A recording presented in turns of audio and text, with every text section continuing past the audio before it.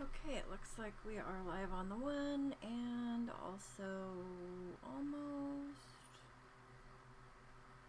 live on the other. There we go. We are live on both streams.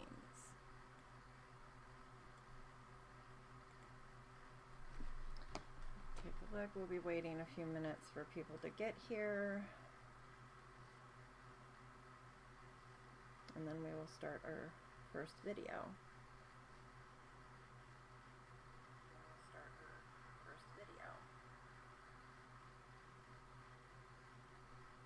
You're probably going to be hearing my fan in the background.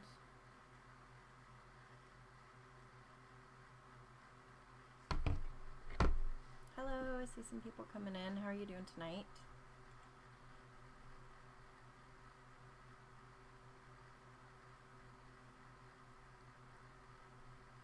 Just gonna wait a few minutes.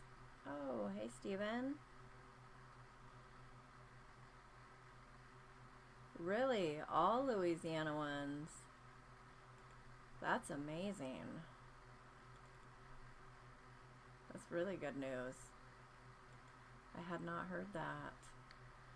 Steve in the One Live is telling me that Planned Parenthood is ceasing all of its operations in Louisiana.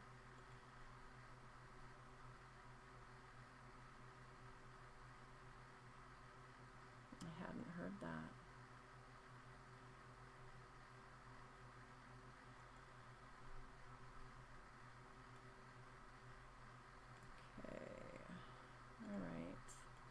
Moving things around a bit here. It looks like the streams are running pretty good. Once we get the video going, we'll see if we run into any trouble.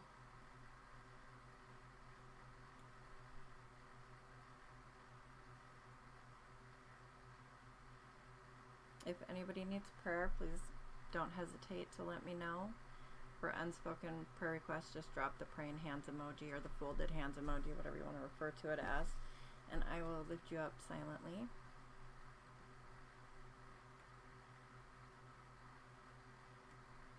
Just waiting a couple minutes here or more to give some time for more people to show up before we start the video. If anybody has any other praise reports, I love to hear how God is moving in your life, or prayer requests, or just anything you might want to chat about.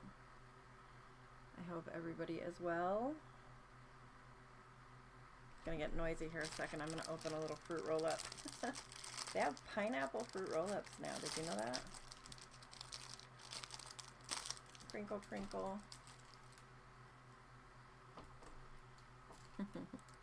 Thank you for the hearts.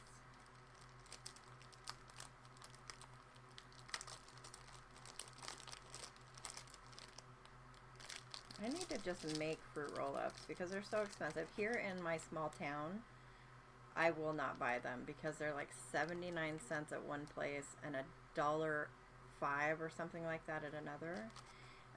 But when we drive into town, which is about 40 minutes away, 45 minutes away for that Winco, they were 39 cents and now they've gone up to 49. And I could make them real easy. But so far I have not. I need to start making yogurt again too. Oh my goodness, we make like strawberry yuzu yogurt and it is so good. But I have one of those drawer freezers, you know, where the bottom is the drawer for the freezer. And the freezer was a little full, and one day I opened it and then closed it, and from underneath was left the yogurt cultures that should have been in the freezer, and I didn't know how long they had been out, so I need to get some fresh if I plan to do that again, because I'm just not sure how well, you know, how long they were out of the freezer. So, but at any rate, okay, so we have a few people in here. Welcome. If you're new, drop a comment. Love to hear from new people. And I am going to go ahead and start this video.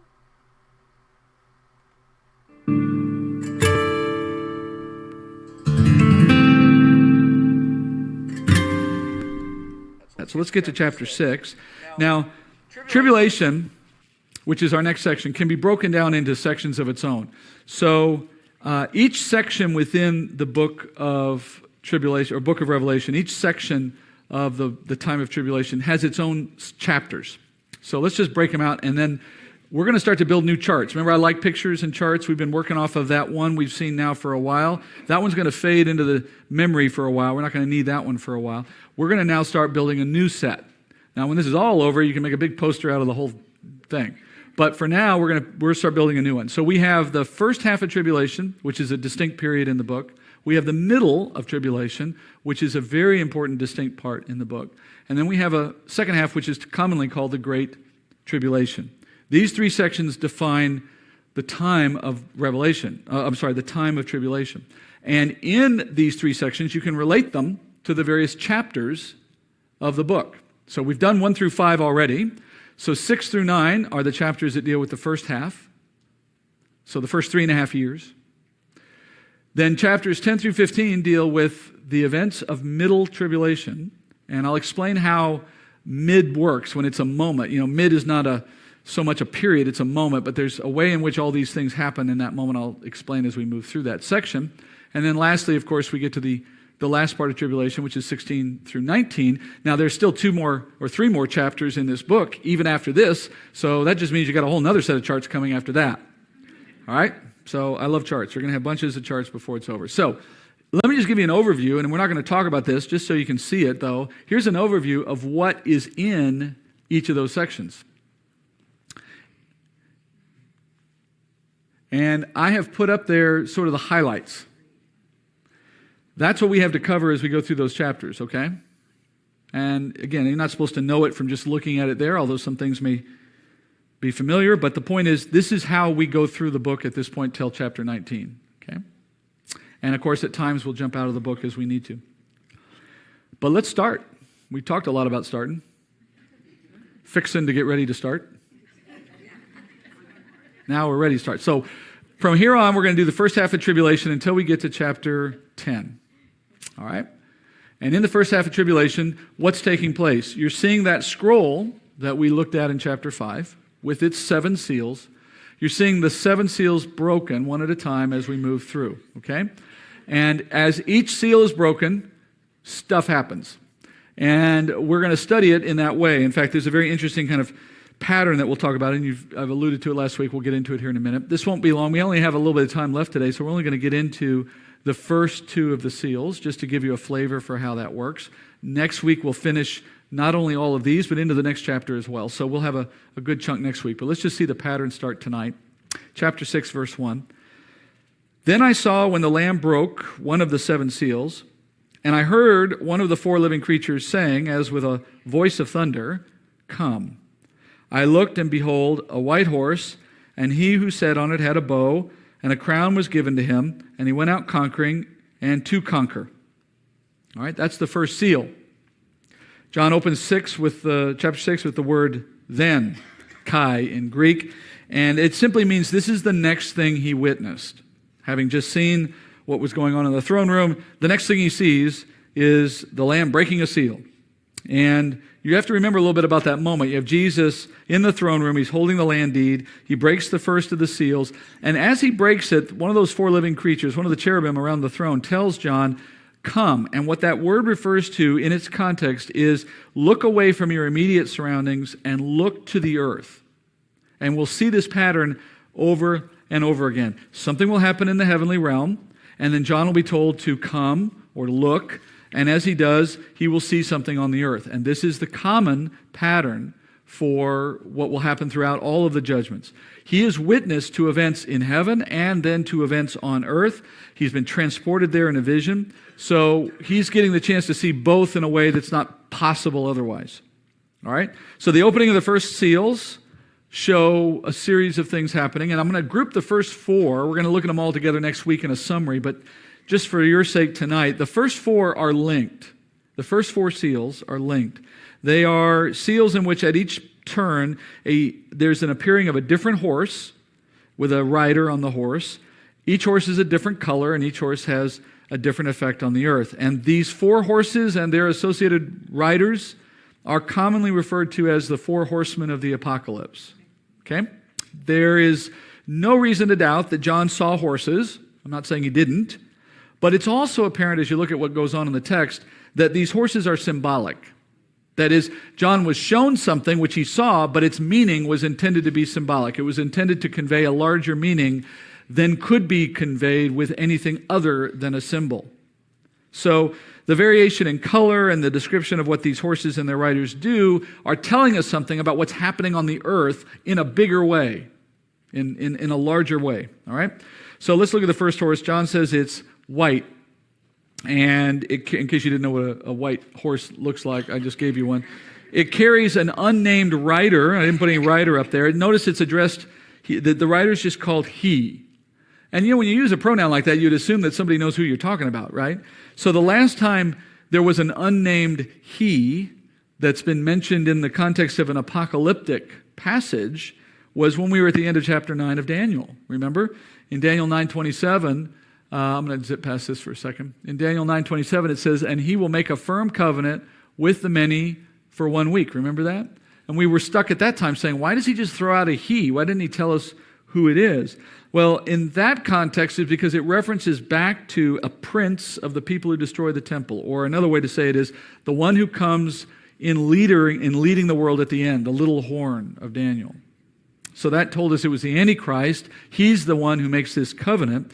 And it would seem as though in the context of Revelation 6, we're still talking about he again, because the point is you're supposed to connect the dots. You know, if you know your Bible, that chapter 6 is the beginning of the last 7 of Daniel's 77s. You would know that if you knew what everything we just studied, right? So the expectation of Scripture is, like I told you on night 1, the expectation is you didn't start reading Revelation without the other 65 books in mind. If you understand the other books, particularly Daniel, and you get to this book, you're already in the right frame of mind. You already know. You're looking at the last 70th, or the last 7, the 70th 7, the one that's being talked about right here, 1 week. You know that. You know that's where you are in history right now. And so you're looking for the he, because Daniel told you there would be a he. And you come to Revelation chapter 6, and John says he. Now, here again, if you don't know the rest of the Bible, you think somebody's just pulling that out of thin air. If you understand what Daniel's told you and how it relates to Revelation, you're already there. You figured it out already, because it's the natural connection. And that tells us, that knowledge tells us you've got a rider on a horse representing the man that we've been waiting for, who starts the tribulation by his brokering of a covenant. He's riding a white horse, and he's carrying a bow, and he's wearing a crown. Now, a white horse, typically white horses were reserved for leaders, military leaders, prominent political leaders, even royalty. And a bow, it's an instrument of war, but it's notable that John doesn't mention arrows. And the fact that he doesn't would seem to suggest that the man doesn't have any. It's like a guy with a gun without any bullets. And now if someone waves a gun at you, even if they don't have bullets in it, you don't necessarily know that. And you're going to take it seriously, and you're going to be threatened regardless, right?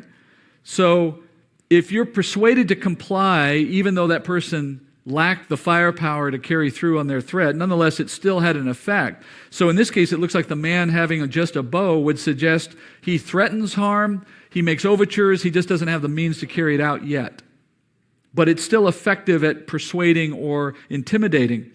He has a crown. It's in Greek Stephanos. Remember, that's the crown type that represents an achievement, an award. It's not a diadem, which is the crown that a king received because of their natural right to receive it upon birth. So this is not a man of royalty. This is not a man who was a king. Remember, Daniel said there'd be 10 kings to rule the planet before the Antichrist emerged, but he would not be one of them. He would be an 11th. So he has a crown, but it's not one of royal power. It's one of accomplishment. That might suggest he's either a military man or a political leader of some kind who has some base of power. It's just not organic. It's not something he had from birth. And so at the very outset of tribulation, the very first seal results in the setting loose of a man on the earth who goes forth, it says, conquering and to conquer. That's what we read in... Put the text back up there for you. He goes out to conquer, and goes out conquering and to conquer. What do we make of that phrase? Well, going out just implies the world at large. conquering and to conquer would imply that he's seeking control, he's seeking to defeat, but it takes time. It's a process. It's not as though he appeared and in the first seal he's done. This is the first seal of a period of time in which he has to do his work. And by the way, that also fits some of the things we've also learned about this man from other chapters in Daniel.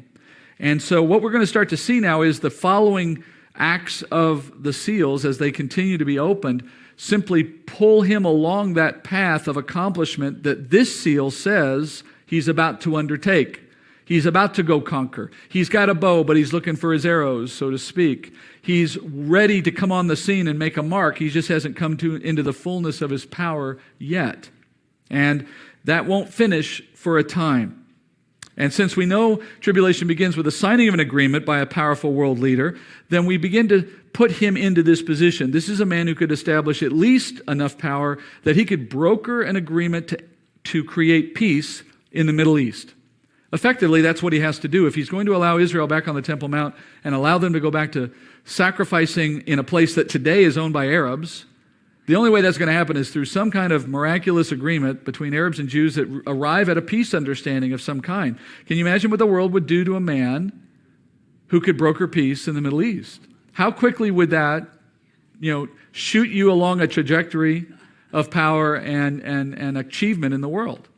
Well, that's what God does for this man. By breaking a seal, Jesus obviously instigates this. He establishes the man in that way. What do we know about this guy? Well, we know from Daniel 9:26 that he comes from, I'm going to back up here, sorry. We know from Daniel 9:26 that he comes from the same people as those who destroyed the temple in AD 70. That's what Daniel is told.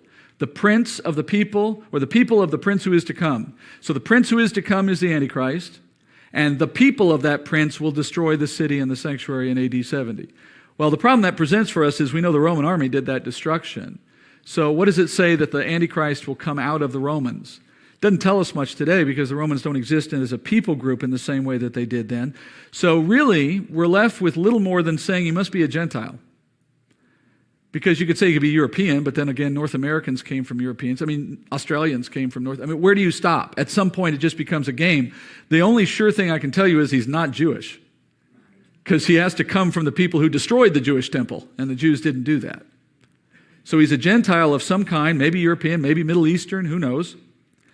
And that man's launch of career is when Jesus breaks the first seal. Now, what else can we learn about him? Well, we can run through a couple things. I want to talk about what the Antichrist means generally. John says first in 1 John 2:22 that who is the liar but the one who denies that Jesus is the Christ? This is the Antichrist, the one who denies the Father and the Son. John sets forth a very simple principle. Anyone who denies Jesus as Lord is an Antichrist of sorts. They are a type of the Antichrist in the sense that what is an Antichrist all about? Opposing Christ. That's what we mean by Antichrist. Opposing Christ. So John says, this is the Antichrist, the one who denies the Father and the Son. Now, in my English version, they chose not to capitalize the word Antichrist, wisely so, because they recognized John was not talking about the guy at the end of the age. He was talking about a standard that applies anywhere in time in the age. Anyone who denies Jesus is an Antichrist of sorts. They're opposing Christ. John then says this, it is the last hour, just as you have heard, that the Antichrist is coming, and even now many Antichrists have appeared. All right, this feeds on what we've already learned. In the first instance, the translators should have capitalized the word Antichrist because he's talking there about one who is to come, singular. And then he adds, but even now there are many Antichrists. That one should be lowercase because that's back to the original point. There are many Christ deniers now, and in the future there will be the one Christ denier. Okay? So that's the connection between them. 1 John 4:3, John says, every spirit that does not confess Jesus is not from God. This is the spirit of the Antichrist. And in that respect, what he's saying is that behind the person's behavior there is a spirit. That is, we know that every person who does not confess Jesus is not from God. And we know that the spirit of a person who does not confess Jesus is corrupt. They're fallen. They're unbelievers. They're sinful. That's the nature of humanity. But there's also a spirit behind the heart of an unbeliever. That is, the deceiver who has produced in humanity this unwillingness to believe the truth, both in the past and today. And that is the spirit of the Antichrist. So we can, just as Jesus says, you are of your father the devil, to the Pharisees, you can say that to any unbeliever, though they don't know it. Because the spirit that is responsible for their own lack of interest or love for Christ is a Antichrist spirit, the devil himself. And to put all this together, in 2 John 7, he says this, let no one in any way deceive you. It will not, I'm sorry, wrong passage. For many deceivers have gone out into the world, those who do not acknowledge Jesus Christ as coming in the flesh. This is the deceiver and the Antichrist. All right, so there is this idea in Scripture that those who are fallen have been brought so by a deceiver. That is the spirit of the Antichrist leading people to be antichrists.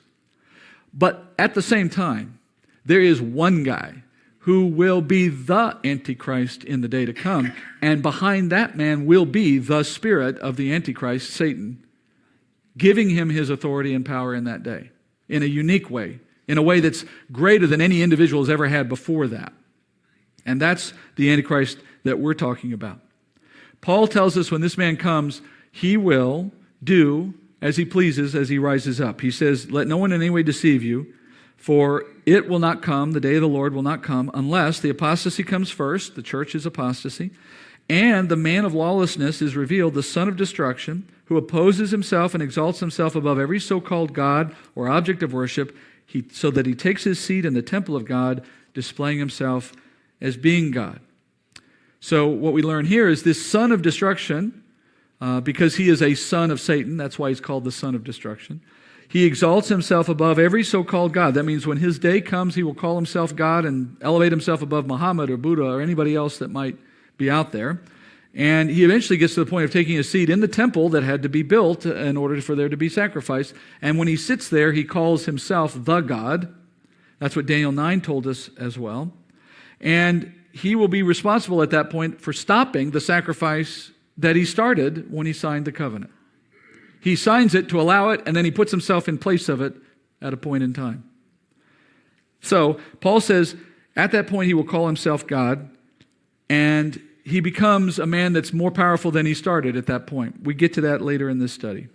And then Paul says this, almost done, just a couple last details. Paul says in 2 Thessalonians 2:5, and we studied this one already, he says, do you not remember while I was still with you, I was telling you these things, that what restrains him now, so that in his time he will be revealed, for the mystery of lawlessness is already at work. Only he who now restrains will do so until he is taken out of the way, and then the lawless one will be revealed, whom the Lord will slay with the breath of his mouth and bring to an end by the appearance of his coming.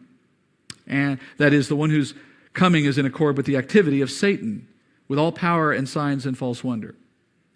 Now you remember how we looked at this before, right? 2 weeks ago? We said that the restrainer here, the Holy Spirit, has prevented the rise of the Antichrist. Knowing what we know about the spirit of the Antichrist, here's what you're learning. If it were up to Satan, he would raise the Antichrist any moment he could. From the moment he could, he would do it. Because there are Antichrists everywhere for him. He's the spirit behind all unbelievers. He would just as soon raise any one of them up to do the opposing of God that we see happen in the last day. But there's a restrainer in the world. The Holy Spirit stands between Satan and his desire to do that work. And God's purpose in causing his Spirit to indwell the believer during the church age is at least partly responsible for holding back Satan. So that prior to our removal, here again, another reason why the church must be off the earth before the start of the tribulation, because we hold back its start, effectively. Satan cannot have, before the church is removed, Satan does not have the freedom to do what he wants. Why? Well, here's why that's true. First of all, go back to before Jesus appeared. John said earlier, you know that it is now the last hour because antichrists have appeared. Why is that a sign that we're in the last days? Because before Jesus was known to be Christ, you could not be an opposer to Jesus. If you go back to David's time, Solomon's time, Abraham's time, you couldn't be an antichrist because you didn't know who the Christ was. You can't oppose him until you know him. So until Jesus was revealed to be the Christ, no one could be an antichrist. They could just oppose God in a more general sense. Now that Christ has been revealed, now you can have antichrists. And that's how you know you're at the end, because the Christ has been revealed. We're at the last days. Now, if Satan wants to rise up and lead the world to follow an antichrist, what stands in his way? A world of people who know who the real Christ is and won't follow the wrong one. He can't get his start in a world that is fixed on the right one and knows the difference. But when all who know the right one, every single person who knows the right one, is gone, now there's nothing holding him back from leading them to worship something in place of Christ. So we hold it back by effectively testifying to the true Christ. And Satan is focused on counterfeiting Christ and will do it as soon as he's able. So ironically, the rise of this Middle East peace broker that comes to save the day, backed by Satan, his arrival only has the effect of bringing the opposite of peace in the long run. And last thing, this is very quick. This is our last seal tonight. Revelation 6:3, the second seal, it says, "When he broke the second seal, I heard the second living creature saying, 'Come.' And another, a red horse, went out, and to him who sat on it was granted to take peace from the earth, and that men would slay one another, and a great sword was given to him." So that's the effect. Now, the first seal, at the opening of the first seal, you had a horse and a rider, and things happen on earth. Second seal, a horse and a rider, things happen on earth. The first one, the white one, was the arrival of the Antichrist on the world stage. And it conveyed the man's initial effect. What was his initial effect? He gained power, threatening war, intimidating. That horse symbolized his arrival. Now you have a second horse, similar to the first one. It communicates something similar but different. And the fact that you have the same symbology, though, man, horse, and effects on the earth, tells you it's not a new man, for there's only one Antichrist. It tells you it's a progression of that man in his work. So at the second seal being broken, the Antichrist now moves to the next stage of his career path, if you will. And what comes after a man threatens war? Well, the promise being fulfilled. And this horse, being red, represents bloodshed. And in verse 4, we're told the effect of this horse is to take peace from the earth. So in some rapid series of events, he goes from brokering the peace and being a man on the ascending path of power in some way to finally gaining what he's been seeking, which is military might. And in the course of some series of events, he literally begins World War III. Remember, birth pangs. So the third world war that the world is worried about, let me tell you, don't worry. It doesn't come until tribulation. We won't be there. But when it does come, it's a doozy. So the Antichrist's power at this point is such that he takes peace from the earth, not just from a corner of the earth. That's how I tell you it's world war. He takes peace from the earth. And so the man who came conquering and to conquer has now done so. But it's controlled by Jesus in heaven. All right, so when we come back next week, we go through the next 4 seals for a total of 6 in chapter 7, or 6 in chapter 6. And then we get to the 7th one, and it starts a whole new interesting discussion about the relationship of the judgments, and then into 7. So we got a bunch to do next week. Come on back. If you're confused about anything I did tonight, just watch the video. It'll all make perfect sense. Okay, so that was the first video of the night, and we'll be doing the next one as well. Just got to get started up here.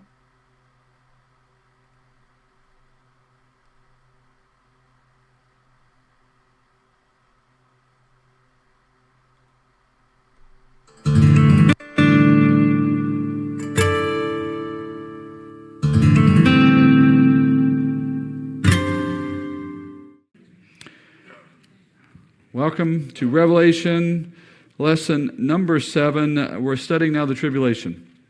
And this is about the point where those who've said, oh, I never want to study that book, it's just too scary. It's usually right about now that those people drop out of the study, if they're going to. But I hope not, because we've already established that the tribulation, which is what we're studying now, or otherwise known as the great and terrible day of the Lord, this period of history is not for us. And you'll just give me a second here while I get my laptop going. It's not for us. It's for those who will be left behind after the church has been removed. And last week we learned that this period of history is fast approaching. because all the signs that Jesus gave us have begun, and we know that the Lord has promised to return for us before this time begins. And really then that begs the question, what are we studying it for? Other than the mere fact that it's in the Bible. Well, we're studying it for the purpose of understanding what's coming for the world. And it's in that understanding that we're in a position to explain it to others, both in the church and those who are yet to believe. For those who are in the church, it's your opportunity to convince them to study it for themselves, those who would otherwise not want to. And for certainly those outside the church, those in the world, we have an opportunity in the right way to explain to them that wanting to escape that should be a priority. So Daniel told us that this 7-year period will begin when a man makes a covenant with Israel, and this covenant will permit Israel to return to their Temple Mount and begin to sacrifice. That moment, as I said last week, is not recorded in Revelation, but you do see the moments surrounding that event in the book of Revelation. And then specifically, we started to see last week the rise of a man onto the world stage, a mysterious figure who would be a leader, who would come with threats of war, and his arrival is depicted in the beginning of the time of tribulation, chapter 6 of Revelation. So we started this study last week, and we looked at the first 2 of 7 seals that affix a scroll. And as Jesus broke every one of those seals, as you know, things begin to happen on earth. And the first seal corresponded to the rise of the antichrist's power. And we saw, as he opened that first seal, a symbolic representation on earth, beginning with a white horse, and then after that, a bow, although this bow is without arrows, as we said last week, so it suggests that he has threats of war without actually the means of carrying it out. And he wore a wreath, and this wreath gave the indication that he has a certain power base, but it's not royal. It's not as though he was a king, but he has a power base. He's earned, as it were, some power position in the world, probably through military means. And these features all come together to represent a man who has military aspirations, political aspirations, doesn't quite have the power yet to carry out all that he desires. Perhaps it starts with a coup, maybe a rebellion, threats of force against neighboring powers, whatever it is, it begins a rise to power for this man. And it was initiated by Jesus. Opening that seal, he lets loose this person onto the world stage. Then we saw the second seal. The second seal was a red horse. The red horse follows the theme of the white one, so that we see that there's a connection here, that this is a building picture. And the second seal with the red horse also had a rider. That rider was also he, meaning a reference to the same guy you've already seen in the first case. And now he is carrying a sword. And a sword is a far different weapon than a bow without arrows. A sword is obviously a weapon of war. And so the picture here now is of widespread bloodshed, hence the red horse. And the man who was threatening battles, threatening to conquer, is now able to do it. He initiates it, and he does it at a great expense to the world. And as you think about what these judgments sound like, the idea that you have a military leader who brings threats of war and then the onset of war, you think, well, that's not especially terrible. We see that today. Well, I want you to remember World War II and how the devastation came about after World War II, or what it produced in the world. Even if you didn't live through it, most of us didn't, you've certainly seen enough on TV and movies to know that World War II was a terrible thing. And then you remember Jesus said that the wars that would come to end the age would be like birth pangs. And we remember what that means, right? Increasing severity, increasing frequency. And that would tell us that as bad as World War II is, World War III, if you want to call it that, will be far worse. Probably because nuclear weapons will be involved, or so I would assume. Can you imagine the bloodshed inflicted by nuclear weapons if they were involved? So the point is that while it talks in very general, very simple terms in the text, the implication is this is a worldwide catastrophe that has no parallel for our sake today. And it leads us directly into the next seal judgment. So let's pick up there, reading in chapter 6, verse 5. When he broke the third seal, I heard the third living creature saying, "Come." I looked, and behold, a black horse, and he who sat on it had a pair of scales in his hand. And I heard something like a voice in the center of the 4 living creatures saying, "A quart of wheat for a denarius, and 3 quarts of barley for a denarius, and do not damage the oil and the wine." So we continue, and in this one we have another horse. The horse this time as you heard, is black. And a black horse, that symbolism could go a number of different ways. So we want to look at the text as a whole to understand it. John is instructed after the seal is broken to look down to see what transpires on the earth. And the rider on this horse has scales in his hand. Also, again, an unnamed reference to this rider, just he again. And so this continuing use of a horse with a he on top of it is simply evidence that we're still looking at the same person as we move through this pattern. So we're looking at the impact of the Antichrist's rise to power as he takes step after step in that progression, as Jesus literally propels him forward into his position of power. And the horse being black now, like red and white, it symbolizes things. And as I said, it can symbolize many things. So how am I going to know what it really means in this case? Well, I have to look at the context. And specifically, I want to look at what's been said about the other horses in the context of this horse, and I want to look at what the man's holding, and in this case, he's holding scales.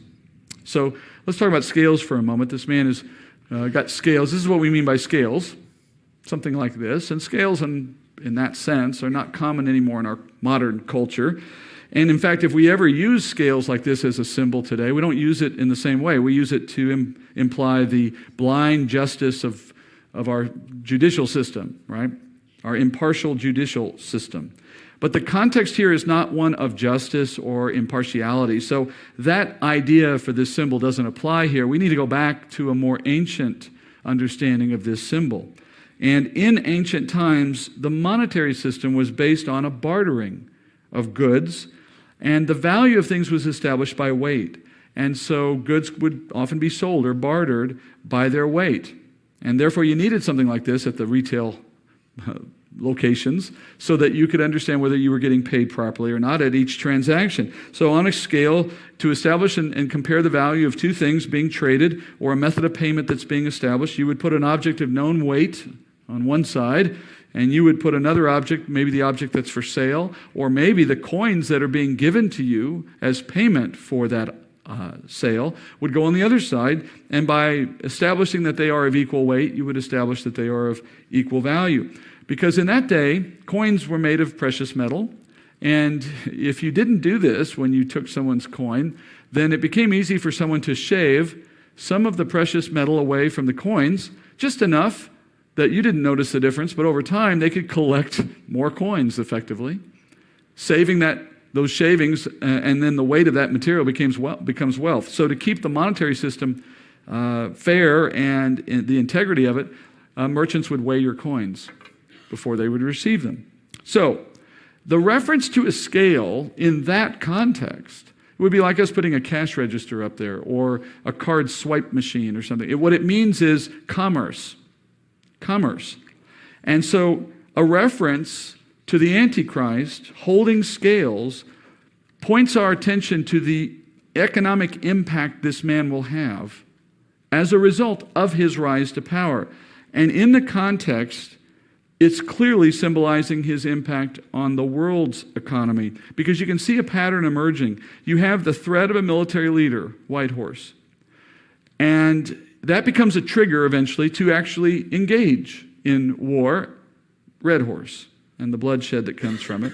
And then following a great worldwide war, something that is far greater than even World War II would have been or was, what follows naturally from that? Well, obviously death, destruction, but also the interruption of normal daily life. And the onset of war has widespread devastation to economies around the world. The effect of World War III will be, as I'm calling it, a severe scarcity of goods as supplies are reduced. The ability to farm is going away as because land is no longer useful, or people who would farm it are now off in battle.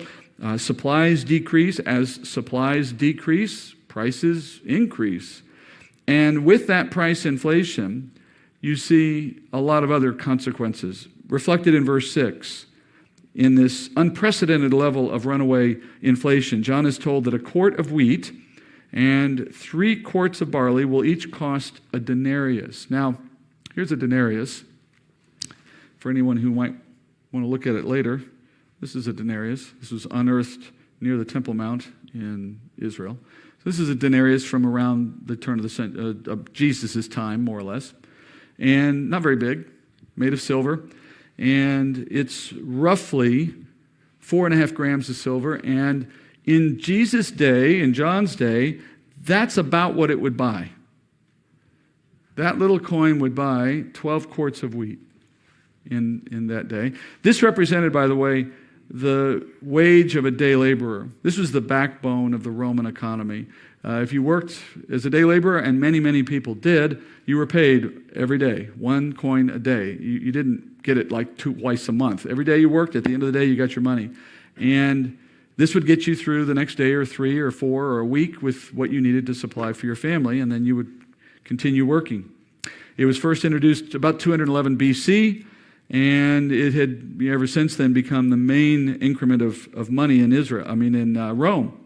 So 12 quarts of wheat would produce roughly a loaf and a half of bread for each quart. So if I turn that into actual bread, we're talking about that. So 1 day of work gets you that. But what we're told is, in the time of the Antichrist, 1 denarius gets you that. Now, if I put that in modern terms, if this represents what somebody gets for a day of labor at the basic level of the economy, that might be equivalent to someone working for minimum wage, or slightly better than that today. And if you work all day for minimum wage, maybe a little better than minimum, something closer to what most places pay these days, you might get about $80 a day, $10 an hour, something like that. So if you spend that $80 frugally, you could probably support a family with subsistence food for several days. Maybe a week if you just bought the simplest of things with it. But if you translate that value to what we're seeing here, if you do the math between our economy and what was true in that day, what that's saying is that in the time of the Antichrist, a loaf of bread will be $60. Imagine if a loaf of bread today cost you $60. What would meat cost? What would cheese cost, right? So that's the impact of the Antichrist's rise to power. And what would be the impact of hyperinflation to that degree? Well, the answer is obvious. Worldwide panic, rampant crime, looting, and ultimately starvation for many. And the Antichrist produces these effects indirectly through the prosecution of war. And war naturally brings pressure on food supply. It disrupts food production and distribution. Armies consume large amounts of supplies. They don't leave much left for civilian populace. So as that just begins to roll, death becomes the norm. That's why you have a black horse. It symbolizes the death of many from a war-induced hyperinflation leading to global starvation. Now, as before, you trace this back, though, to an opening of a seal. So what we're saying is the Lord permits these judgments to come upon the world. In fact, the voice that declared what the value of things would become came from the center of the throne. One guess who that is. So it is God himself establishing this stressor on the world and its resulting effects on humanity. He is both the giver and the taker of life. He sets the day of our birth and the day of our death before we are born, we're told in Job. So what happens to us is in his hands regardless of the methods he might use. And I want you to remember that as you think about these things, and don't put any judgment on God, because whether you die in your sleep or die of starvation, you're still dead. That is not a difference with any value assigned to it, except that we assign value to it because we prefer to die a way we prefer. That is no significance otherwise. God takes life as he chooses to, when he chooses to. And by the way, how did he take his own son's life? He didn't let him die in his sleep either, did he? So you have to understand the method of death does not mean anything when reflected on God. The fact is, all people die sooner or later. And he's choosing to do what he's doing in the world at large to make something happen out of it that is good. But it requires this kind of tremendous turmoil.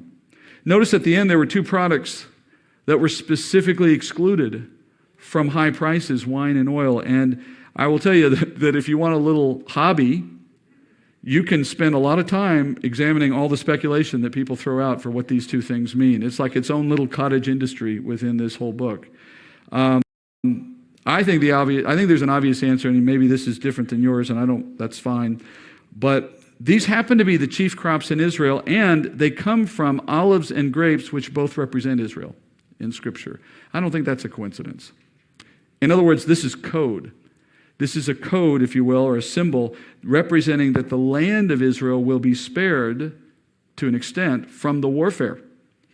That while the rest of the world is in turmoil and all that comes from it results, including hyperinflation, as it were, wine and oil, so to speak, will not be affected. And that makes perfect sense because remember, what was the impetus for the Antichrist's rise to power? How did he get into power to begin with? Or another way to say it is, what starts the tribulation? An agreement with Israel, a covenant with Israel that allows Israel to have access to their Temple Mount. It would seem as though in that agreement, the Antichrist has agreed to let them have that without threat, and meanwhile he goes off to terrorize the rest of the world. Of course, that doesn't last the whole 7 years, but it does last for 3.5. So this would seem to indicate that the Lord is carving out an exception for his people Israel during this time so that they are not suffering under the same devastating effects of war that the rest of the world will be. But don't worry, they don't get off scot-free. Remember, this whole thing is about them at the end. He's just not taking it to them in this way yet. All right, that takes us now to the next seal. Chapter 6, verse 7. When the Lamb broke the fourth seal, I heard the voice of the four living creatures saying, "Come." The fourth living creature saying, "Come." I looked, and behold, an ashen horse, and he who sat on it had the name Death, and Hades was following with him. Authority was given to them over a fourth of the earth to kill, with sword and with famine and with pestilence and by the wild beasts of the earth. All right, so the fourth seal brings yet one more horse with a rider. And now, of course, we know we're looking at a step-by-step impact of the arrival of the Antichrist. And so this is the last step in the chain. Still a horse and a rider and still a he and all the rest. But the naming of this rider, that is being called Death, and the addition of a follower, Hades, that adds new mystery. That breaks the pattern to an extent. Now, the addition of, I'll just cover something you might have heard. There's those out there who would tell you that because of the addition of Hades here, that this is actually the fourth and fifth horses, because Hades is, quote, following. But if you make that conclusion, you're missing the whole point of what's happening here. Remember, the pattern has been established with the first three seals. Each rider pictures the Antichrist. Each horse pictures something that Antichrist is doing as he rises to power. So that's the pattern that's been established. You don't break that pattern easily unless you really feel the text is asking you to do that. So I don't see anything here that would suggest we would do that. On the other hand, the nature of the horses, the symbols, they all reflect this building progression of outcome. The fourth is the natural next step in that progression. What happens after you do everything that's been done in the first three? You get a lot of death. Death is the expected outcome from all of these events. And what happens after an unbeliever dies? Then again, the next step, they're in Hades. This is just finishing the progression. Obviously, death and Hades are not real people. Death is a condition, and Hades is a place. So the logical interpretation is these are the final, ultimate effects of the Antichrist. Widespread death on earth. And the effect of death for the unsaved is hell. And that conclusion, by the way, is supported by the horse's color. It's a pale green. Ashen is the term in my Bible, but the Greek word is chloros, from which we get words like chlorophyll. So it's actually green, the word green in Greek. And a kind of ashen, very, very light pale green color is the color of the body hours or days after death. And left unburied, that's where we all end up. So secondly, first you see the color, and then secondly in verse 8, we're told what the effect is, and it confirms our conclusion, right? The overall toll of war and famine and the pestilence that follows that, and even wild beasts who are also hungry, the effect of all of that is a fourth of humanity dead. Now let me put that in context. By today's population count, that would be roughly 2 billion people. By comparison, the highest estimates of those who died in World War I was 22 million. The highest estimates of those who died in World War II was 56 million. Birth pangs, getting worse. So we're talking about an order of magnitude and then some beyond what we saw in World War II. This next war will have an unimaginable devastation on the earth, right? Just as birth pangs would suggest. And the deaths are the result of the culmination of all that we've been studying, as we heard. Sword, which is war. Famine, which is the result of war. Pestilence, which is usually the disease that follows sickness brought about by famine. And then the wild beasts who are becoming more aggressive, looking for their own source of food.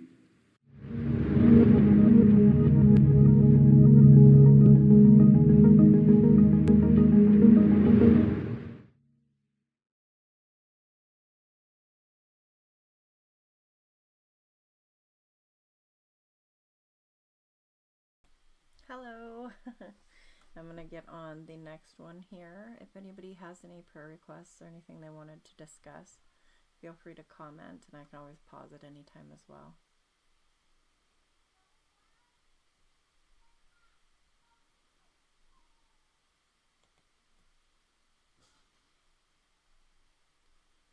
See, I'm pretty sure we are on 27 when we started. It should be right, but I'm going to check just real quick.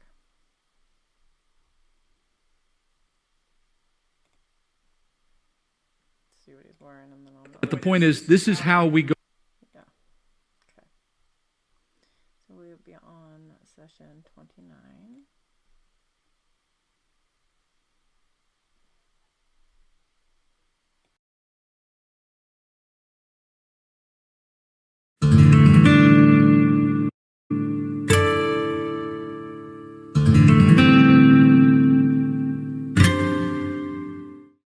All right, let's stop for a minute and kind of put some things together. I want to look back on these first 4 judgments, and I want to show you how the pattern has been building.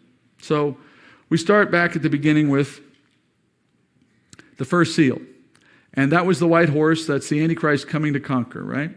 Then we have the second seal, the red horse, the war and the bloodshed that follows. Then we have the third seal, which is obviously the black horse, high inflation, economic collapse, and then the one we just finished with, which is the ashen horse, and that's famine, pestilence, widespread death. All right, so these all 4 represent one guy rising to power. That's why we keep seeing horse and horse and horse. You're not going to see a horse again in any of the judgments. So you have a horse pattern at the beginning linking them. And as you look at that progression, it makes perfect sense why they're linked, because there's clearly something that's pulling you down this path, right? There's clearly some natural progression that follows. So those are simply the cause and effect relationship of what happens when a guy like him, like the Antichrist, gets that powerful and begins to disrupt the world at that level. And we've actually seen this before, just not on this scale. What's the last time you saw a guy with a similar pattern? Hitler, World War II, birth pangs, hello, right? It's the new Hitler, but worse. All right, that's what we're looking at. Let's move on now. Verse 9, when the Lamb broke the 5th seal, I saw underneath the altar the souls of those who had been slain because of the word of God and because of the testimony which they had maintained. And they cried out with a loud voice, saying, how long, O Lord, holy and true, will you refrain from judging and avenging our blood on those who dwell on the earth? And then there was given to each of them a white robe, and they were told that they should rest for a little while longer, until the number of their fellow servants and their brethren who were to be killed, even as they had been, would be completed also. All right, we've broken out of the pattern. The 5th seal doesn't follow the whole horse idea anymore. In fact, this seal also breaks the pattern we've been watching earlier, in which you saw John being told after each seal, come, and then he would look down on the earth and he would see something. Doesn't happen this time. His vision remains entirely in heaven through the whole of this one. And John describes first in his scene here the altar. Now remember, an altar is always a place of sacrifice. And its presence in heaven would mean that this is the place of sacrifice in heaven. And in heaven, there is only one place of sacrifice, which is the heavenly tabernacle. And Hebrews 9 tells us that Christ, being our high priest over that tabernacle, presides, and his blood is that sacrifice. And it was a once and for all sacrifice. So there is no continual sacrifice in heaven. That's the altar we're looking at here.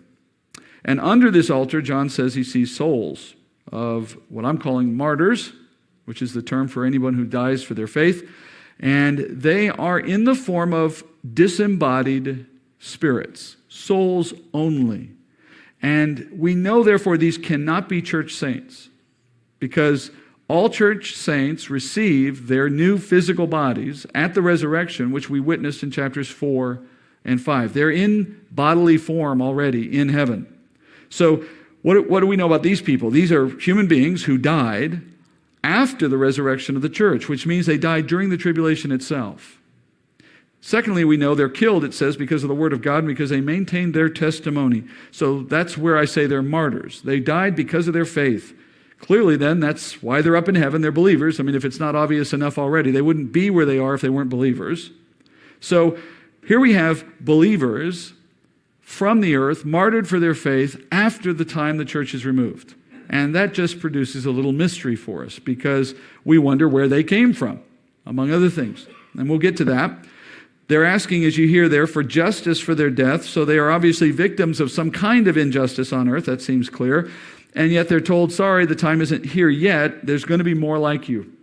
More will have to be killed in the same way until that number is complete, and until then there won't be justice for you. So what that's telling us is these are merely the first to be martyred, and that there are going to be many more who are going to share in their experience before the end comes. So if you take all of these facts and you put them together, you can make several conclusions concerning these souls. First, these souls were believers on the earth. Clear enough, otherwise they wouldn't be in heaven. That tells you, obviously, that faith has come back to the earth since the time that the church has been removed. That leaves us wondering, though, well, how does faith come back to the earth when there's no one on the earth to evangelize anyone? Because obviously that's changed as well. Next, we know that these believers on the earth were living during tribulation and therefore became targets of persecution, even to the point of death, being killed for their testimony. What that's telling us is that in the tribulation, being Christian is dangerous. Being Christian is dangerous, and certainly that's true in pockets of the earth today, but this is a worldwide truth in this day. And furthermore, we've already learned these are the first of what will ultimately be a very large group of people who will die for their faith. What do you call martyred saints that come to faith and die following the removal of the church from the earth? Well, most call them tribulation saints. And as you'll see during the full course of this study, these saints endure hell on earth before they die. And therefore, never has it been more true that death is a blessing for the believer than it will be for these believers. And so we must understand that this seal that we're watching here, it's not a moment during the 7 years. That's why John is not told to come and look. This is not a moment. This is a summary of the 7 years. This seal represents what will be going on during the time of tribulation for believers, which is why we get that moment in which they're told, wait, there's more like you coming. That's our clue to know this is not a moment, this is a life. If you might want to put it this way, it's a lifestyle for Christians during the tribulation. And this is exactly what Daniel said would happen. Remember back in Daniel 7, we studied this. In Daniel 7:24, as for the 10 horns, out of this kingdom 10 kings will arise, and another will arise after them. That's the antichrist. And he will be different from the previous ones, and he will subdue 3 kings. He will speak out against the Most High, and notice, and wear down the saints of the highest one. And he will intend to make alterations in times and in law, and they, meaning the saints, will be given into his hand for a time, times, and half a time. And then it goes on, but the court will sit for judgment and his dominion will be taken away. So then you see how it ends. So the persecution of saints is not limited to a moment or to a certain group, but as the text says, more are coming and it will go on for a period of time. In fact, according to Daniel, the martyrdom of the saints will actually be concentrated in the second half of tribulation, in that time, times, and half a time reference, which we already learned is 3.5 years, the second half of the 7. So you notice we're still in the first half of tribulation here in our study. So the martyrdom begins right away. It doesn't get rolling until the second half. So it's a continual thing that gets worse as we go. This seal, in a way, provides a contrast to the one we just studied, to the fourth one. Notice the contrast here. In the fourth judgment, the one we just got done with a moment ago, death came to the whole world because of the war, right? Where did all of those who were dying in the war go? Hades. Hades. So that meant that the fourth judgment was speaking only of the death of the unbeliever, because they're all going to Hades.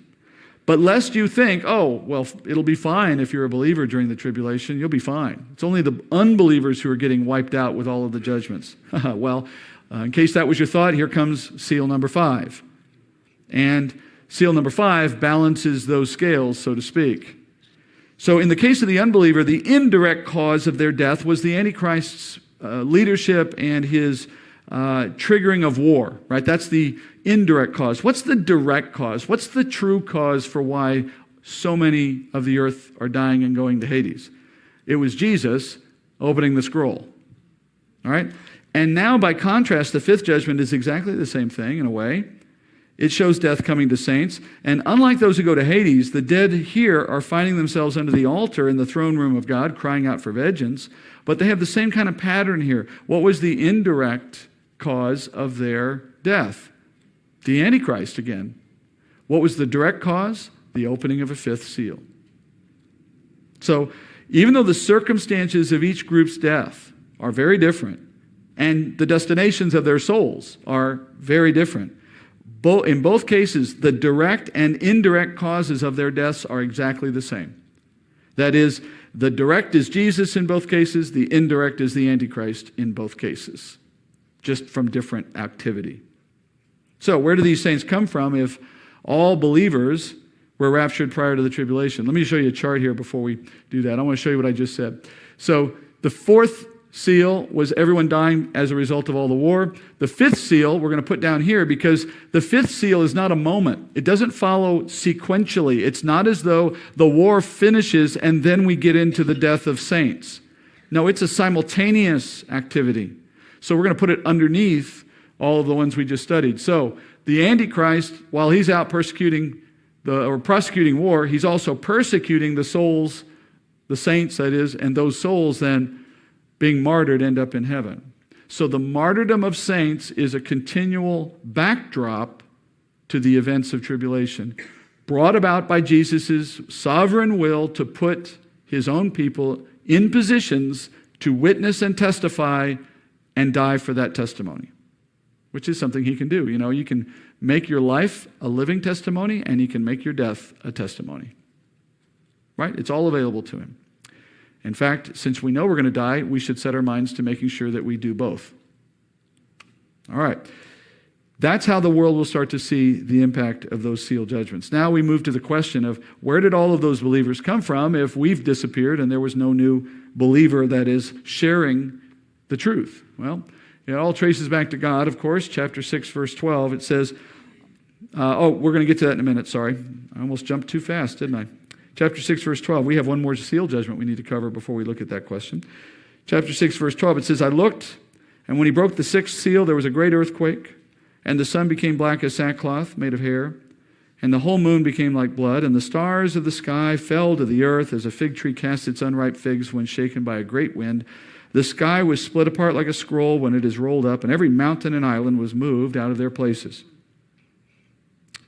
All right, this one's also a break from the past of the ones we've seen so far. Now, for the very first time, we see a seal judgment resulting in supernatural changes on the earth.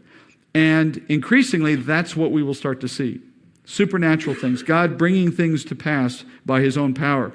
And there will be a series of these unimaginable, cataclysmic upheavals of nature and of physical earth and of heavens and so on. It's just like the Old Testament prophets said about the great and terrible day of the Lord. It will be a day unlike any that has ever been, nor will ever be again. Just nothing compares to it. And it's important to realize this is the very beginning of this stuff. This is early in the 7 years. And in the very earliest parts of what goes on, the first 5 seals we've already studied, the world will not see them as supernatural because they aren't, for the most part. They are all coming from God, obviously, but in the way they play out, they look very ordinary, just at a different scale. And those natural events, being as bad as they are, they don't produce any kind of proof or evidence for those on earth that they're seeing the judgment of God. I'm sure the world will simply say, why has everything gotten so bad? Why are we in such a bad fix? But then as the supernatural judgments begin to kick in, beginning with the sixth seal, As those move forward, the supernatural evidence begins to pile up. And at some point, relatively quickly, the world begins to recognize this is not just ordinary bad day stuff. We're in the middle of something biblical here. And literally. And the Lord is doing this. And that recognition will begin to dawn on them. But the interesting thing is, it will not have the result you might have expected. Here's the first of those supernatural, the sixth seal, bringing earthquakes, devastation to the face of the earth. I'm going to go back to our chart here for just a second. So devastation is going to now come from the sixth one. So we're talking about the moon going blood red, the sun going dark, earthquakes on the earth, and all the rest. Supernatural calamities. And the sixth judgment. Let's look at each one of these just for a moment, because I think it's helpful to imagine them with some precision to understand what the text is saying. Because otherwise I think it begins to sound a bit too fantastic, like a fantasy, and in which case it loses its drama.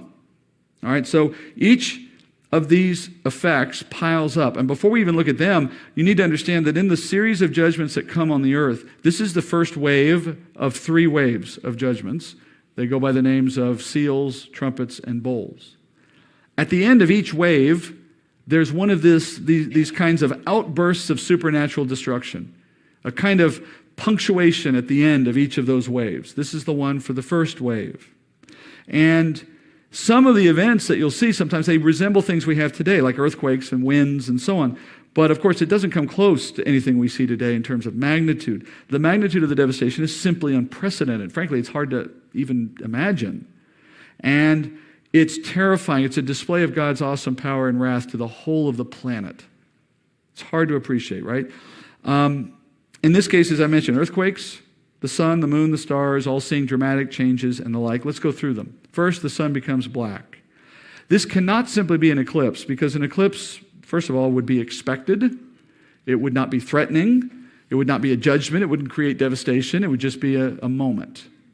But this is a devastation. So this has to be some other kind of unexplained turning off, darkening of the sun, therefore producing devastation. We'll come back to that. Next, the moon becomes blood red. This is a funny one. Think about it for a minute. The moon does not produce any light. So if the sun is black, how does the moon have red glow? So the moon is now giving off its own color absent the sun. And if anybody's paying attention in that day and age, they'll put that together as well. And it becomes a clear, supernatural, dramatic sign to the world that God is doing something, because he just broke the laws of physics for their sake. Next, we're told the stars fall to the earth, but we have to immediately rule out a super literal interpretation, because a star is a sun. A sun cannot fall to our earth. Suns are hugely larger than our earth is, obviously. A sun of that size coming into contact with our earth would burn it up in a crisp in a second. So these are not literal suns falling on our earth.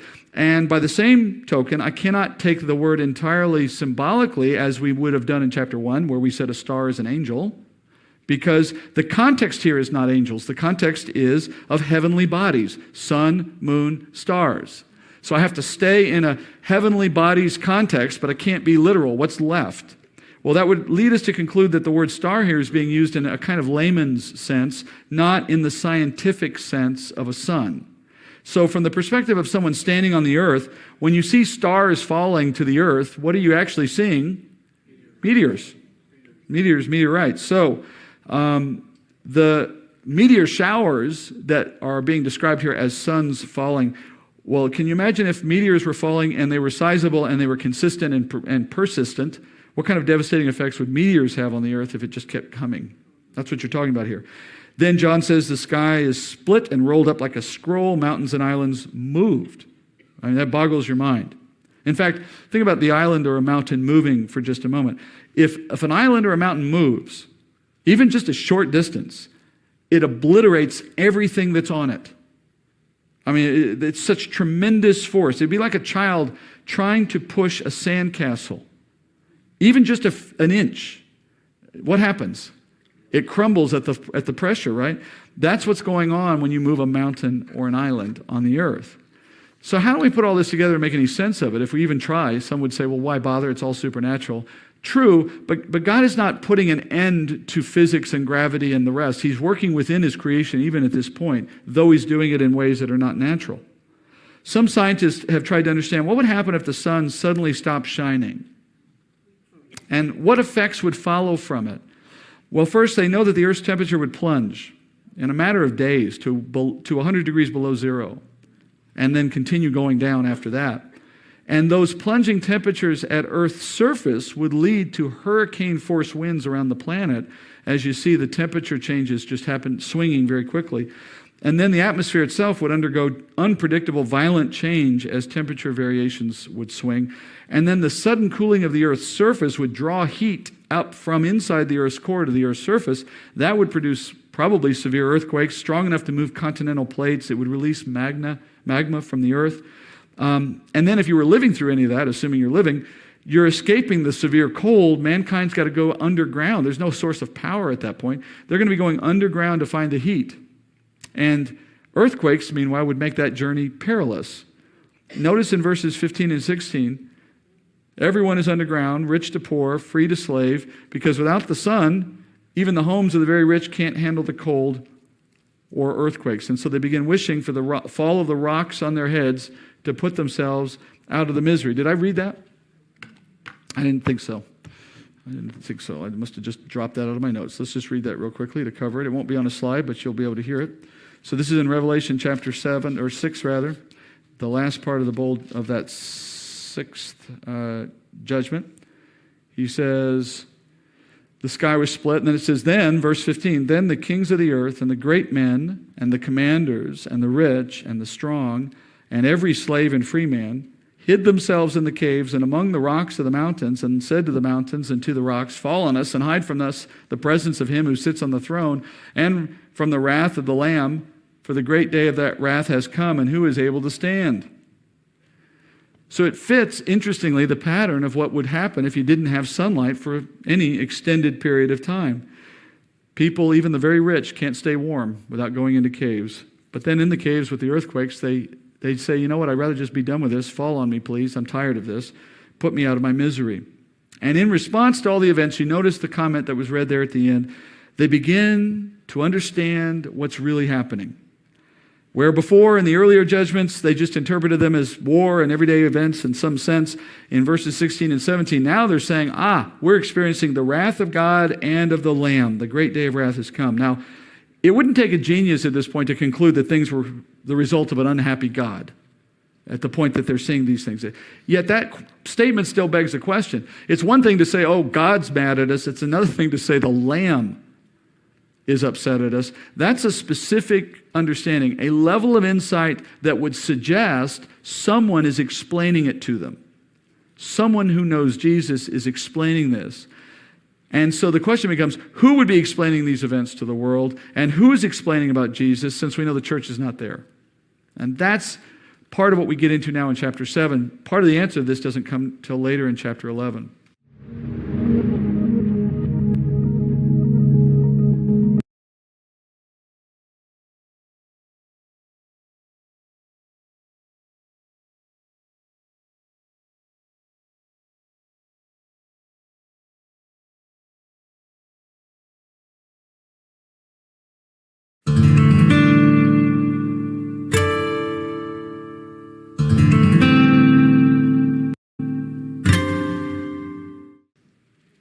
Revelation 7, verse 1.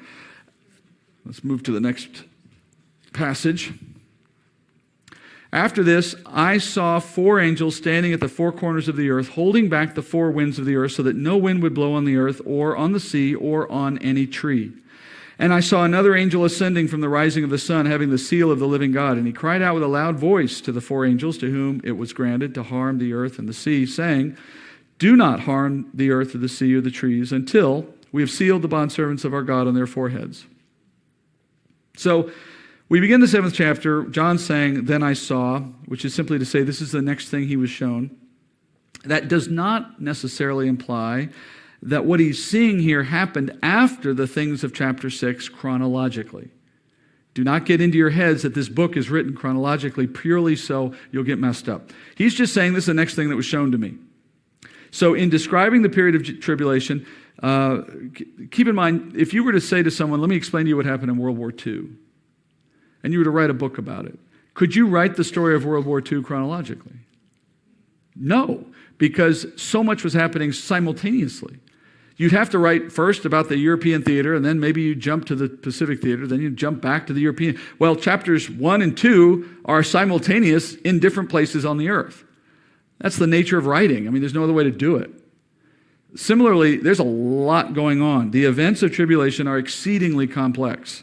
And in many cases, multiple things are happening simultaneously. Expect that. And as a result, look for the clues in the text that would tell us when John is giving things to us that are happening in conjunction with other things we've already heard. This will be one of those cases. Usually it comes in one of two ways. John will either give us specific time references which line up with other chapters, or the context of one chapter will fit the context of another, and we'll know that these are all part of the same scene or the same moment. All right? In this case, why do I know that this chapter is actually contemporaneous with the events we've already studied? How do we know what's going on at the same time? Because in what John says here, he's going to show you that. Things here match to things in chapter 6, beginning with 4 angels standing at the 4 corners of the earth, which is just a euphemism meaning the entire earth. These angels are said to be holding back the 4 winds of the earth, which means they stop all movement of wind on earth for a time. And notice in verse 2, after that you see the mention of the rising of the sun. And in verse 3 we're told that nothing on the face of the earth can be harmed, at least for a time. Why am I giving you all that? Well, what did we just study a moment ago? A moment ago, what did we just hear? Winds were blowing, sun was dark, face of the earth devastated. Here we're hearing no wind blowing, sun is rising, no devastation on the earth. It's not as though we just went backward and the world got better. This is jumping back to a moment prior to the devastation that just took place in chapter 6. This is equivalent to someone saying, meanwhile, in the Pacific theater, and jumping to the beginning of the story again, just in another place. So the events of chapter 7 actually start or predate the events that ended chapter 6. They're just another set of events that go alongside. That's why you notice this chapter doesn't open with any judgment. It's not a seal judgment. It's not a trumpet judgment. It's not a judgment at all. It's background on what's been going on in addition. So, at the beginning of tribulation, what happened? Well, we heard at the very beginning of chapter 6 that there was a man that was let loose on the earth and blah, blah, blah. We know from Daniel that at the very beginning of tribulation, a covenant was signed. And now we get a third piece of data. At the very beginning of tribulation, 4 angels went out and stopped all the wind on the earth from blowing. And it itself was a judgment, because to stop all winds on earth would have a devastating effect on the earth's weather cycle, water cycle, and so on. The water cycle of the earth is driven by wind. Wind carries moisture off the oceans, up mountains on the earth. They condense, the clouds condense at the top of the mountains in the cooler air. They rain on the mountains. Rain on the mountains becomes snow and rain depending on the time of year. That then feeds the water cycle of the earth, water, replenishing the earth with fresh water, which then gets eventually taken back up to the sky and on, or flows to the ocean and then eventually back up into the sky. That's all wind driven. Without wind, water just stays where it is. And eventually what you find is famine, drought, starvation on the earth. All right, this detail reminds us of the earlier seal judgments. In other words, what it's saying is that the Antichrist rise to power and the war that ensued produced its own effect, but in the background, you had the Lord adding to that effect by stopping the normal water cycle on the earth. And these angels were involved in those worsening calamities. But in verse 2, we hear of a 5th angel who ascends from the rising of the sun, having the seal of the living God. Now, we don't know who this angel is, though it's obvious he's significant and he has authority because he gives the other angels orders. And this begins really a new pattern in the book of Revelation in which we see angels increasingly at center stage, acting on God's command, performing the works of what Revelation demonstrates to us, communicating to John, telling him what's going on. Angels become a big part in the letter. In this chapter, you learn that it's important to God that devastation be carefully timed in relationship to a group that he wants to seal first. So here's what happened at the beginning of tribulation. Verse 3, the four angels are told they cannot begin their devastating attacks on the earth until the bondservants of God are sealed. So they stop wind for a time, which has a universal effect, but they go no further until there is a sealing of a group of people. Now, a bondservant is the New Testament term for a believer in Jesus Christ. And a sealing is a reference to the coming of the Holy Spirit as they believe. Or another way to say it is, to be sealed is to be born again. And Paul says it this way in 2 Corinthians 1:21. Now he who establishes us with you in Christ and anointed us is God, who also sealed us and gave us the Spirit in our hearts as a pledge. Same terminology, same idea. So, what do we conclude here in this passage? God is describing a preparation step so that he can bring a group of people to faith, and he's asked his angels to hold off on any devastation until those people have, in fact, come to faith. Now, why does he mention sealing on their, quote, forehead? Obviously, in the way we believe, we're not sealed in just a part of our body. We have the whole indwelling of the Spirit. That's our sealing. Well, I think the mention here relates to something that happens later in the book of Revelation, because later, during these 7 years, it'll become mandatory for every human being to receive a distinguishing mark on their forehead. That mark, if you take it, indicates that you worship the Antichrist. And those who refuse to take that mark will be killed. Now, we're going to cover all that later, of course, but I think the mention of sealing of the forehead here is intended to contrast with the mark that's going to be taken later, as a way of sort of indicating, these are mine, and the Antichrist will have his. Not that this sealing is visible, like the mark will be, but it's just to make the connection for us, all right? We'll come back to that later. So to recap, at the beginning of tribulation, the Lord will stop all wind, which begins to create a significant problem for the earth. Meanwhile, you have the Antichrist rising to his power through the opening of the seals, and as all of that is happening, the Lord is at work bringing to faith a new generation of believers on earth. And then John gets to tell us where this new generation of believers comes from. Let me put this on a graph. So you have four angels. There are little ones on here, but I'm sure they're bigger in real life. While all of the other stuff we just studied is going on, these four angels are getting ready to do the job of sealing, of holding back winds without doing more damage so God can go out and seal the new believers. All right, so let's talk about who these people are. Verse 4. I heard the number of those who were sealed, 144,000 sealed from every tribe of the sons of Israel. From the tribe of Judah, 12,000 were sealed. From the tribe of Reuben, 12,000. And the tribe of Gad, 12,000. From the tribe of Asher, 12,000. And the tribe of Naphtali, 12,000. From the tribe of Manasseh, 12,000. From the tribe of Simeon, 12,000. From the tribe of Levi, 12,000. From the tribe of Issachar, 12,000. From the tribe of Zebulun, 12,000. From the tribe of Joseph, 12,000. From the tribe of Benjamin, 12,000 were sealed. All right, here you have the infamous 144,000 of tribulation. And you may have heard a lot about this. I'm almost certain you've heard it somewhere. And there has been, this is probably another of those Hall of Fame speculation points in the book of Revelation, a group of people here that have been talked about. And you've probably heard people saying different things about who these are and what they mean and where they'll come in history. And most of what you heard is utter nonsense because it's divorced from the text, right? You may have heard Jehovah's Witnesses or other non-Christian groups claiming that they are the 144,000, right? Frankly, they can have it. Some argue over the nationality or the origin of these people or the timing of their appearing and all of that. All of that argument is unnecessary. It's a completely waste of time because the text settles all of those questions for us right here. You don't have to speculate. First, this is a group of bondservants, we're told, who come to faith after the start of tribulation, while the angels are out there holding back the wind. Last time I checked, there's never been a day in the history of the earth where there wasn't an ounce of wind anywhere on the planet. That's a predecessor to this moment. So until that happens, you can't have any of the 144,000, right? If you have 144,000 men coming to faith in this day, that confirms for us something we saw in chapter 5, which is that the Holy Spirit will be back at work on the earth producing faith. Or simply put, the rapture, as we call it, is not the last chance for someone to believe in Christ, although it is a much better thing to believe before than after because of what they'll endure. As Jesus says in John 3, The Spirit is, his presence is evidenced by his effect because you can't see him. So just as when you detect the presence of the wind because you see leaves moving, similarly, you can know the Spirit is at work here because you see people getting saved. One is the conclusion of the other. So people being brought to faith and sealed means he's there working.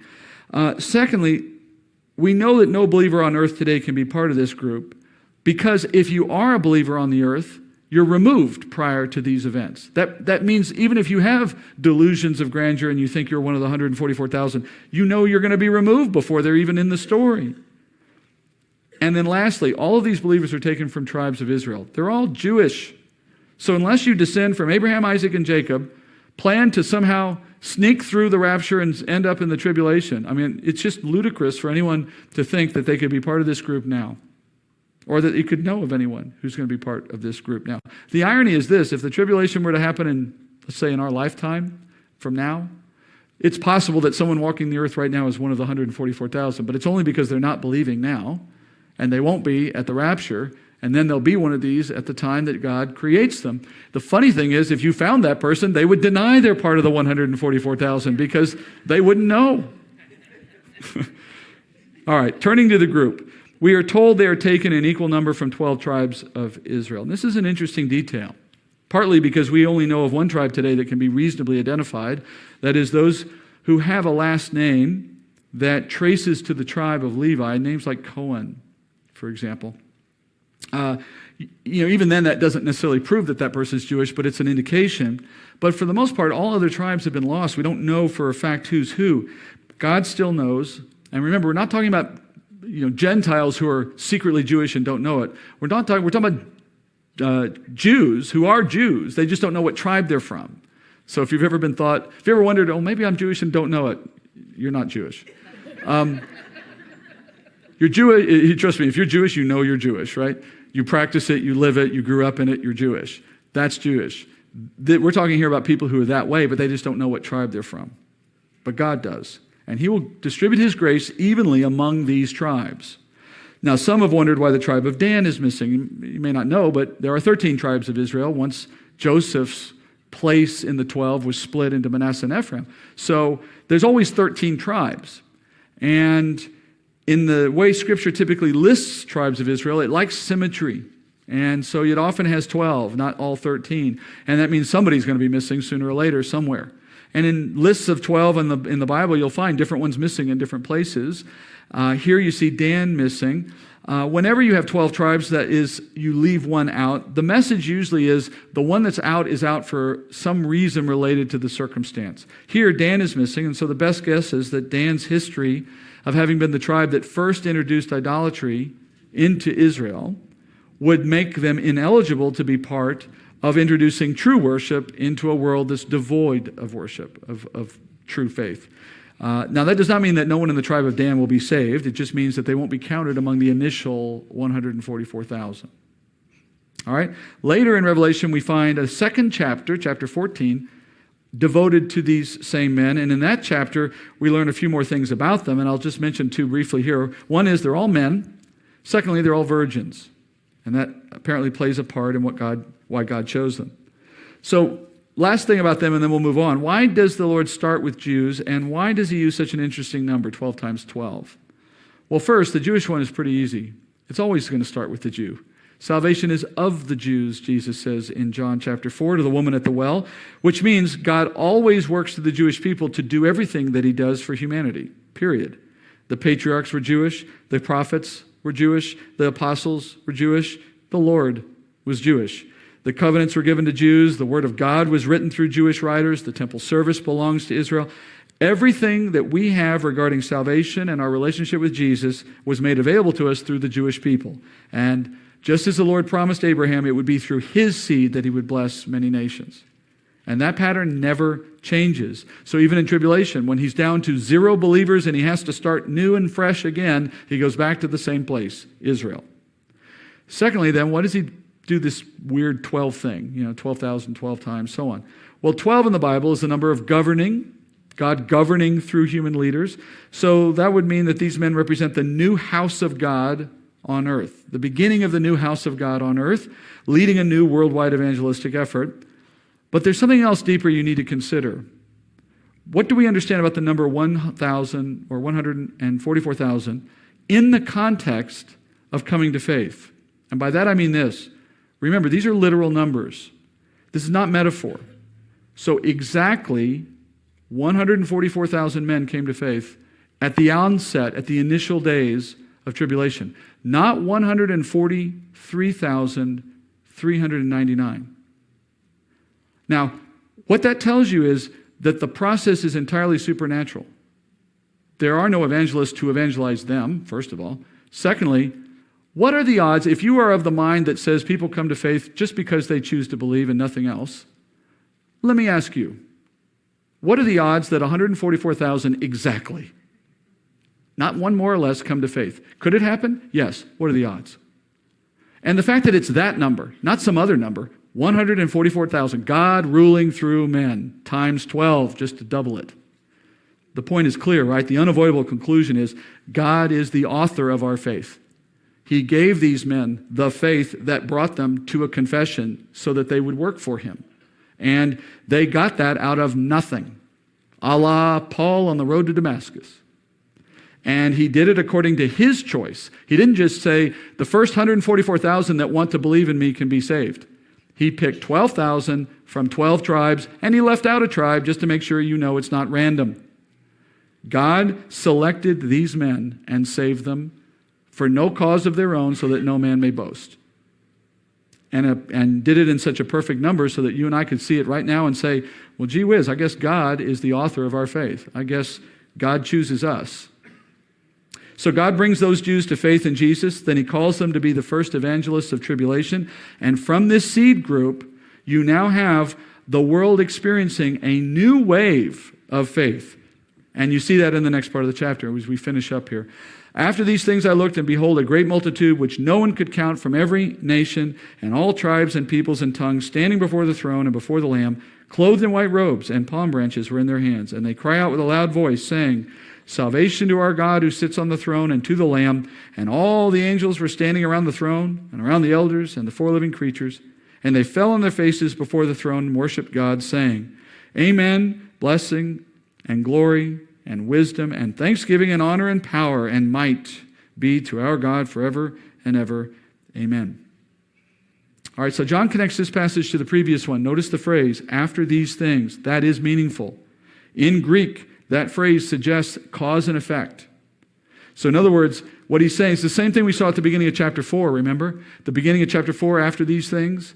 What was that cause and effect? Well, in chapter 3, the church ends. Chapter 4, what's the effect of that cause? The church in heaven. Similarly, what's the cause here? That you have God saving 144,000 men. What's the effect then? This uncountable number coming to faith as a result.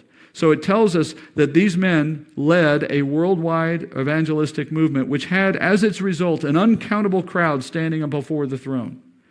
They are in heaven now, which means they're believers. And the palm branches they hold, the white robes they wear, just confirm that. They come from every nation and tribe, which tells us these are not the 144,000. The 144,000 came from one nation.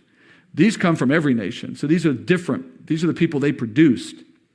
And this is exactly what Jesus said would happen in Matthew 24. When he talked about the end of the age, let me back up here, sorry. He said that in this time of lawlessness, when there would be the antichrist and so on, he said at the very end there, the gospel of the kingdom shall be preached in the whole world as a testimony to all nations, and then the end will come. In that one verse, Jesus was talking about Revelation 7. All right? Now, think about this. You have a multitude joining the worship in the Lamb in the throne room, just like the resurrected saints did in chapters 4 and 5, singing praise. That means what? They're dead. They're in heaven. So they're not unhappy, obviously, to be there. They've escaped the trials and tribulations. By the way, this is true for every believer. Those who pass away, they enter into an existence far better than the one they leave, even if it's not tribulation down here. It's always worse than what's up there. But the fact that they're in heaven tells us two very important things. And it's so important, in fact, that John himself gets told to pay attention to that detail. Look at the next passage, the last passage for the night. John is asked, one of the elders, he said, answering, saying to me, these who are clothed in the white robes, who are they and where have they come from? John's asked that question. And John says back to the elder, my Lord, you know. And he said to me, these are the ones who came out of the great tribulation. They've washed their robes and made them white in the blood of the Lamb. For this reason, they are before the throne of God, and they serve him day and night in his temple. And he who sits on the throne will spread his tabernacle over them. They will hunger no more, nor thirst any more, nor will the sun beat down on them, nor any heat. For the Lamb in the center of the throne will be their shepherd and will guide them to springs of the water of life, and God will wipe every tear from their eyes. So John avoids the question sheepishly, doesn't know the answer, maybe doesn't want to say the wrong thing, and he gets the answer back. These are the ones who've been saved by the work of the evangelist. They've died. They've now been taken out of the world. They're no longer going to suffer. They're safe with Christ. Here's the two things that you learn. First, it confirms that belief during the time of tribulation is deadly. These are not just those who were under the altar. This is now backing up and saying how they came to be souls that believed. And now you see them all in heaven again, just to confirm they don't stay on the earth. What you're learning and what we'll see confirmation of throughout the book of Tribulation is very, very few believers live to the end of tribulation. Very few. The vast majority, maybe 95% of all who come to faith during the time of tribulation will be martyred. And that is a far better outcome than living to the end of tribulation, for reasons you'll learn in chapter 20. Secondly, this scene confirms that what we're looking at are events that run concurrently with the judgments of chapter 6. How do we know that? Well, this is not a single moment here. This chapter is telling the story of evangelism throughout the time of tribulation. There will be evangelism for a time. There will be martyrdom as a result. So again, let's step back and take another look at what we're seeing here with our chart. This chart's going to help us throughout the whole of it. So you have the angels who start at the beginning, holding back the wind, but not allowing anything more devastating until you see those 144,000 ready. Not until you see the whole multitude ready, just until you see the beginnings ready, the 144,000. Once God has brought faith, however he does it, to the 144,000, then the rest of the devastating impact of what you see in the seal judgments are allowed to play out, even as the evangelists are running around the world getting the word to people about Jesus. I wonder if, no atheist in a foxhole. I wonder if God letting the worst come helps the evangelists in their work to turn people's hearts to Christ.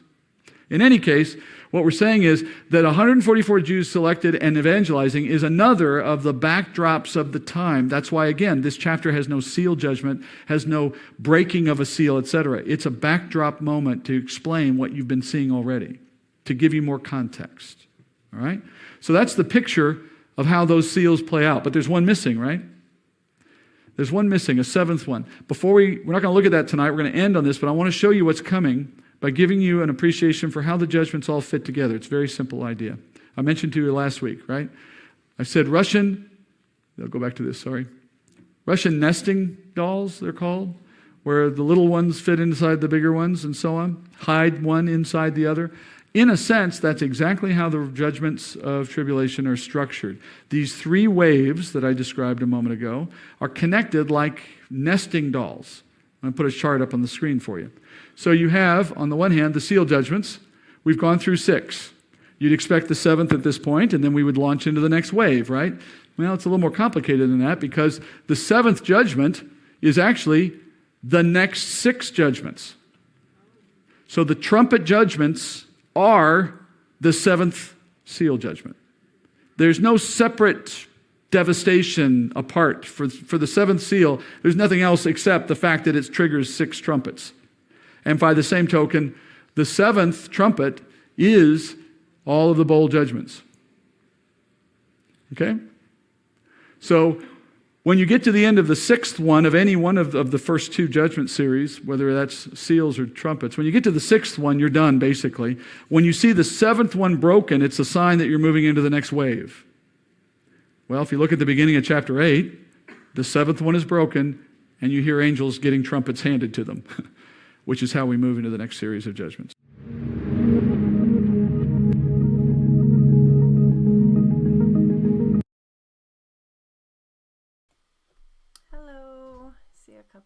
in here. How are you doing tonight? That was session 30 of this series that we've been watching. I will get started on 31 here in just a second.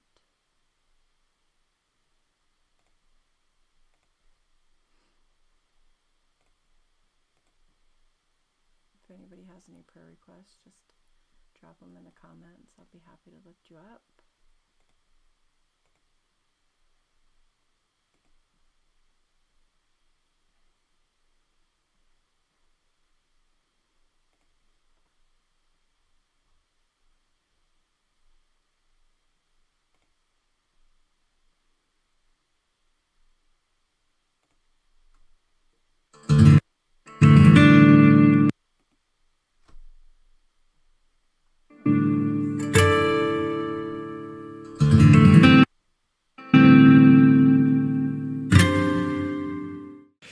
Welcome back.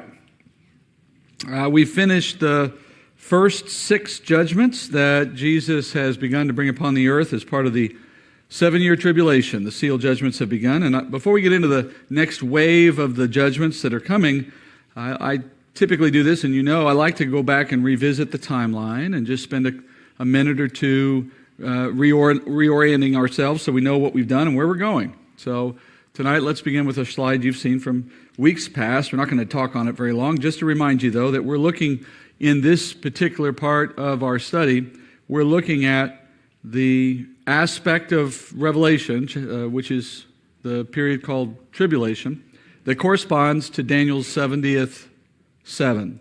So chapters 6 through 19 of Revelation, all of those chapters talk about that one little slice of time, that 7-year period that we're still waiting for to see culminate the time of the age of the Gentiles. And that little slice, the period sometimes known as Jacob's troubles, or as we say it, tribulation, that time of judgment was appointed for Israel as part of the Old Covenant. And so we are now spending our time on this aspect of the study from here on until at least chapter 19. And we got into this, if you remember, looking at the end times and some of the signs that the Bible gives us about what's coming. Jesus said it would include wars and earthquakes and famines, things that happen today but will be happening at a greater level as we get increasingly close to the tribulation. And they are signs that we are near the end. We saw that we're kind of in the period of that already. And the church itself will come to an end somewhere in that time frame as well. And then at some point, a covenant is signed and the tribulation begins. And that's where we began to dive in to the time of tribulation. So over the last 2 weeks, we've been looking at this period, as we call it, tribulation. And so far, we've been looking at the first wave of what will ultimately be 3 waves of judgment that define this period of 7 years. Here's what we have got through the last couple of weeks. So it started with seal judgments, and we don't mean the marine type of seal. We mean a wax seal on a parchment scroll. And as Jesus began to break the 7 seals that sealed up this scroll, each one of them resulted in something happening on earth. Remember, the first 4 of those, depicted there by horses, they represent the stages of an unveiling of the antichrist to the world. How he ascends to greater authority, greater power, how he triggers wars that then lead to widespread death and devastation, with the consequence ultimately being that he is responsible for some 2 billion people dying, 1/4 of the earth's population in this great war that comes about. Now, all of those events seem, to the earth anyway, to be purely human-driven. They don't look supernatural. They look like what every war must look like, just on a new scale. But in what we read concerning those events, there was a suggestion that the land of Israel is being spared, at least from these initial war-induced disasters. Don't harm the oil or the wine, Jesus said, which I think is a reference to the land of Israel. And that would seem to be related to the events of chapter 7, which is what we did part of last week, and the breaking of the 5th seal, which was the souls under the altar. So as you see at the bottom of that chart, in chapter 7, we learned that even as the Antichrist embarks on his little journeys and his rise to power. At the same time, the Lord is at work, bringing 144,000 Jewish men to faith right at the outset of tribulation. And he calls them to faith so that they may serve him in reaching the world with the gospel. So even as the Lord is bringing wave, or the Antichrist rather, is bringing wave after wave of calamity, initiated by the Lord in heaven, bringing these judgments, nonetheless, he's also bringing mercy to millions. So that by the end of chapter 7, John sees the outcome of the work of these men in the form of an uncountable number of believers from everywhere on earth present in heaven. And as such, it really reflects not only the great success these men have had in reaching the world, but it also indicates that ultimately those believers are martyred, for they are in the heavenly realm as John sees them. They're the ones who you saw earlier in the fifth seal, the souls under the altar asking for vengeance for their death. So the Antichrist's appetite for waging war is matched only by his ruthless persecution of believers during this time. And so we learned, as that chart shows, that the consequential effects of the rise of the Antichrist is death, both for the unbelievers through war and for the believers through persecution. And that's what chapter 7 showed us. So that chapter interrupted, as it were, the narrative of the book of Revelation in the context of all the judgments piling on. You know, there was a series of them, and then this interruption in chapter 7 to give us the background, the context for some of these other events. And that tells us that chapter 7 is not chronologically in line with these judgments. It's not as though the first 6 seal judgments happened, and then chapter 7 happened, and then the trumpet judgments. No, it's not like that at all. Chapter 7 is a step out of that sequence to show you that there was other stuff in the background the whole time. In fact, not just in the whole time of the seal judgments, but the whole time through all of tribulation. The martyrdom never ends, all the way to the end of the 7 years. So this is backdrop. And it's the plan of God. Vengeance will eventually come, despite the fact that martyrdom is coming for the believer. And I think this moment was given in the book so that those who live in that future generation of believers, those who, while in tribulation, pick up this book and read about the events that they themselves are experiencing. There will be this chapter early in the account to give them some encouragement, to let them know that, first of all, martyrdom is nothing to be afraid of. In fact, if you keep reading the book, martyrdom is preferable to what is coming. And I think this chapter is something of a Psalm 23, if you will, for the believer who lives through and into tribulation. And then finally, the 6th seal, which we ended with last week, it marks the first time that the Lord brought supernatural destruction upon the earth. That's that final seal sitting out there on the right by itself. He darkens the sun, the moon turns red, he brings meteors raining down on the earth, he shakes the world with earthquakes, he creates such massive destruction that we're told every mountain and island is moved, which is hard to understand. But it's the first time, amongst all of the stuff that's happened to this point, it's the first time humanity has finally come to understanding that the world destruction that they're experiencing is all the result of an angry God, where before that it may not have been so clear. And now that brings us to the next wave of judgments, the trumpet judgments. And as I explained last time, the trumpet judgments, sort of like that Russian nesting doll example I gave you, the 7th seal, which is the one we have yet to hear about, the 7th seal, the last of the seals, is actually the next wave of judgments. So opening the 7th seal is the 7 trumpet judgments. It is not a separate destruction of its own. And so we move to that now in the beginning of chapter 8. So let's read there, chapter 8, verse 1. When the Lamb broke the 7th seal, there was silence in heaven for about half an hour. And I saw the 7 angels who stand before God, and 7 trumpets were given to them. Another angel came and stood at the altar, holding a golden censer, and much incense was given to him so that he might add it to the prayers of all the saints on the golden altar which was before the throne. And the smoke of the incense and the prayers of the saints went up before God out of the angel's hand. So chapter 8 opens with the breaking of the 7th seal, and as you note, it has this profound effect in heaven. John says there's a period of silence in heaven that lasts about half an hour. Now that period serves to underscore just how awesome and profound the judgments that are coming will be. I like to compare it to that moment that every parent knows when you have that 18-month-old who's running and they trip and fall and they face plant on the ground. And then there's that moment of silence. And the longer the silence, the worse the cry is going to be when it finally comes out of the baby, right? And so you're all just waiting for that. It's coming, and it comes. That's, in a sense, what you feel here, isn't it? That breaking of the seventh seal is going to unleash such a terrible series of judgments, things we can barely imagine.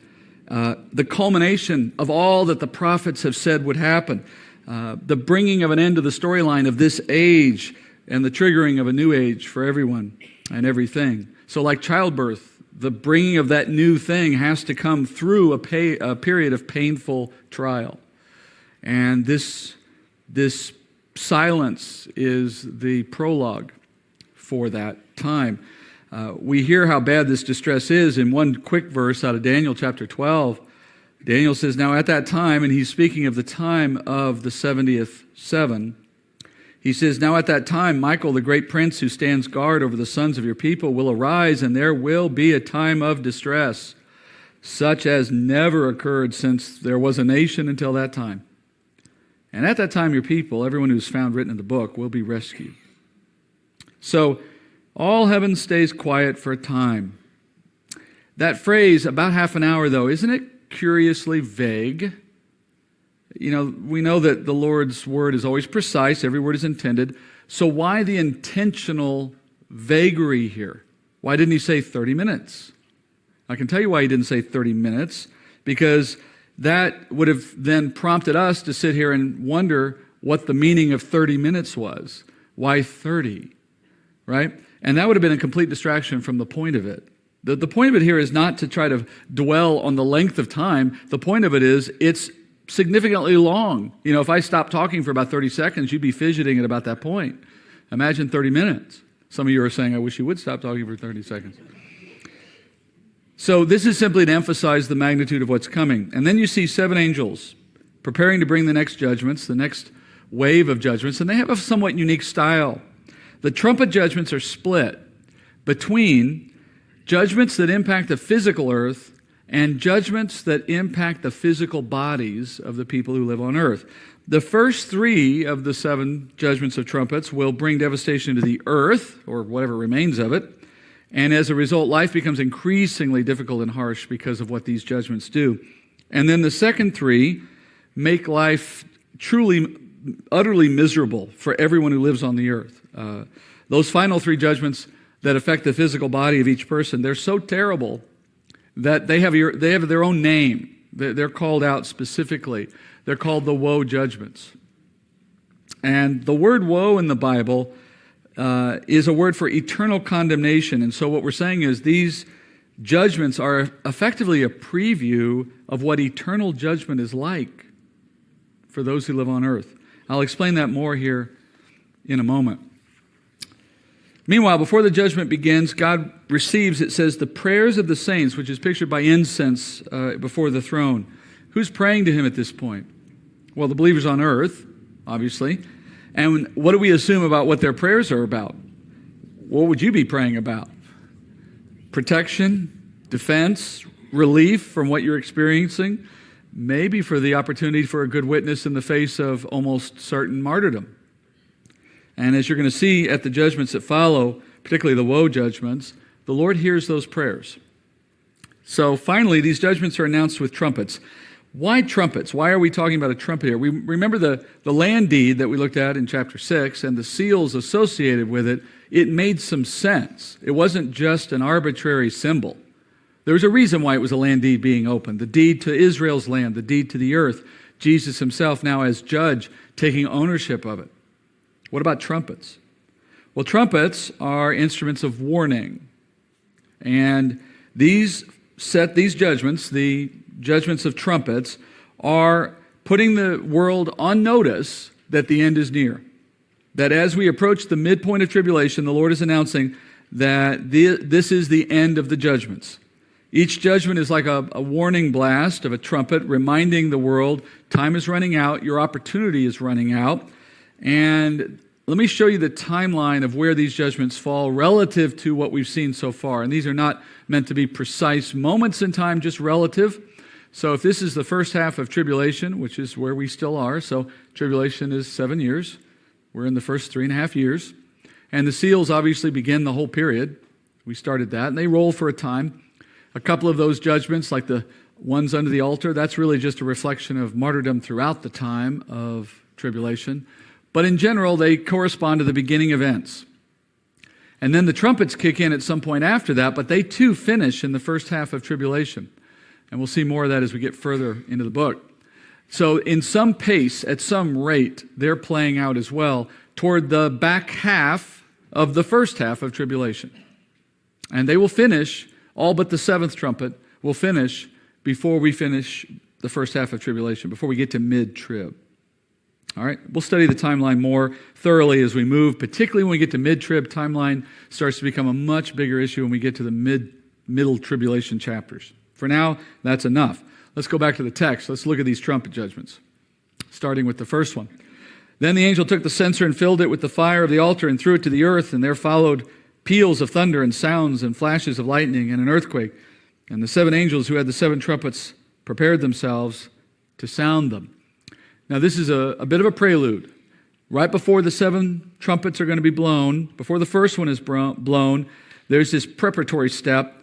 All of the judgments are preceded by a display in the heavens and another earthquake. Now remember what the Olivet Discourse told us. Earthquakes would be one of the signs that tell us we're moving toward the end, and they would keep getting worse, as would the famines. And by the way, learning what we did about the seal judgments and the way it wreaks havoc with the earth and with the economy and everything else, we understand how famines are going to get worse as well, right? And here's an example of the earthquakes continuing to be a warning. In this case, the earthquake is a warning that the trumpet judgments are about to start, which themselves are a warning that the end is near. You can't blame God for not warning. All right, now the trumpet. The first one in verse 7. Sorry. There we go. Getting a little ahead of myself. The first sounded, and there came hail and fire mixed with blood, and they were thrown to the earth, and 1/3 of the earth was burned up, and 1/3 of the trees were burned up, and all the green grass was burned up. So at the sound of the first trumpet, here you see the first wave of the trumpet judgments affecting the earth. And so we're told 1/3 of the earth is burned up from a judgment of hail, fire, and blood falling from the sky. Clearly a supernatural judgment. In fact, this is sort of classic biblical judgment, right? This is the thing of, CGI in movies. Fire and brimstone coming down from heaven. But it should also remind you that God has done similar things in the past. And in particular, one set of judgments really starts to become a key in this. You start to remember a set of judgments that are very similar to this, and those would be the ones in Exodus. Remember this? You might remember this out of the story of Exodus. In 9:23, it says, Moses stretched out his staff toward the sky, and the Lord sent thunder and hail and fire, ran down to the earth. And the Lord rained hail on the land of Egypt. So there was hail and fire flashing continually in the midst of the hail, very severe, such as not had been in all the land of Egypt since it became a nation. All right, they're very close, aren't they? Very similar. And that similarity between the first trumpet judgment and that particular plague of the Exodus, that is more than coincidental. Throughout the trumpet judgments, there is a loose parallel going on here between them and what happened in the Exodus, throughout all of the judgments of tribulation, because one is picturing the other. Let me show you how. In typical biblical form, you have the earlier judgments of the Exodus acting as a picture or a lesser of a greater fulfillment in tribulation. And it goes deeper than just the fact that the judgments look alike. For example, in the Exodus, what was the purpose of it all? Well, Israel was in bondage to a foreign nation. Remember that? And in those days, God was setting free his firstborn from that bondage. Well, what will be true in the time of tribulation? We'll have Israel in bondage to the enemy and to sin, generally. Unbelief, in other words. In the Exodus, the Lord brought them out of Egypt through a series of supernatural judgments. And in the tribulation, he's going to deliver Israel from spiritual bondage into faith through a series of even greater judgments. In the Exodus, their freedom was ultimately, if you will, met by the law. Made possible, if you will, by the law. The law given through that covenant that God gave through Moses, the lawgiver, was the means by which the nation was brought together. It was the basis for which they left. Remember, Moses told Pharaoh, "Let my people go so that they may worship me in the wilderness." It was all about leading them to that moment. And in tribulation, the people of Israel will first return to the law to worship in their temple, which will then prepare their hearts to receive what God has for them later. So going to the law is a means by which they move out of slavery and eventually to where God is bringing them. And in the Exodus, where was he bringing them? Well, in the Exodus, they were led by, ultimately, Yeshua, which is Joshua, into the promised land. And in the case of tribulation, they'll be led by Yeshua into the kingdom. So there's a clear parallel here. God did for Israel as a nation once in a lesser form what he will do for them in a greater way in a day to come.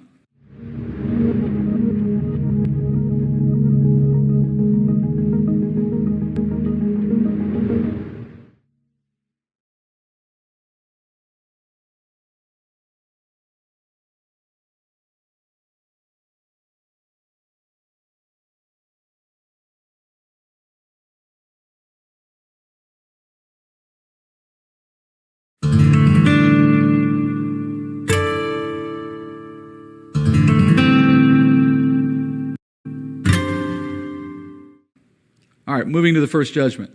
John tells us that a third of the earth is going to be burned up. But what does it mean, a third? There's a couple of ways you could interpret that, right?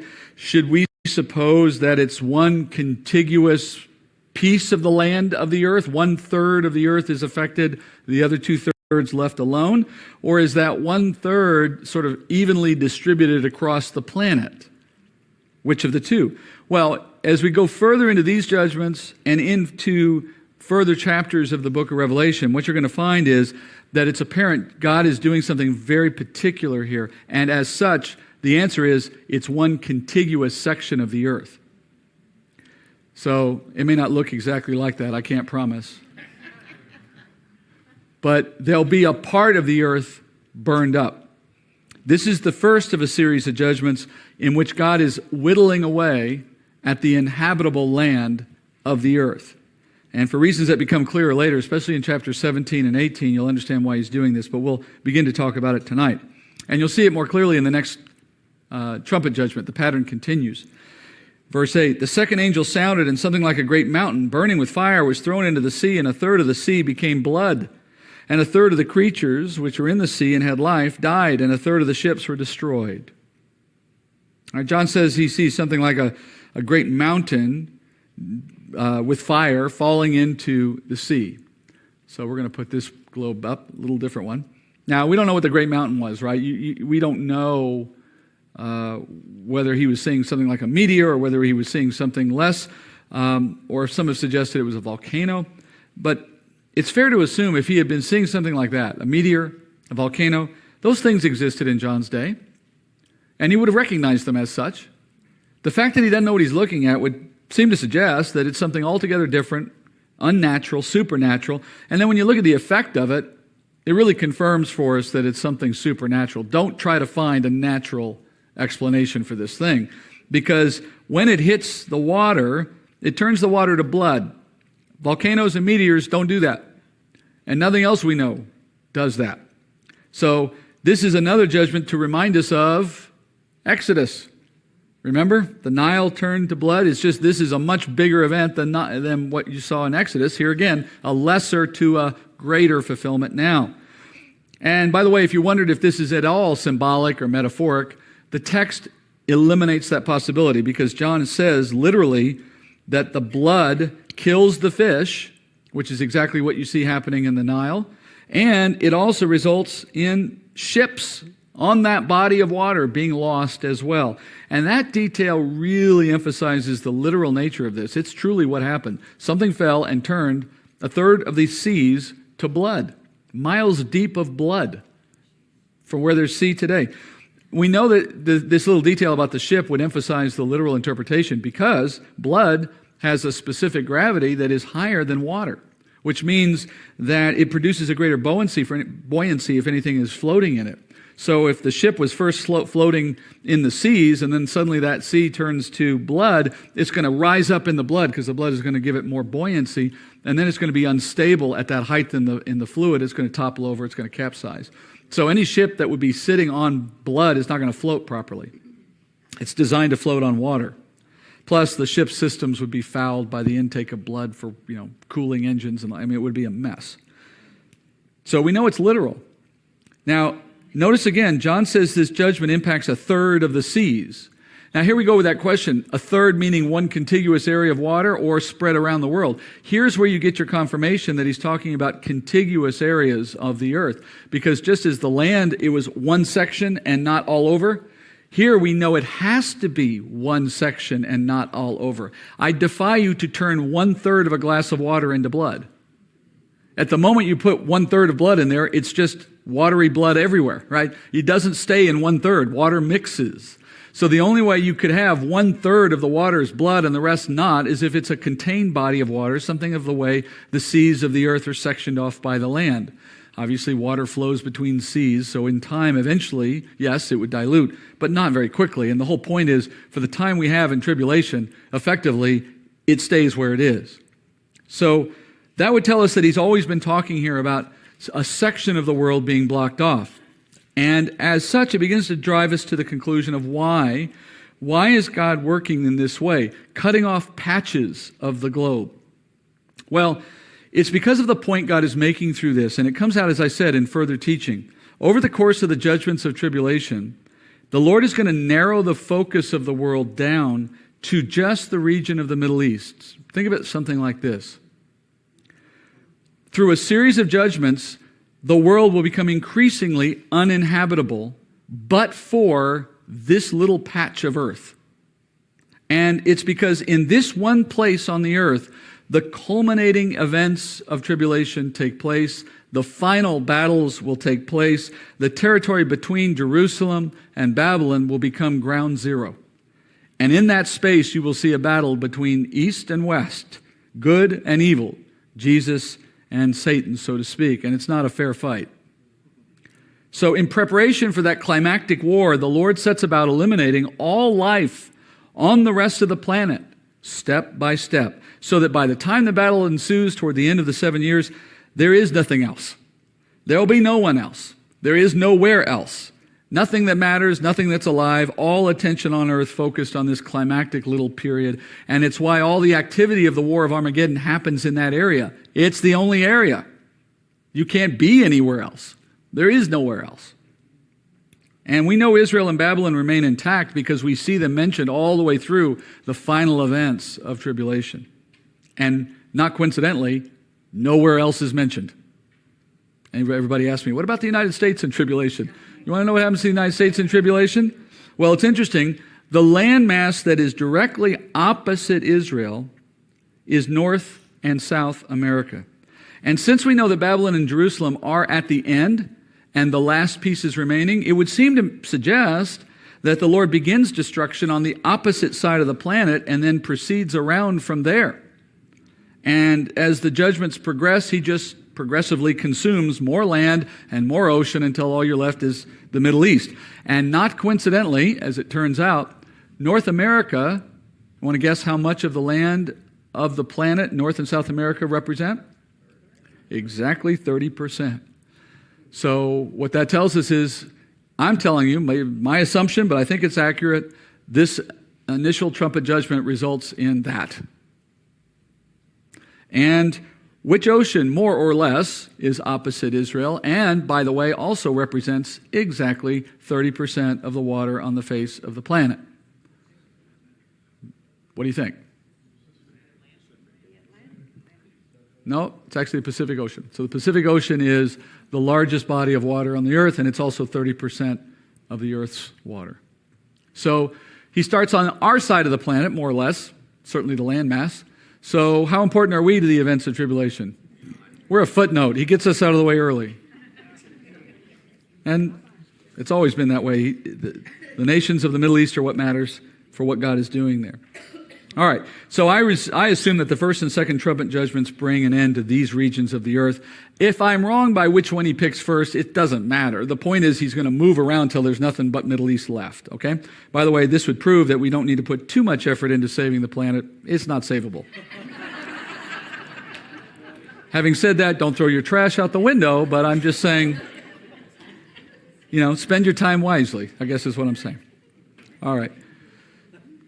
I'm going to get a letter for that, I know.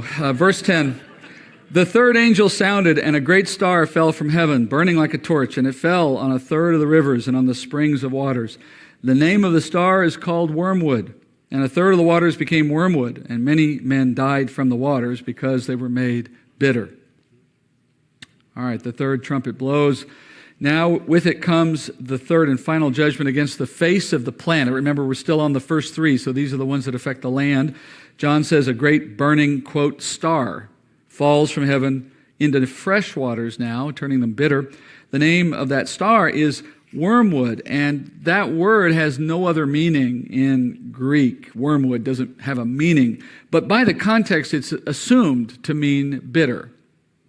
And in trying to interpret what this star is, remember, we've always had this issue. Every time the word star is used as some kind of symbol, we come back to the question of how do you know what the symbol means? And in every case, it's been the same answer. The context drives us to the answer. And in this case, let's work through the possibilities for a moment. Could it be a literal star? And by that I mean the celestial kind, a burning sun. Well, for the same reason that it couldn't have been one earlier in chapter 6, well, it can't be one here because a sun, many, many times larger than the earth, couldn't possibly impact the earth. It would burn us up in a fraction of a second. So it's not that kind of star. Could it be a meteor, which is what we concluded was true at the end of chapter 6? A falling star, in other words. Well, you could, except they are not known to make fresh waters bitter. Plus, you have a problem here because it's impacting a third of the fresh water around the planet. This one breaks our pattern when it comes to thirds, because there's no place on earth where a third of the fresh water exists. And so the statement in context says waters, springs of waters, third of the rivers. It's clear that it's a distribution here because that's the nature of fresh water. It's not all in one place. So it's being affected wherever it is. But that just adds to the supernatural component. What could hit the world in one place and yet only affect fresh water and do it all over the world? That's not a natural event. So that tells us we're not looking at a meteor or a sun. What's left? Well, the only other symbolic meaning of star in the Bible beyond those two would be angel. And when you see it named as it is here, wormwood, that indicates also a personage. So that would help reinforce the interpretation. This is an angel. But in Scripture, angels can have two kinds of names. There are those angels that are named in a way that glorifies God. Gabriel, that is man of God. Michael, that is who is like God. El is the name of God. So those are names that reflect well on God. And then you can have angels whose names suggest corruption and a fallen nature. Here, wormwood, later in this chapter, Abaddon. So there are names that don't sound very attractive. And when you see those, that's a fallen angel, or as we might say, a demon. And so here you see a demon, an angel, symbolized as a star, sent by God to do his bidding. And the effect of the demon is to poison a third of the fresh waters on the earth. And it just proves what you should have known already, which is God can use anything. Nothing in his creation is outside his control. And in this case, he can use a demonic agent when it suits his purposes, as he does here. And he uses it in this case to bring judgment. And in fact, that becomes a new pattern. Increasingly, we're going to see not just angels serving God in all of these judgments, but now demons themselves being called to service by God to bring about these calamities. All right, let's go to the fourth angel. The fourth angel sounded, and a third of the sun, and a third of the moon, and a third of the stars were struck, so that a third of them would be darkened, and the day would not shine for a third of it, and a night in the same way. Well, we have our theme of thirds continuing here, a third of the sun, moon, and stars being targeted here. But it's a little confusing at first. I mean, does this mean like a third of the sun is gone? or a third of the moon, or a third of the stars leave the sky? Or does it mean that their light output is dimmed by a third? Like you've kind of turned it down a little bit. Is that what it means? Well, John's statement would seem to indicate a third version of those. Not the first two I mentioned, but a third one. In John's interpretation, he says that each body shines for 1/3 less time. In other words, the lights go out entirely for 1/3 of the time that they would normally shine. Because he says there at the end of verse 12, the day would not shine for 1/3 of it, and the night would not shine for 1/3 of it. So cumulatively, that means the earth is receiving 1/3 less light and energy from the sun and the stars. So it goes from this to that for a period of time, and then it comes back again. By the way, that makes perfect sense astrologically, because in terms of astronomy, you would expect that if the sun goes out for us on the daylight side of the earth, the moon's going out for the other side of the earth at the nighttime. And conversely, when they're getting their light turned off during their day, we're getting our moon turned off at the same time, both for a third. Cumulatively, that's a third of a 24-hour day between the two of them. The math works perfectly. All right? So, and this is before Copernicus, this is before anybody, at least as far as we know, was talking about a solar system in which the earth and the moon were rotating and revolving and all the rest. We take it for granted, but it's a good example of the science of the Bible being ahead of the science of humanity, that this would be written this way. All right, what's the effect of this? Well, we can imagine a total blackout of all the universe for a third of each 24-hour day. Besides the fear factor of that, it would lead to a dramatic drop in temperature on Earth. As you probably have heard, the Earth is perfectly balanced in its current orbit for the amount of heat to keep us in a kind of state of habitation that's perfectly suited to us. You don't take out a third of that energy and not see a huge impact. It's like the nuclear winter scenario that you've heard people talk about, where there's no sunlight for such a long period of time. It's a new ice age. Crops fail. Plants can't live without the amount of sunlight they're expecting. Water sources would freeze. Livestock would die. Now remember, we've already seen 1/4 of the world's population dead from war and pestilence and starvation, and we had some unknown number of additional lives lost when all those continents were burned up and the fresh water became bitter and people were dying from that, and then the seas and all of the death that's already piled up, and now you have a third less heat and light, and that's even more loss of life. I mean, the people who are still alive at this point in time, they're pretty hardy people. They're clinging to life at this point. And so those who do survive in all of this, how hard is life for them right now? The effect must be something like a little mini hell on earth.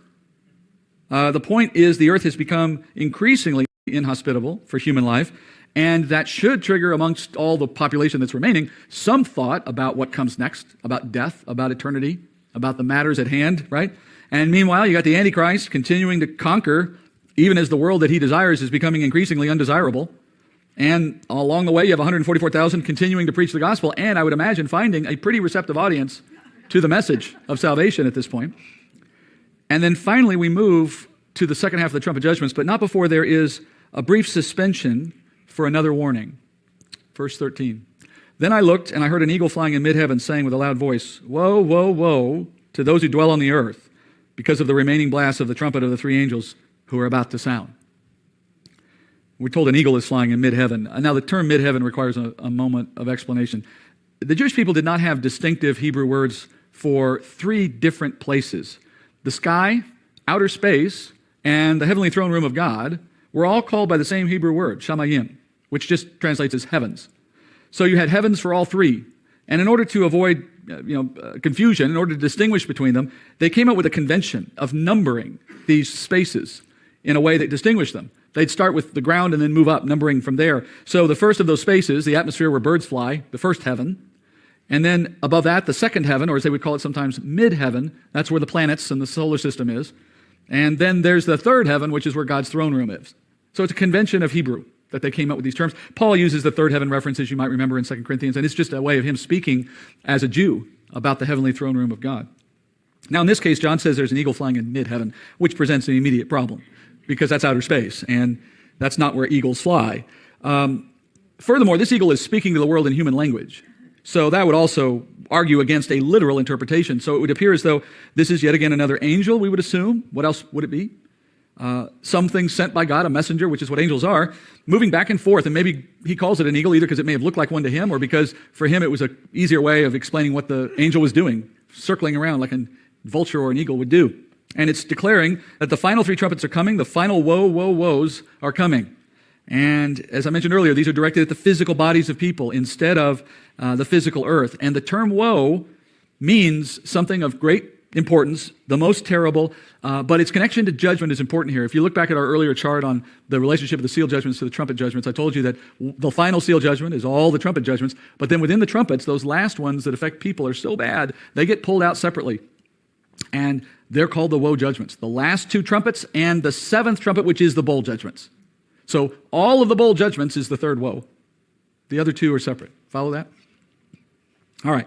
So the fifth, sixth, and seventh trumpet judgments are what we're going to study now. Obviously, the seventh one, which is the bowl judgments, doesn't come until quite a ways from now. But we do the first two. And that takes us now to the first. We'll go to do the first of those now, beginning in chapter 9.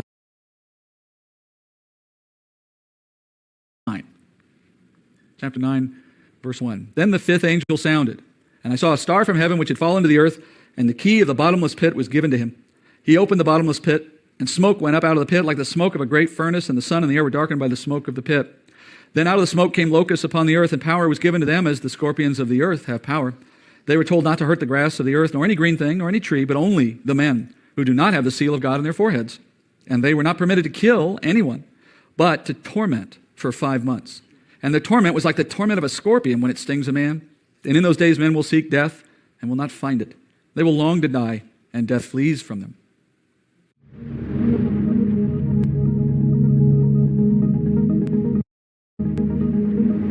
Okay, so I am going to start the next video.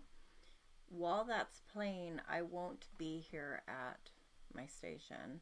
I have to go pick up my son from work. But if you leave any comments, I will check them as soon as I get back, and I'll only be gone,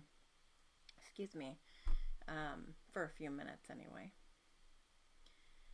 And feel free to drop any prayer requests. I'm happy to lift you up. Thanks for being here. And if you have any questions, let me know. God bless.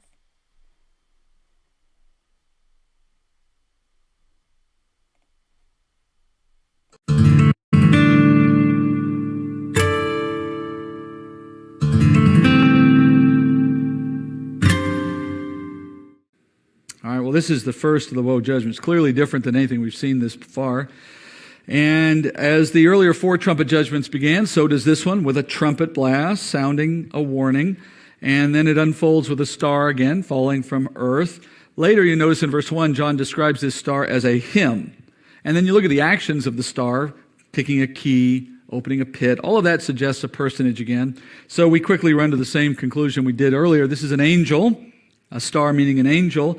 Falling, in this case, falling to earth would reinforce that this is a fallen angel. And then the name, which you'll get later in verse 11, Abaddon or Apollyon, that word means destroyer in Greek. Well, that all goes to emphasize this is a fallen angel, or we'll call it a demon. So here you have a demon serving God's purposes again. This demon is given a key to a place called the bottomless pit, John says, which means God has given this demon permission to set free those who are, up until that moment, held in that pit. And it's described as bottomless. We see it being accessed through the earth, because that's where the angel had to come. He had to fall to the earth to get to the pit. And the word for bottomless, abusos in Greek, it's also the word we get abyss from. So it's the abyss pit, the bottomless pit. All of this is referring to the same place that you hear referenced elsewhere in the Scripture, a place of the holding of disobedient spirits. The most common term in the Old Testament for this place is Sheol, or also the pit. For example, in Job 33:28, he says, God has redeemed my soul from going to the pit. Speaking of this very same place. According to Luke 16, if you know the story where Jesus talks about the rich man and Lazarus, the poor man who dies at his gate, etc., where they end up is a place that has 2 sides. It's called Sheol in the Old Testament. But in this place, in the Old Testament, you had souls that stayed on one side that was pleasant. That's the side in which saints were sent. And then you had the side that was unpleasant, to say the least. That's where the souls of unbelievers went. And you couldn't cross between them. And when the Lord resurrected, when he died and he resurrected, that made a way now for anyone who was in Christ, that is, of faith, to join him in the heavenly throne room, because now the price for sin had been paid. And at that moment, that good side of Sheol was emptied. The souls of believers who had been waiting for the Messiah now could join the Messiah in heaven because he had already died for them by that point. And on the other hand, those who were on the bad side, as I might call it, Hades or hell, they remain there and still are there even now. That's the side of the pit that has not been emptied yet, that holds the souls of those who die without Christ, without faith. And later we learn in the New Testament that this place has, for lack of a better way of saying it, a special corner, a special place within it, a prison, in which the souls of disobedient angels are held, separate from where the spirits of disobedient humans go. Peter says this in 2 Peter chapter 2, verse 4. Speaking of the flood story, he says, if God did not spare angels when they sinned, but cast them into hell, into Hades, and committed them to pits of darkness within Hades, reserved for judgment, being held there for judgment. And he did not spare the ancient world, but preserved Noah, and so on. The point is that those are the angels who we believe in chapter 6 mated with women to create the race of Nephilim, which then became the basis for the flood. And when God dealt with them, he dealt with them by saying these angels were too disobedient. They were demons already. They were already fallen and already following Satan, but they went beyond the limits of what God would allow. And so as a result of what they did, they were held in this prison in Hades. And then Jesus says this in Luke chapter 8, verse 30. He says, speaking to a man who was indwelled by demons, he says, what is your name? And the demons said, Legion, for many demons had entered him. And they were imploring Jesus not to command them to go into the abyss. Now think about that for a minute. These demons remember what happened to their compadres when they inhabited, or tried to mate rather, with women. And so now they're in this guy, Legion as they call themselves. They see Jesus coming and they begin to wonder, maybe this is another moment like back in the flood story. We've gone too far and the judge has come and he's going to make us go to the abyss. And they ask us, don't make us go, are you? Don't make us go to the abyss like our counterparts did. Now Jesus didn't do it in that case. But that just goes to show the demons understand that as bad as things are for them now, roaming the earth, waiting for heaven, waiting for their judgment one day, it can get worse for them. God can put them in this prison for a time called the abyss, called the pit. And just to be clear, by the way, not all demons are in the abyss, obviously. Most of them are not. Most of them are allowed to roam and they do what they do. But the ones who are the most terrible have been confined there to limit their rampage. Now, in this judgment, time has come for the Lord to permit the worst of the worst to escape from that temporary confinement. The chief demon, it would appear, is given permission to let them loose. And it would seem that Abaddon, or destroyer, would be none other than Satan himself. I'm not sure that that's true. In other words, I can't prove that to you. But we know from Matthew 25 that Jesus says he is the master of the demons. The fact that he's called the destroyer here would seem to add weight to that conclusion. And the fact that he's even got the privilege to open the pit. What other demon would be more appropriate? In any event, once he opens this pit, the demons inside are set loose like rabid dogs let off of a chain. They come out of the pit raging. They've been confined there for thousands of years. They are undoubtedly eager to wreak havoc on the earth again after they've had their chance to be set free. We're told here as the pit is opened, the smoke of this place rises to block the sunlight, John says. And what that does is confirm for us the Bible's testimony elsewhere that hell and the abyss, which seems to be a part of that place, are below our feet. They're in the earth. They're in the center of the earth. They're below our feet. You might wonder, could the lava that erupts from the earth from time to time be connected to the activities of hell? And before you laugh at suggestions like that, just remember that the scientists of our world do not understand what's underneath our feet beyond a mile or two or three of the earth's crust. They don't have any understanding either. We just have the Bible saying that there's a place down there called the abyss, called the pit, a physical place of burning, a place that's hot and utterly dark. And now with the pit open, that darkness spills out, metaphorically and otherwise. John says he sees what comes out of this place. He says he sees locusts descend upon the earth that have power like the power God gives to a scorpion. Now, presumably, they're being given power by God. In other words, you wouldn't say this is given to them by any other source. Their whole escape has been orchestrated by God as part of a judgment. So their power comes with specific instructions and specific limitations. Don't hurt the vegetation of the earth. Hence, we're moving on from that. This is not one of the woe judgments against the earth. This is a woe judgment against people. So stay away from the earth. Only go after the people. And it's also true that they cannot hurt anyone fatally. All they can do is torment them for a period of time. By the way, this would argue against them being normal locusts, wouldn't it? Obviously, locusts don't torment. More importantly, they don't care about us. They want to eat the vegetation. So I think the comment here about the vegetation is emphasized perhaps so that our interpretation will understand we're not looking at natural things right now. All right? So here we have something that is purely unnatural that will go after the mankind and do so to torment, but there was another exception made, another instruction given. They could not hurt men that have been sealed on their foreheads. Scripture says that these are off limits. Now we remember obviously the 144,000 from chapter 7 that were sealed. We know they're obviously in view here, but I think there's a larger message here because Scripture says God will not appoint his children to wrath, and that he knows how to distinguish the godly from the ungodly when he brings judgments. For example, we know that in 2 Peter it says here, the Lord knows how to rescue the godly from temptation and to keep the unrighteous under punishment for the day of judgment. Or said more simply, he discriminates. He discriminates in where judgment falls and where mercy falls. So the 144,000 are obviously included. They will not suffer any of these judgments. The stinging will not come upon them. And I would go so far as to say, for the same reason, those who have been led to faith by these men will likewise be excluded. And so it's presumable that they too are sealed. Remember, the seal does not have to be visible. That's not the meaning of it. The point of it is that it's the sealing of the Holy Spirit. So those who have come to faith are likewise preserved from this. It would make no sense for God to torment someone who's come to faith in this way. It serves no purpose. All right. Now, this is the first time there has been an exception to any of the judgments that we know of.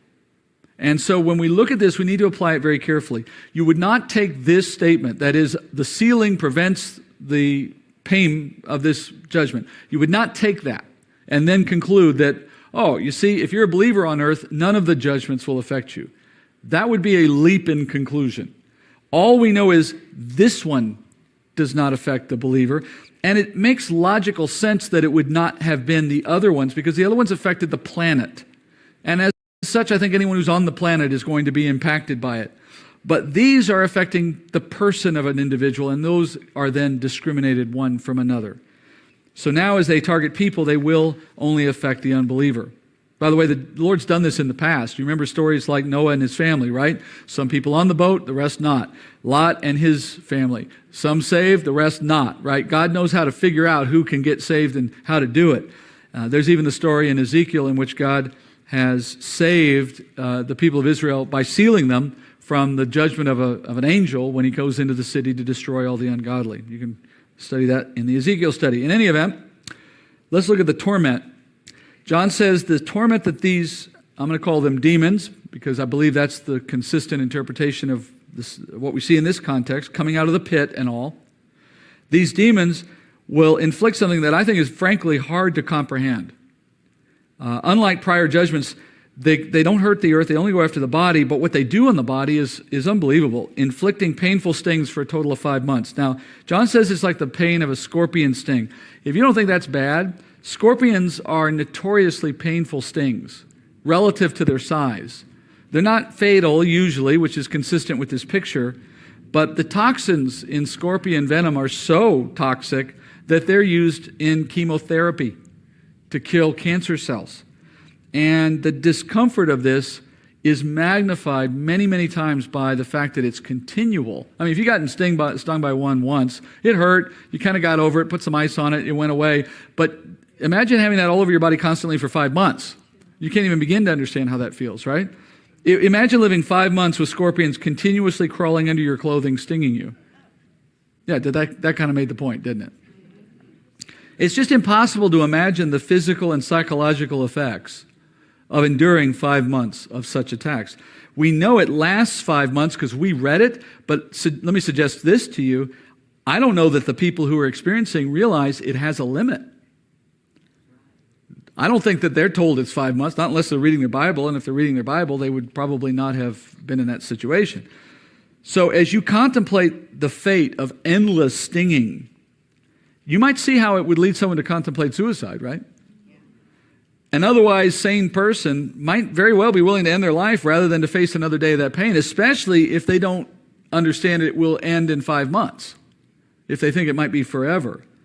But then the Lord, anticipating that desire, adds this particularly horrible twist to this judgment. The option to die by any means is removed by God during these 5 months. John says, verse 6, men will eventually seek to end their lives rather than suffer in the judgment, and God will supernaturally prevent it. And it's kind of intriguing to imagine how that's even possible. I mean, is he making them immortal? You know, like Superman? I mean, what if they throw themselves in fire or blow themselves up with a bomb? Or right? How is it even possible that they don't die? My theory is this, and it doesn't require a lot of, supernatural kind of thought. I think he simply incapacitates them to the point where they're writhing in pain all day long, all night long. They don't have the strength to get up, much less harm themselves. And should they even get close to the act of it, he foils it somehow. The gun doesn't go off. The noose doesn't tighten. Whatever they're doing that they might figure out how to do doesn't work. He just says it eludes them. So how much suffering does a person have to experience before they're at the point of seeking for that kind of an outcome? The literal Greek there, when John says they will long to die, the literal Greek word there is the word for crave. They crave death. Now, we're going to come back to considering this issue of what God is doing here for just a moment, but let's just do one more thing on the text first, and then we'll come back, because John gives us a description of these creatures, and I want to use that as a moment to explore what they might be from what we see elsewhere. First of all, verse 7, the appearance of the locusts was like horses prepared for battle, and on their heads appeared to be crowns like gold, and their faces were like the faces of men. They had hair like the hair of a woman, and their teeth were like the teeth of lions. They had breastplates like breastplates of iron, and the sound of their wings was like the sound of chariots of many horses rushing to battle. They have tails like scorpions and stings, and in their tails is the power to hurt men for 5 months. They have as king over them the angel of the abyss. His name in Hebrew is Abaddon, and in Greek he has the name Apollyon. So he's been calling them scorpions. We already know these aren't true scorpions. First, they originate from a place of demons and dead souls. And look, no matter how much you dislike scorpions, I can assure you that they do not come out of the pit. They're just natural. Now, I can't say the same thing about poodles. I have a suspicion on those.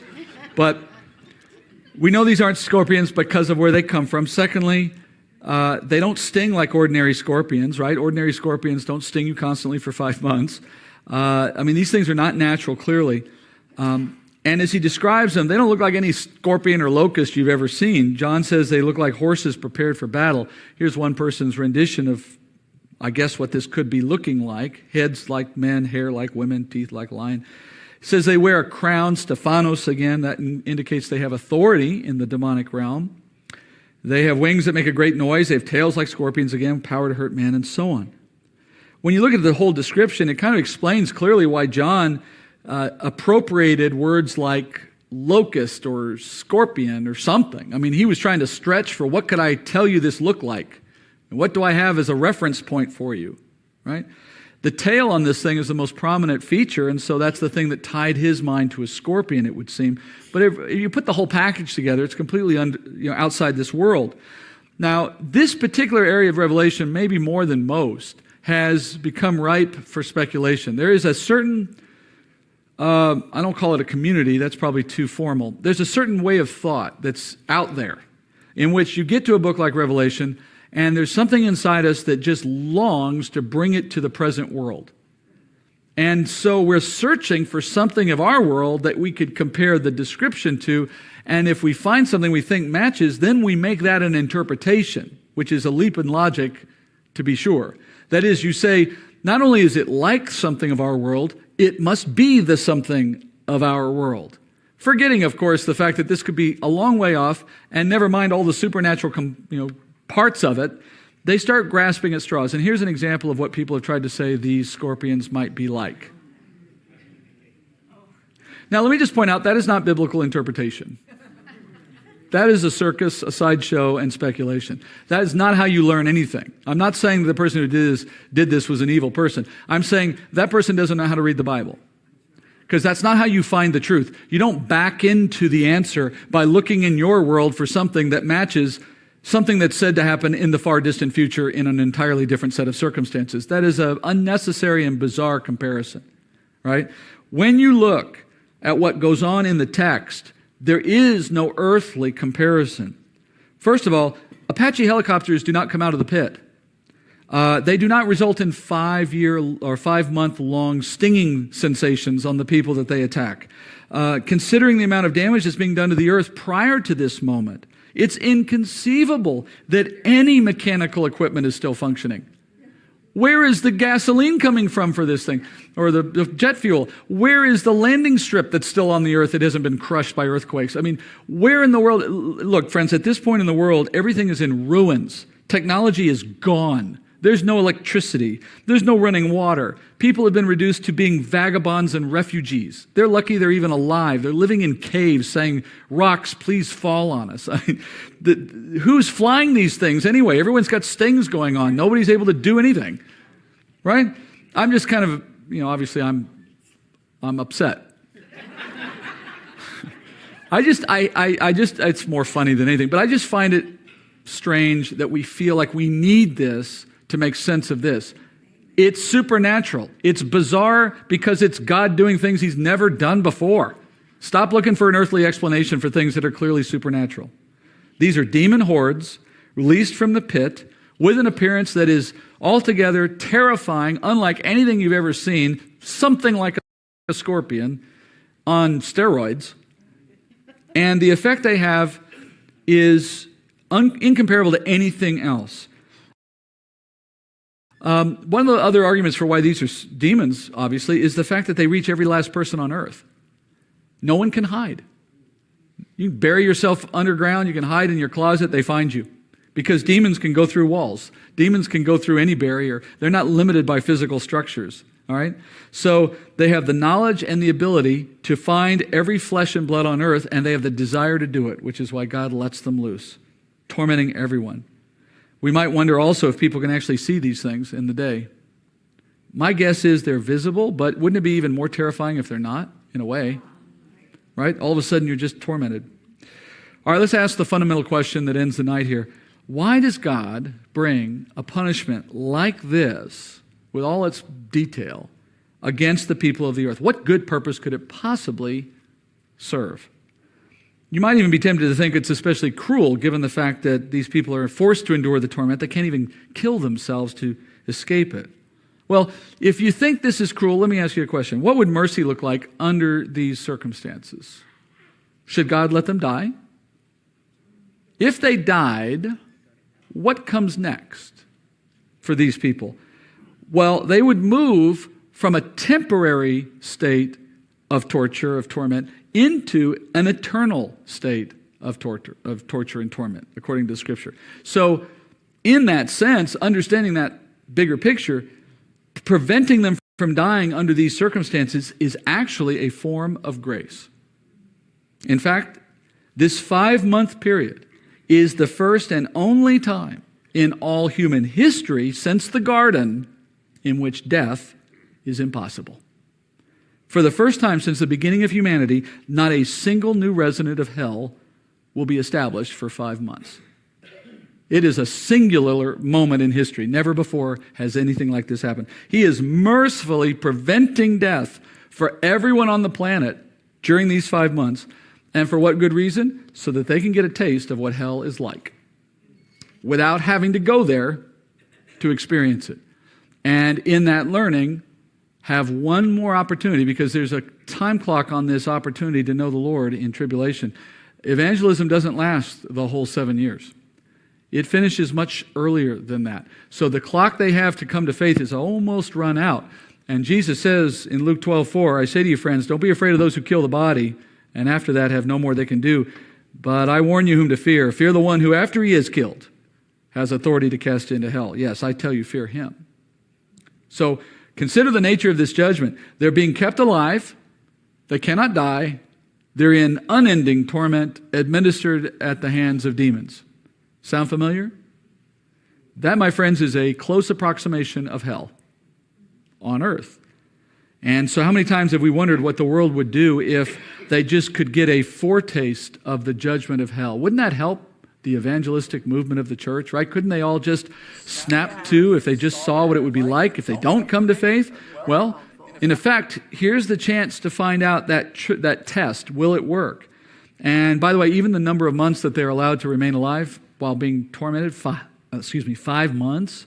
The number 5 in Scripture, what is that the number of symbolically? Grace. It's a number of grace. And after 5 months, that first woe comes to an end, but 2 more remain. As we read in verse 12, the first woe is past. Behold, 2 woes are still coming after these things. All right. How are you guys doing tonight? I will get the next video going since we seem to have quite a bit of interest going here. If anybody has any prayer requests, let me know. Any questions or anything you'd like to discuss, feel free to comment at any time. I'm sitting right here and happy to pause and discuss as a group.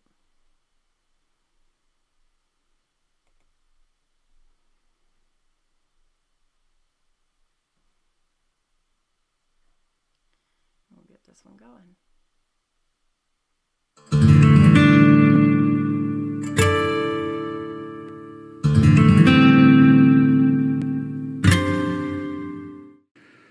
All right, friends, tonight we conclude the judgments that mark the first half of the tribulation.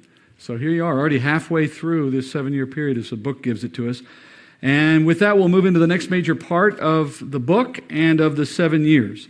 So we're studying the second wave of judgments called the trumpet judgments. They are called trumpet judgments because each of these judgments is announced, as you know, by a trumpet. These followed the seal judgments that opened the 7 years. And trumpets have traditionally been used in Scripture as a warning mechanism. God speaks through trumpets at times as a warning. And so these judgments, the second wave, are trumpets to warn the world that the end is near. We studied the first 4 last week, and those were the judgments that brought damage to the physical earth. You remember? First, a third of the earth was burned up. Then a third of the oceans turned to blood. Then a third of the fresh water became poisonous. And the warnings implied by these judgments were the earth is not going to last. The earth is not a permanent home. The earth is getting ready to be reshaped. In fact, the end is coming. And then, beginning with the 5th judgment, we moved into what the Bible calls the woe judgments. Remember, in the cascading of these judgments, where the 7th of each wave represents the next full wave, well, at the very end of the second wave of trumpets, the last 3 trumpet judgments are all the woe judgments, which means the last 2 trumpet judgments and then the 7th trumpet, which is all of the bowl judgments. Those collectively are called the 3 woes. The word woe just means judgment. And so what we're hearing is that these final 3 trumpets bring an especially difficult time for humanity. In contrast to the first ones that were all touching the earth, these judgments are primarily focused on the person, the body of the individuals who live on earth. The first of those, if you remember, was what we studied last week.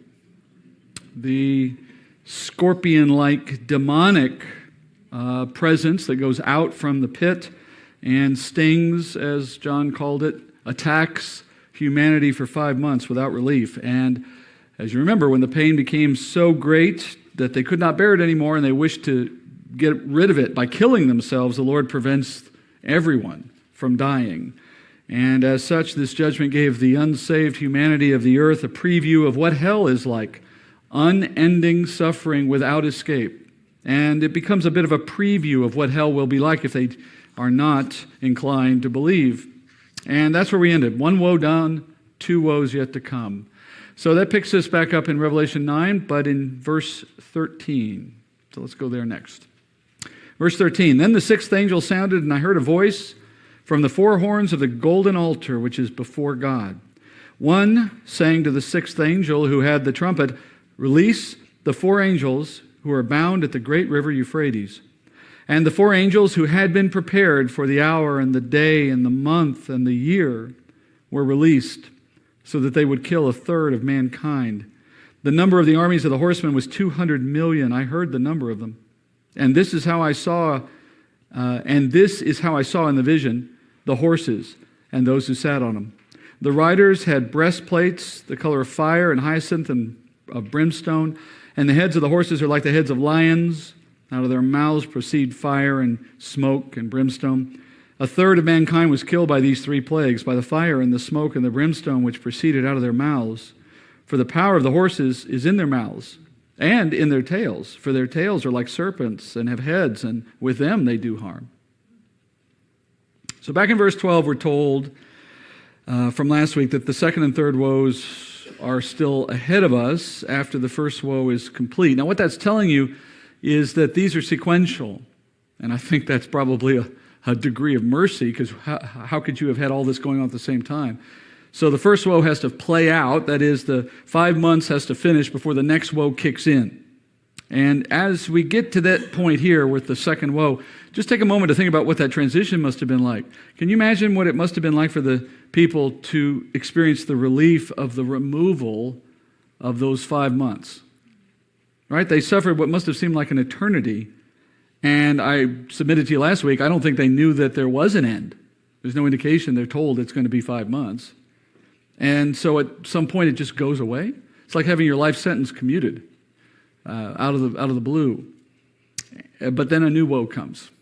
And in this case, it's the form of a great army of horsemen, we're told, led by four angels. Now, as we did with the scorpions in the case of the first woe, let's try to make some sense of the characters that are in view here, angels, horsemen, and the like. And once again, the clues in the text will lead you very directly to the answer. So let's go back to the text for a minute. We start with the origin of this judgment. It says here that a voice from the altar in heaven ordered that certain angels be released. Now, the voice at the altar, God himself, is the chief actor causing everything that happens here. He harnesses supernatural agents, angels, to bring about these events. So you immediately begin to see that what's coming here has a supernatural, not natural origin, that being the angels. And then the rest of it just keeps that theme going. You notice next the angels are set loose from a place where they were bound on earth, specifically near the river Euphrates. Angels that are bound, and that would mean in captivity, always refers to fallen angels. God's not up there binding good angels. All right, that doesn't make any sense. And furthermore, to be bound on the earth is itself a reflection of a fallen angel, because the earth is not the home of the angelic realm apart from fallen angels. And then on top of all of that, you have the location of Euphrates, and that itself confirms a demonic source, because Euphrates, the river Euphrates, modern-day Iraq, but it's in the biblical area of Mesopotamia. But Mesopotamia is the biblical home, as it were, for Satan. That's his home territory. That's his home field. That's where the Garden of Eden was. That's where the problems began. And as we get deeper into this book, you're going to find that that becomes ground zero for the demonic work of the time of tribulation. So there's a good reason why that part of the world seems so entrenched with darkness and the work of the enemy. And I would submit to you, it's not a surprise that when we send, for example, our soldiers into that part of the world, many of them come back very troubled. May I suggest to you that trouble may be spiritual and not physically, not just physical. So the Lord begins the second woe judgment by releasing four demons, as I'm now calling them, because it's reflective of the text, not just regular angels, but demonic angels. And they had been bound, God says, prepared specifically for this day, for this hour even. What does that mean that they were prepared for this judgment? Well, in simple terms, it just means that the Lord bound them at some prior moment, knowing when he would let them loose, for he had a purpose in mind for these angels, or these demons. And another way to say it is, if they had not been bound at that earlier time, they would have been killing people the whole time. That they're so depraved, they're so terrible, that binding them was the only solution to avoiding the mayhem that they want to create. But then, by the same token, when the time comes, let them loose, and you get what you know you're going to get. But even then, that suggests something deeper, because we know the Lord created all things, including the angelic realm, including those angels who eventually fell. So in a sense, you can say that in the day that the Lord created these four angels, even before their fall, he did so knowing that when they fell, they would become especially terrible in their nature, excessively violent and hateful, and the Lord looked forward to that day, knowing how he would put it to work when the time came. I mean, at the end of the day, God is sovereign. And now the time has come for them to do with the work that God has in mind. These four demons go forth, we're told, to kill 1/3 of humanity by means of a 200 million horseman army, John says. Now in Greek, here's what it literally says. In Greek, it says 2 myriads of myriads. And a myriad is 10,000. So what John just did is give us a math equation. 2 times 10,000 times 10,000. I'll give you one guess what that equals. 200 million. Now, at that point, you might reasonably ask, how did John know it's exactly 200 million? I'd say it's because he counted the number of legs and divided by 4. Clearly, I'll let some of the Aggies get that joke here in a minute. I just alienated half of my audience for those online. Now, John anticipated that you would wonder how he could come up with such a perfect number, such a precise number so quickly, and so he adds there at the end, I heard the number of them. That's the whole point of that mentioning, is so that you understand, you can believe the number. And that little detail is interesting for one reason to me. It reminds us you always take the numbers given in the Bible literally unless specifically told otherwise. And here it's easy to see that we take it literally because John tells us he heard it. But even if he hadn't said that he heard it and it left us wondering how he knew, nevertheless, you would take it literally unless the text gives you a reason not to do otherwise. So we know the angels were demons. What do we make of the horsemen? Well, this is another place where speculation often takes the place of careful observation of the text because some have imagined, and I'm sure some of you have heard this, some at this point will tell you, oh, that's referring to a human army that goes out killing. And when you say, well, where do you find 200 million people and put them in an army? What is the answer you get? Yeah, China.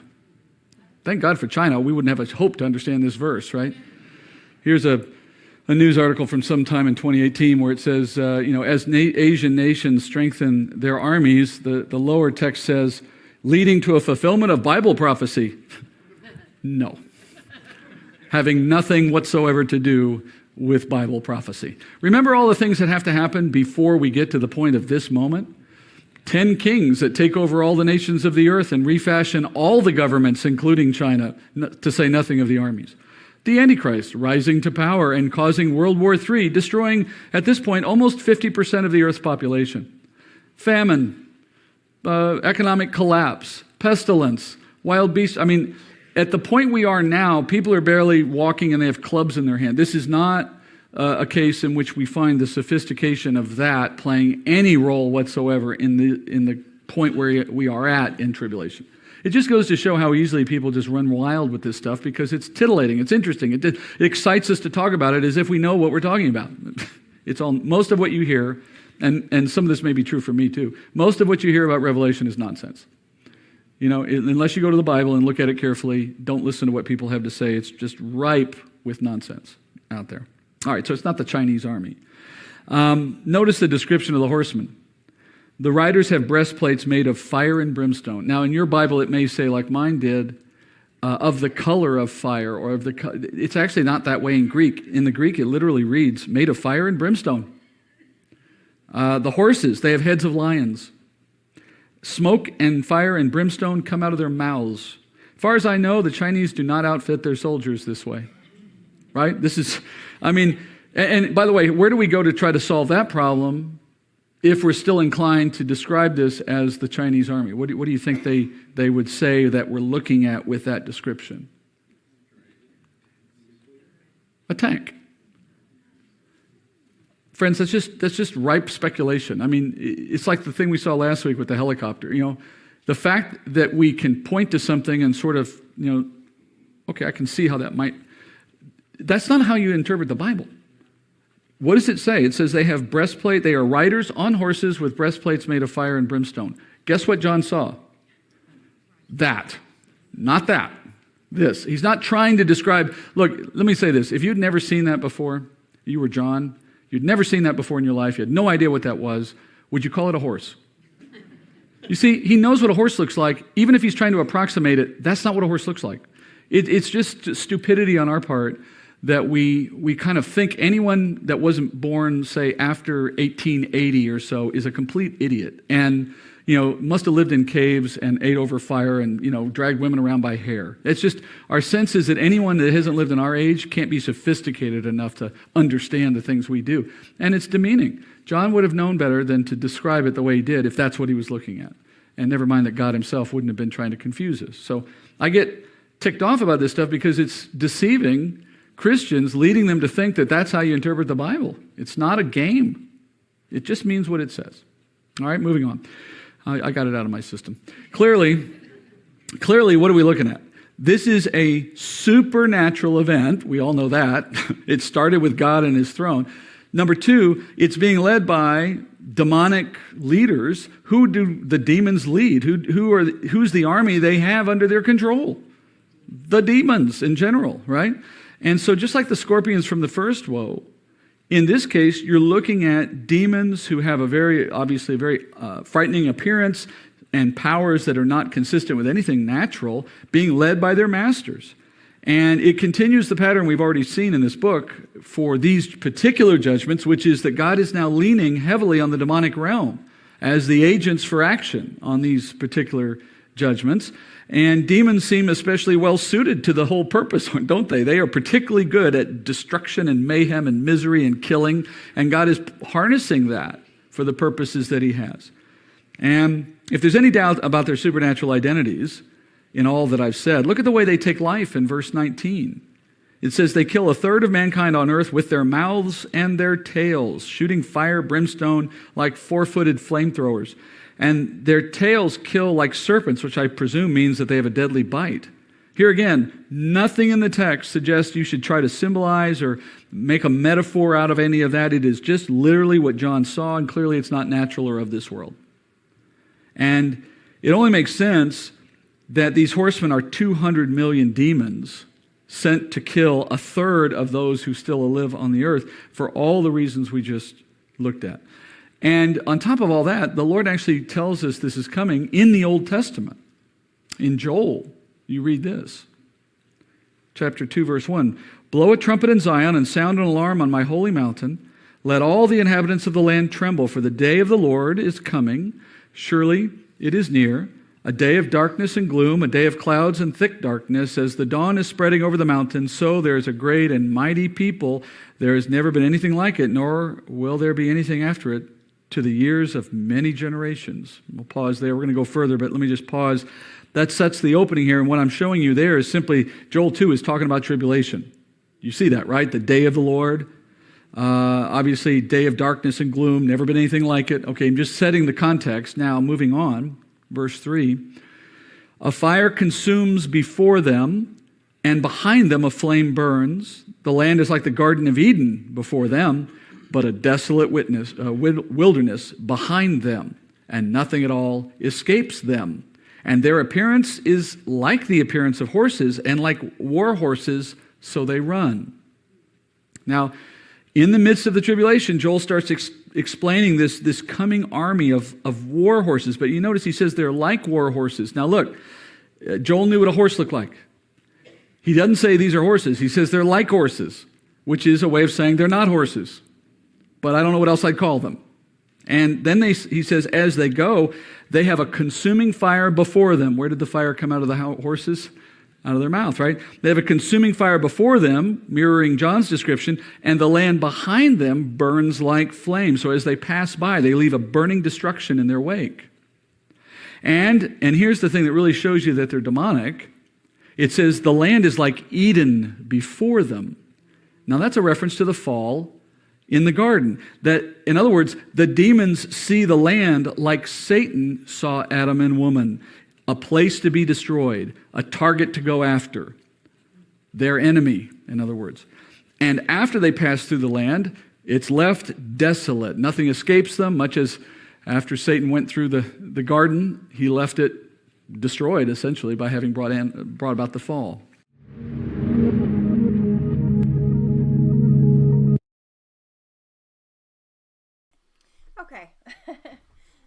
take a break for a second. Let me see. I had lost count on which that one that was. I got to scroll back up. Okay, 34. So we'll be heading to 35 here shortly. It's really nice to meet you guys. How's everybody doing tonight? I'm going to pop this open, but won't get it started just yet.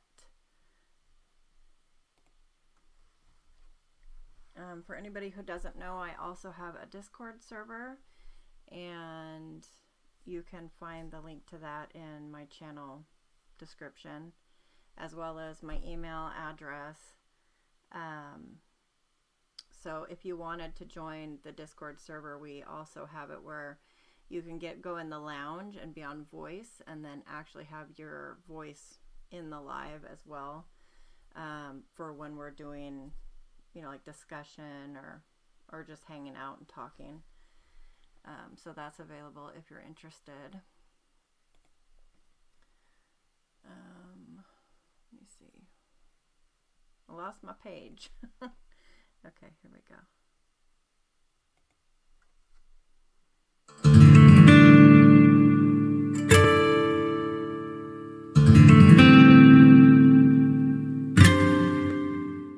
Okay, next part of the text, and this is in 2 columns there.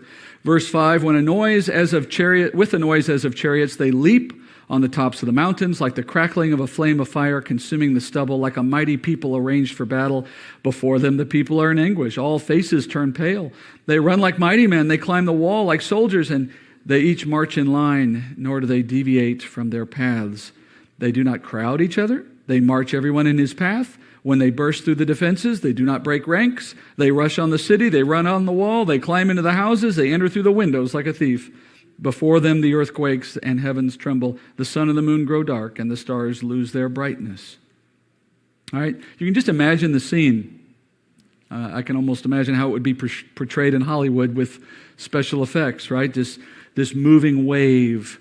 And as it moves, it's unstoppable and it's disciplined as it sweeps across the land. They enter houses like thieves through windows. Certainly regular horses do not do that. This is something very different. Relentless, flame-throwing, serpent-tailed demons that just move. And Joel says that as this goes about, the judgment's accompanied by natural calamities like earthquakes and celestial disturbances. And all of that fits the pattern of what we've been studying. And it confirms you're looking at something here, demonic, unleashed by God on humanity, accompanied by supernatural disturbances. And then one last verse, Joel 2:11, the Lord utters his voice before his army. Surely his camp is very great. For strong is he who carries out his word. The day of the Lord is indeed great and very awesome, and who can endure it? All right? I find it interesting that this horde of demons is called God's army, similar in a way to what God says about the army of Assyria, or else the army of Nebuchadnezzar, Babylon. Though those are not godly institutions of their own, they are God's institution when he chooses to put them to work, and that's what we see happening here again. So like the first woe, there's great devastation here, only in this case, the effect of the horseman is, it says, to leave a third of mankind dead. Now, if you compare it to the first woe produced great suffering for everyone, but no one died. In the second woe, it produces death for some, and everyone suffers as a result. And by that I mean having exactly 1/3 of humanity die is designed to impact everyone, either directly or indirectly. If 1 on 3 people die, 1 out of 3 people on earth, and by the way, this is not to suggest you have like 1/3 of the earth dead and everyone else is untouched. It's more like pick 3 people, 1 of you is dead. Okay? If 1/3 of all humanity dies, you're going to know, it's going to touch you somehow, whether it's you who die or someone you know, because it's going to be within families, it's going to be within neighborhoods, churches, whatever's available on earth at that point. So there is nothing that brings the questions of eternity and the future and judgment to mind more powerfully than the death of a loved one or a friend. Now, for the Christian, of course, the mourning over the loss of someone is tempered by the knowledge that they're doing just fine. And in a short time, you're going to be with them where they are. You really haven't lost them except but for a short time. But for the unbeliever, death is a wound with no relief. And there is no confidence that it leads to a better future, and there is no hope for any kind of reconciliation. They may try to make themselves feel better with little, platitudes about we're in a better place, or, I'll see you when, I'll go up and see mom when I die, etc. But it's just that. It's just platitudes. They don't believe it either. Not in their heart of hearts. Not the way we know the truth. They're just in a state of suffering and loss with questions. Now, sometimes those questions will lead an unbeliever to open their heart to consider the promises that you find in Scripture, and that's the hope, right? And so you wonder, is the Lord using this suffering to bring so many on earth to faith? Obviously, a third have not. They're gone. But what will happen to the rest of the world after such an event? Well, verse 20. The rest of mankind who were not killed by these plagues did not repent of the works of their hands so as not to worship demons and the idols of gold and of silver and of brass and of stone and of wood, which can neither see nor hear nor walk. And they did not repent of their murders, nor of their sorceries, nor of their immorality, nor of their thefts. Now, I want you to notice something. John says the rest, which of course means those who did not die. He says those who were not killed by the plagues do not repent nor turn to the Lord. They continue in worship of demons and all kinds of sin. But notice the comprehensive nature of that statement. None. No one who survives repents. The suggestion is that 100% of the earth that lived responded to these judgments without coming to faith. Now, take that for a moment and then remember also that we know there is faith happening at this time because we have 144,000 that are at work saving, and we know that they're getting somewhere in that because we already heard they're going to save uncountable numbers, and then we heard about the souls under the altar. There is, in fact, faith going on. We hear the result of it already. So how do you reconcile these two statements? That is, how do you explain how one group is succeeding, and then we have another statement that seems to suggest it's 100% failure, at least at this moment? Well, it's actually easy to reconcile them when you remember what the Bible says about how faith comes in the first place. Romans 2:4, do you not think lightly of the riches of his kindness and tolerance and patience, not knowing that the kindness of God leads you to repentance? Paul says it's the kindness of God that leads us to repentance. And what he means, of course, is that the grace of God working in our hearts prompts our faith response, and that's how people are saved. So for those in tribulation who are the recipients of the grace of God, well, salvation will be the result for them. And perhaps some of these judgments are the way in which God prepares their hearts to receive that grace. We don't know. But we do know that calamity in and of itself saves absolutely zero people. That is, circumstances never save a person. Emotion never saves a person. The repentance of sorrow that the world experiences, a la Esau, for example, never saves anyone. It's not a saving kind of sorrow. It's not a godly sorrow, Paul calls it. And what he means, of course, is it does not originate with God. God himself does not prompt it. God himself is not working in the heart to use it. It is simply the human response to a bad world. And that happens every day to everyone at some level, and it's not a saving effect. So unless and until the Lord is at work in someone's heart, the natural man will not turn to God out of calamity. The old adage that there is no atheist in a foxhole is a lie. There are lots of atheists in foxholes, or pagans, or just deceived people. And if you want proof of what I'm saying, you have it in front of you. The most unprecedented, severest judgment the world will and has ever known produced how many believers? 0. So will anything else do it? No. Faith is not based in fear. It's not based in emotion. It's not even based in convincing proof. It's only based in the gift that comes from God himself, according to Ephesians 2:8 and 9. Faith, Paul says that you are saved by grace through faith, and it, that is your faith, not of yourselves, it is a gift of God, not by works, so that no man may boast. And these judgments make clear the reality of man's predicament. If there were a time when trial and calamity could prompt faith, this would qualify, right? But these judgments just affirm what we already know, that apart from the work of God in the heart of the unbeliever, People don't turn to God. There is no one who seeks for God, no, not one. So at the conclusion of chapter 9, let's do a little bit of review of what we've seen so far.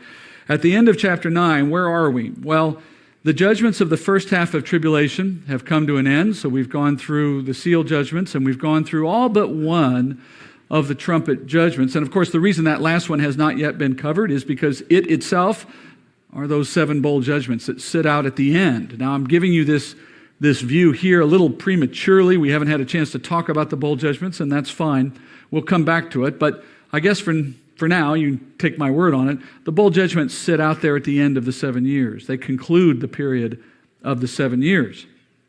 And as we get to the next section, you're soon going to see that the place we go to now is a series of chapters that focus on the halfway point of this 7-year period.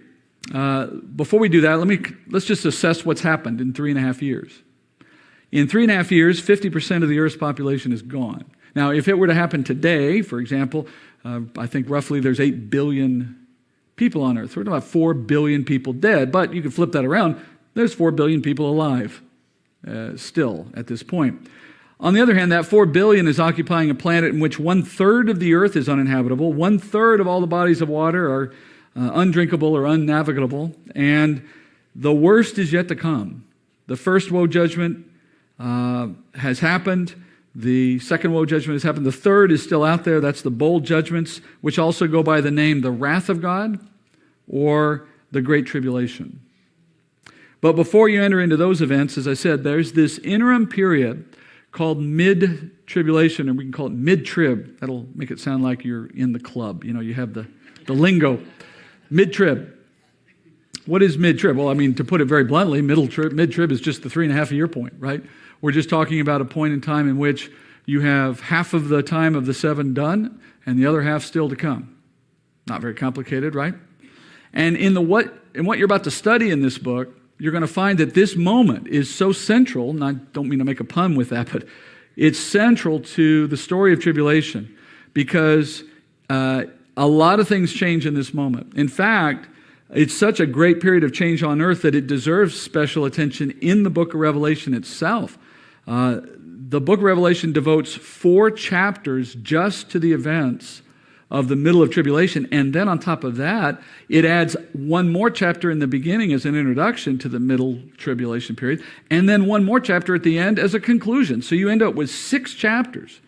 Chapters 10 through 15 cover these sorts of things, which we looked at when we were here, when I showed this to you a few weeks back.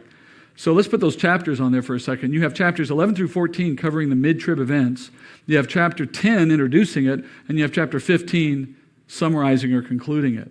That should tell you something about how important this moment is in the middle of tribulation.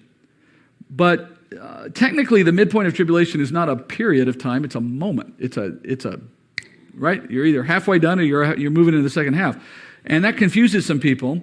You can also express the halfway point as 3.5 years, or also several other ways. 42 months, 1,260 days when measured on a Jewish calendar. Our favorite expression, times time and half a time. That's another way to express it. So when we say mid-trib, or we use those other time measurements, what are we talking about? Well, we're actually not talking about a single moment. You notice how I've drawn it on that chart. It's actually a period of time that overlaps slightly on either end of first or second half of tribulation. It's basically an amalgamation of a bunch of stuff that all happens simultaneously, kind of stacked on top of itself in that one moment, which fundamentally alters the world, fundamentally alters what's going on in tribulation. It's so central to everything that happens after it. And in order to get through it all, we need these 6 chapters to talk about it, and understanding they're not in sequential order, they're actually all simultaneous activities. So you really take them and stack them on top of each other in your mind. Now, how do I know that these chapters have that quality? How do we know that they all are happening at the same time at mid-trib? Well, you have the chapters that introduce and conclude, chapters 10 and 15, and the chapters that sit between them all have a time reference in them. All of them have, somewhere in the chapter, a reference to the fact that they happen at the midpoint of tribulation. And those time references will be either, and let you guess with me. Time times half time. What else? 42 months, 1,260 days. One of those three will be used. And that's your indication to know, mid-trib, mid-trib.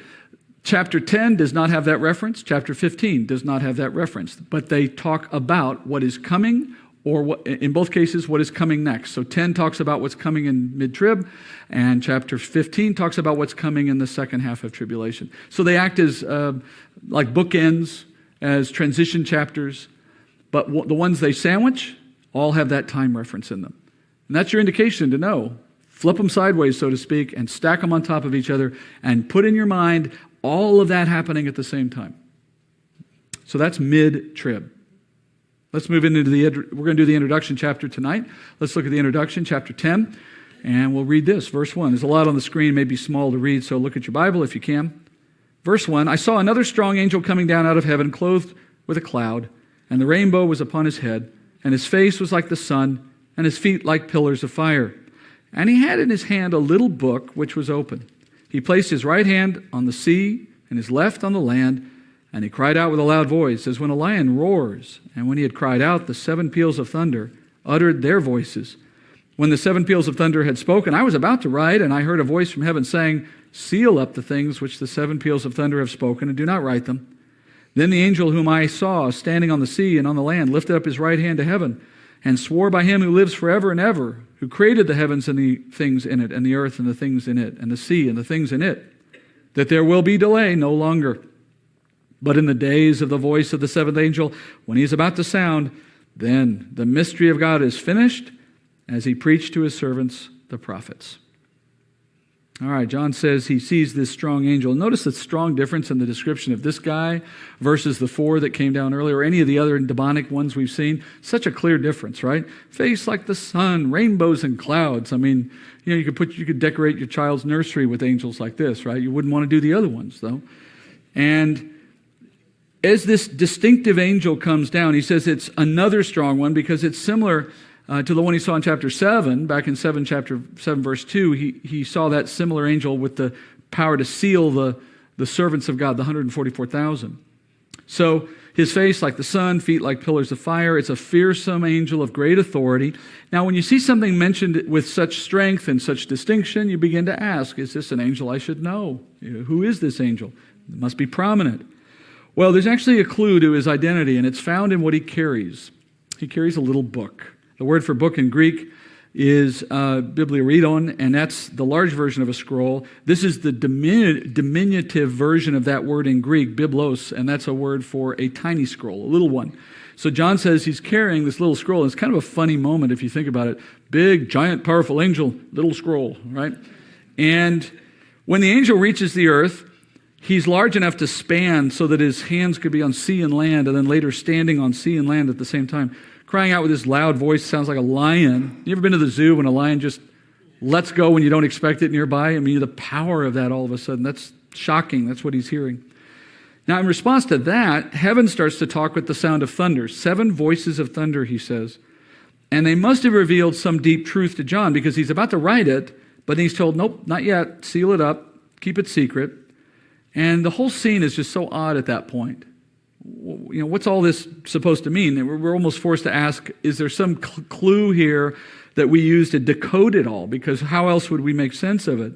Well, you can't make sense of it unless you studied other books of the Bible. And specifically, students of Daniel will immediately recognize this scene because it comes out of chapter 12 of Daniel.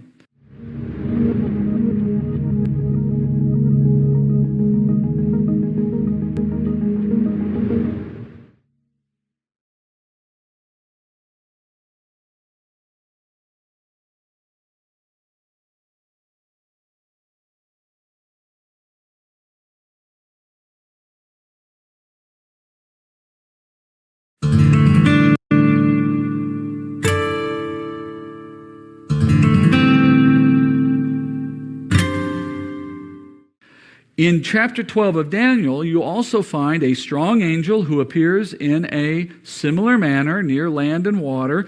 And in that earlier moment, another prophet, this time Daniel, is told to also seal up things he was revealed at that time to be shown to later times. And when you see the similarity between the two, it immediately makes the connection in your mind, and that's the point. That is, this scene is intended, the one here in Revelation, is intended to draw your thinking back to what you would have already studied in Daniel, and in that connection, begin to look at them together, and as you do, you make sense of it. So let's spend a little time in Daniel 12. Daniel 12, verse 1. Now at that time, Michael, the great prince who stands guard over the sons of your people, will arise, and there will be a time of distress such as never occurred since there was a nation until that time. And at that time, your people, everyone who's found written in the book, will be rescued. Many of those who sleep in the dust of the ground will awake, these to everlasting life, but the others to disgrace and everlasting contempt. Those who have insight will shine brightly like the brightness of the expanse of heaven, and those who lead the many to righteous like the stars forever and ever. But as for you, Daniel, conceal these words and seal up the book until the end of time. Many will go back and forth, and knowledge will increase. Then I, Daniel, looked, and behold, two others were standing, one on this bank of the river and the other on the other bank of the river. And one said to the man dressed in linen, who was above the waters of the river, how long will it be until the end of these wonders? I heard the man dressed in linen, who was above the waters of the river, as he raised his right hand and his left toward heaven, and swore by him who lives forever, that it would be time, times, and half a time. And as soon as they finished shattering the power of the holy people, all these events will be completed. As for me, I heard, but could not understand. So I said, my Lord, what will be the outcome of these events? And he said, go your way, Daniel, for these words are concealed and sealed up until the end time. All right, so we're kind of dropping in here, obviously, to the final chapter of Daniel. Let's spend a minute here just getting some context. The chapter opens saying, now at that time. Well, that begs the question, what time? Well, he's referring back to things that were just being discussed in chapter 11. Well, if you go to chapter 11, and we won't, but if you were to go there, you find out that Daniel in chapter 11 had just been speaking about the events that will end this age, specifically the rise of the antichrist and the work of the antichrist in conquering the world and attacking the saints. And it's at that time that you now see these events. So that puts us squarely in tribulation. And actually, it puts us right at the midpoint, because that's the moment when the antichrist rises to power. We'll see that in later chapters. So basically we can say it this way. At the midpoint of tribulation, the strong angel Michael will arise. And arise here means to assume your assigned role or assume your station. And Michael will take his station in a period of great distress, unlike anything else, a reference to the Great Tribulation, the second half of tribulation. By the way, the Great Tribulation is a name Jesus gives to the second half of the tribulation in Matthew 24, when he says, for then there will be, speaking of the second half, a great tribulation such as not occurred since the beginning of the world until now, nor ever will.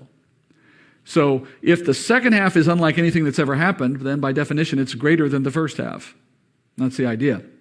So as we move through the mid-trib chapters, what we're going to learn is what makes the Great Tribulation so terrible and so great. Back to Daniel for a minute. Daniel's description in verse 5 of what he sees is similar to the description of John's angel in Revelation 10. Not exactly, but notice the similarity. A man in linen or in white hovering above a river, two other messengers on either side of the bank of the river. The angel descends over the water. And in John's case, you had the angel descend with 1 foot on water, 1 foot on the land, similar. In Revelation 10, John said he heard something spoken by thunder, which he wasn't allowed to write. It had to be sealed.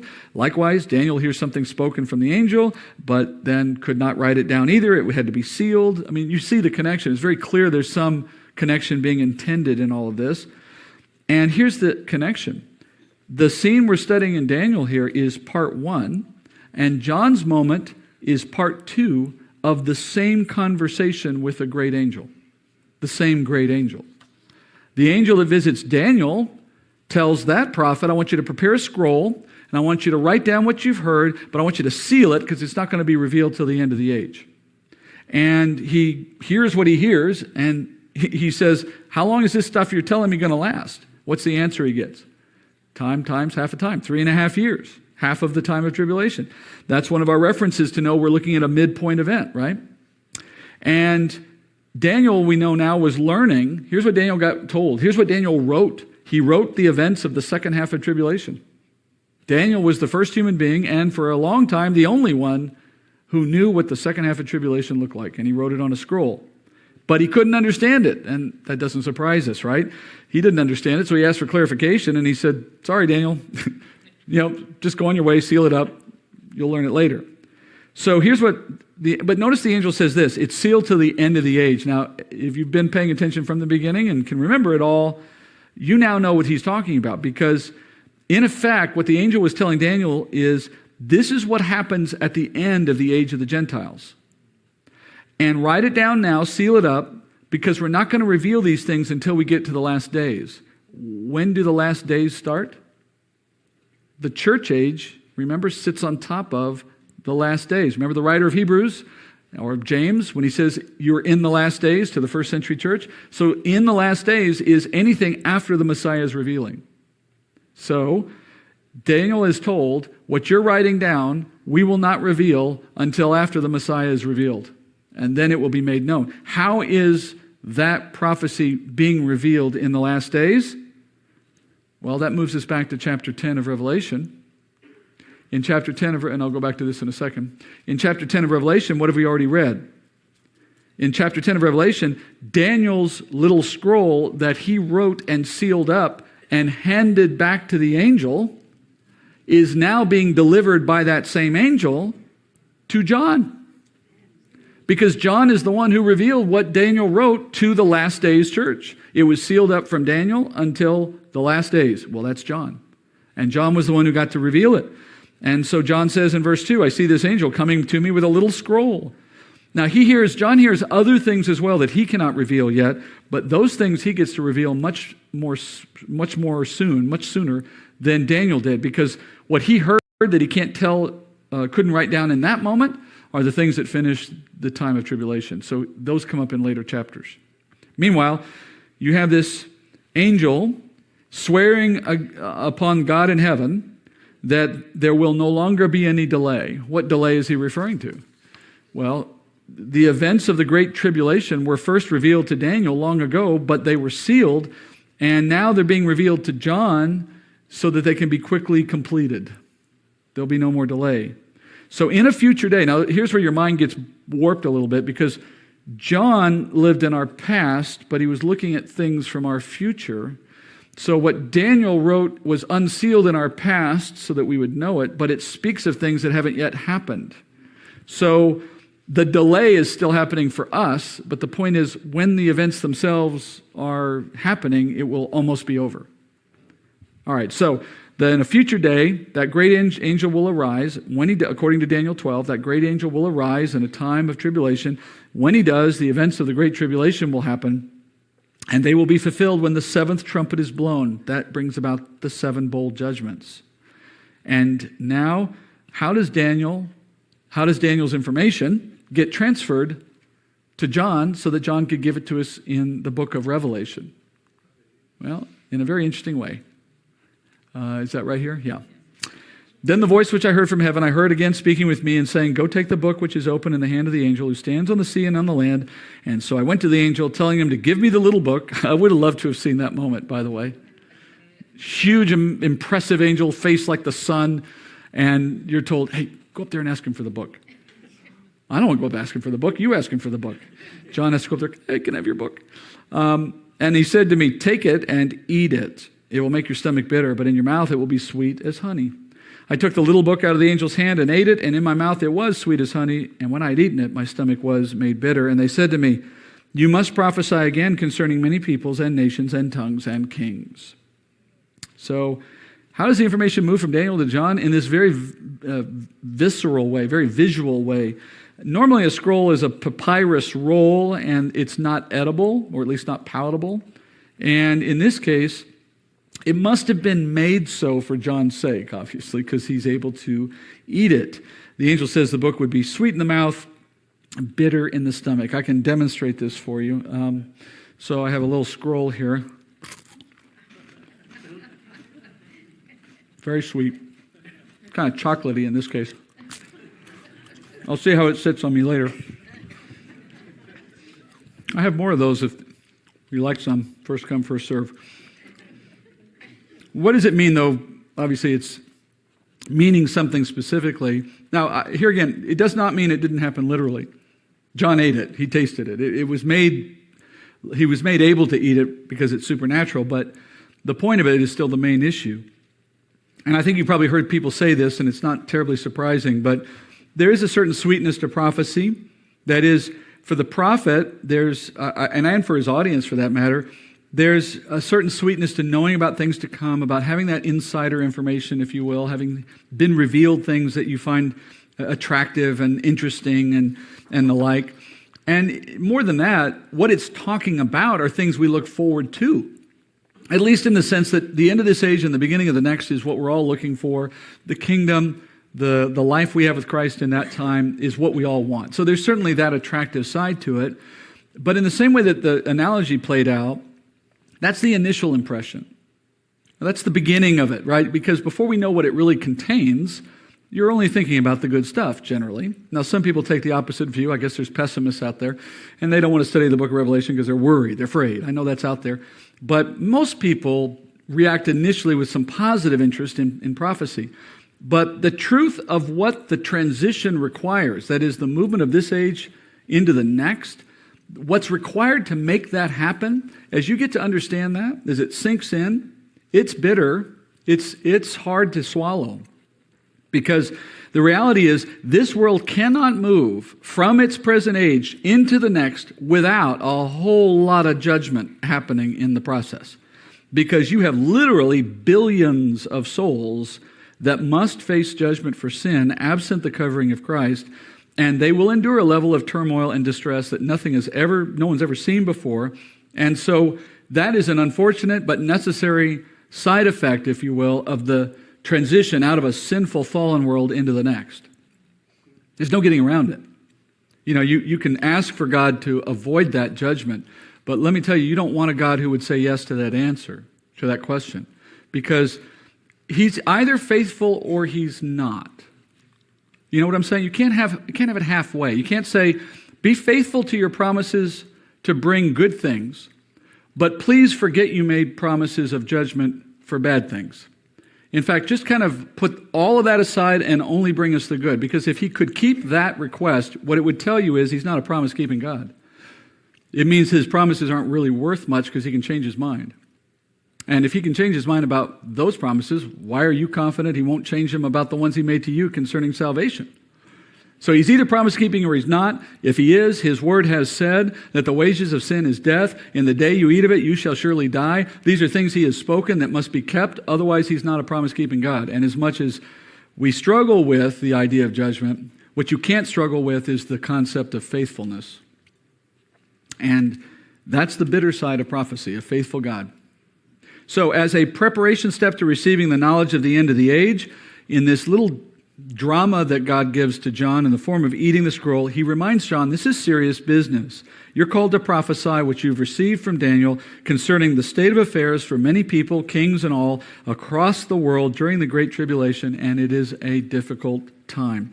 And what follows in chapters 11 through 19 are the events that John receives from Daniel, so to speak, and that John now has the privilege of revealing. And I want to finish tonight with just one little quick piece back in Daniel chapter 12. Let's see if there we go. At the end of 12, there's one little bit of information that's worth grabbing onto before we leave. Verse 10, it says, many will be purged and purified and refined, but the wicked will act wickedly, and none of the wicked will understand. But those who have insight will understand. From the time that the regular sacrifice is abolished and the abomination of desolation is set up, there will be 1,290 days. Now, put a graph up here for you. Remember earlier in Daniel 12:7, we learned that the events of Daniel are recorded on this scroll and that the times that they comprise were times and half a time. So the scroll has 3.5 years worth of information on it, and that's what Daniel wrote. That's what John now has swallowed. So let's put it on a timeline here. So we know what starts tribulation. That was when the covenant got signed. We heard that in Daniel 9. The covenant between the antichrist and the people of Israel, allowing Israel to return to their Temple Mount and begin to sacrifice again in a new temple of some kind. When that contract is signed, the 7-year tribulation officially begins. And Daniel 12 now has confirmed that the midpoint of tribulation is 3.5 years in, as mid would suggest. And the angel tells Daniel that he can measure the second half of tribulation as also what? Time, times, and half a time, which is 1,260 days. So we now see that the time on either side of the midpoint is the same, 1,260 days. And then in verse 11, we're told that the midpoint of tribulation is the moment. This is from what I just read in Daniel. Daniel 12:11 says, the midpoint of tribulation is defined now as the moment when the Antichrist abolishes that covenant, when he puts an end to sacrifice. We heard that in Daniel 9. Now we're seeing it again here in Daniel 12. And it's the midpoint of tribulation. So it affirms for us that that covenant seems to be the key issue driving all of what happens in tribulation. That is, it starts tribulation, and it's also the event, the cutting off of that covenant is also the event which triggers a whole bunch of stuff leading into a different set of circumstances for the second half of tribulation. So Daniel 12 confirms that the breaking of that covenant is central. It's the midpoint. So now you have your mile markers for pretty much the whole of tribulation. Starting with the covenant, midpoint 1,260 days in when the covenant is broken, another 1,260 to get to the end, time, times, and half a time, Daniel says. And then what we just read included an extra 30 days, if you notice, because he said, from the abolishing of sacrifice until the abomination of desolation is completed, that is, it is cleansed, there's 1,290 days, not 60, but 90. That's an extra 30, and that's why you see it up there in green. So chapters 11 through 14 tell us about what goes on in that moment when the covenant is broken and all that comes with it and what it means and what it leads to.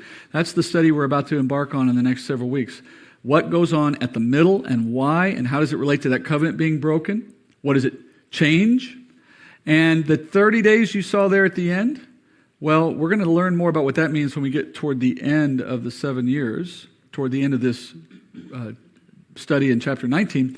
And just in case you're already not confused enough, there's another 45 days after the 30 before the kingdom begins. Putting them together, we call it the 75-day interval, and we'll talk about that more as we get there. But that's why I just wanted to cover that so you know why that said 1290 and not 1230. All right? Or 1260, sorry, 1260. All right, so that's, you should now have, as we break and finish here tonight, you should now have a fairly clear understanding, even if all the details aren't still in your head, that's fine, it's online. But what you should now understand is this last 7 years, what it's for, what starts it, why it was promised, how the first half plays out, what the effects of those first 3.5 years are.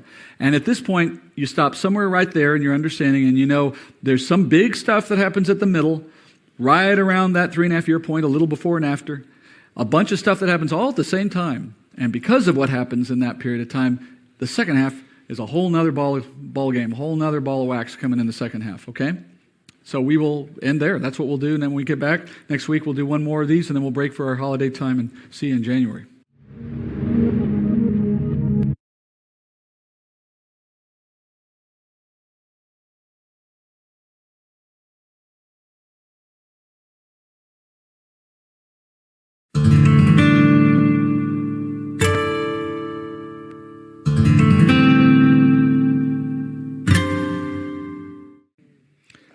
Welcome to the midpoint of Daniel's 70th seven, or as we call it here, the tribulation.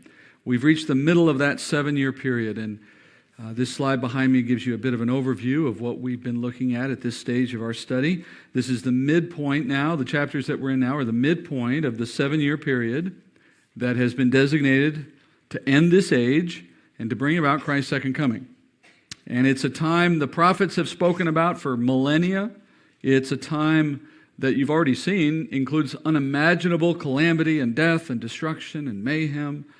And at the center of all of that is one man who takes over the world in the process of these events, the man Antichrist. And you remember we studied earlier that anyone who opposes Jesus is an Antichrist, and that there is a spirit behind opposition to Christ, and that spirit, Satan, is the spirit of every Antichrist. But yet, while there are many antichrists today, and always will be, or always have been, at least until Christ's second coming, there is one particular man that rises above all of them, and that man is the focus of our attention increasingly as we move into this study, as we go into the midpoint and then beyond. But for tonight, one chapter still remains before the Antichrist becomes the main conversation for us in this study. And that chapter is chapter 11, tonight's chapter. Last week we were in 10, and I told you then that was a transition chapter that takes us out of the first half events of tribulation and moves us into this special period I call mid-trib that we know is the middle point of the 7 years. And the middle point is so important that these chapters we're looking at, as I show you up on the screen, span from 10 through 15, and the heart of it is 11 to 14. 10 is an intro, 15 is a summary, if you will, or a transition back into the events of the second half of tribulation. But 11 to 14, that's the heart of the mid-trib chapters. And each of these chapters announces itself as a mid-trib chapter by including at least one time reference in each chapter that tells you you're at the midpoint. Remember those time references? There's 3 that get used recurringly. Time times half a time, 1,260 days, 42 months. One of those 3 ways of counting time will be included in all of these chapters. That's our indication to know we're at a mid-trib chapter, and so on. So in chapter 10 last week, we saw John getting that small scroll, the one that he was told to eat. These are not scrolls, these are biscuits on the screen behind me, but you get the point. As we learned last week, that scroll he received was originally written by the prophet Daniel. But when Daniel was writing it, he was told to seal it up and hand it back to a powerful angel for safekeeping. And then in chapter 10 of Revelation, we saw that same angel reappearing, now for the first time in thousands of years, since it was the time of Daniel. And he hands that very same little scroll to John, telling him, as I said, to eat it. So symbolically, John took in the scroll that Daniel wrote. And in taking it in, he was now in a position to share it with us. That was the idea of it. So what was that special prophecy Daniel wrote that no one could know until John was given the chance to reveal it? Well, back in Daniel, when we looked at this last week, we were told that this secret prophecy regards the second half of tribulation. And it came in that passage I read out of Daniel 12. I'm just going to remind you of one verse. In verse 7, Daniel said, "I heard the man dressed in linen who was above the waters of the river, and as he raised his right hand and his left toward heaven and swore by him who lives forever that it would be a time, times, and half a time. And as soon as they finish shattering the power of the holy people, all these events will be completed." So the Lord told Daniel that the events in that little scroll that he wrote, the prophecy that he heard but couldn't tell us, they would last 3.5 years. There's one of your 3 ways of marking time. And at the end of the 3.5 years, Daniel was told that the events of this prophecy would end. And that means, you notice at the end of the end of verse 7, it says all these events will be completed. So what we're learning is the scroll talked about 3.5 years of time at the end. Not the first half of tribulation, but at the second half. Because when these 3.5 years are over, it says all these events will be completed. So that's our indication to know Daniel was being given a detailed accounting of the last half of tribulation, even before the world knew anything about the first half, much less the details Daniel received. And that's why it was sealed up. Can you imagine the confusion if he had given us the second half of tribulation before we had any of the other details associated with it? So it was sealed up and waiting. But then that begs the question, why was Daniel involved at all then? Well, as I mentioned last week, it's so that we would know that book is closely tied to what we're studying now in Revelation. It's one of the ways in which we see these 2 books working together. All right, so Daniel 12 verse 7 was what told us it would be the second half of tribulation, but you notice also it reminds us of the purpose of tribulation in general. Verse 7 also said all of this calamity was directed at shattering the power of the holy people. Now, the holy people refers to Israel, God's people, and shattering then refers to breaking their resistance to God and to His Word, to Christ specifically. So, as we learned before, the ultimate outcome of tribulation is to bring Israel to faith, to fulfill the promises God has given to that nation. And the events of mid-trib and beyond, the second half, put that plan into high gear. actually bringing it to fulfillment. And then last thing I'll do by way of reminder, remember the events of mid-tribulation are centered on the 3.5-year moment, but they span time on either side. We're talking about things that have to take time to happen. There are events that we're going to see described in these chapters that don't happen in an instant. They happen over a period of time. Well, the midpoint of anything is a moment, not a period, right? The midpoint of 7 years is 3.5.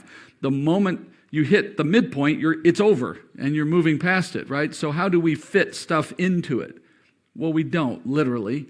You just put them on it. Sometimes they're before, sometimes they're after, sometimes they're spanning it. You'll see that from the text as we study. You'll know where to place them. But they're all associated with the midpoint. They all have some relationship to the midpoint of tribulation. All right, so we'll talk about each as we move through. Each of these chapters tells its own little story about what's going on at the middle of tribulation. Because they're all associated with the midpoint, they're layered on top of one another. So these are not chronological necessarily. They're all simultaneous is what I meant to say. They're all happening about the same time, okay? So 10 was our introduction. Now 11 begins the events of mid-trib. And I'm going to start one verse back into 10 because at the very end of 10, John has now taken the prophecy that was given to Daniel, and he's commanded to deliver it to us. Verse 11 of chapter 10, and then moving on, it says, "And they said to me, you must prophesy again concerning many peoples and nations and tongues and kings. And then there was given me a measuring rod like a staff, and someone said, get up and measure the temple of God and the altar and those who worship in it. Leave out the court, which is outside the temple, and do not measure it, for it has been given to the nations, and they will tread underfoot the holy city for 42 months.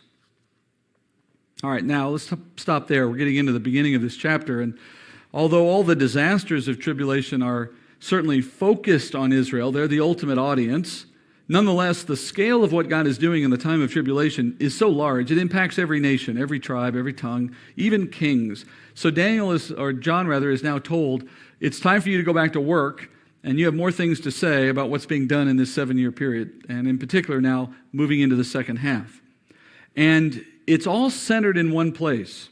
That is, there is one region of the world that is the focus of all the activity of mid-trib and the second half. We've moved now, as you remember from last week, we've moved now that the judgments of the world have reached the point at which now the whole of the world has been reduced to a very small, livable area. Most of the earth now is uninhabitable. Most of the population, at least half of the world's population we've already counted up, is now gone. So you kind of start thinking about the world in a different way. It's not the globe with people on every corner anymore. It's become increasingly a little patch, a little area of inhabitable land with a fraction of the number of people we used to have on the planet. And that place I'm talking about is centered, I'll give you one guess, Israel and what's immediately around it. And John is now moved to a place within that realm, within that patch, as I call it, to the Jewish temple. And he's told to measure it and to make note of who is worshiping there. Now, interestingly, he's told to measure it. He's given a measuring rod, in fact, but he never makes note of the measurements or tells us anything about them at any point.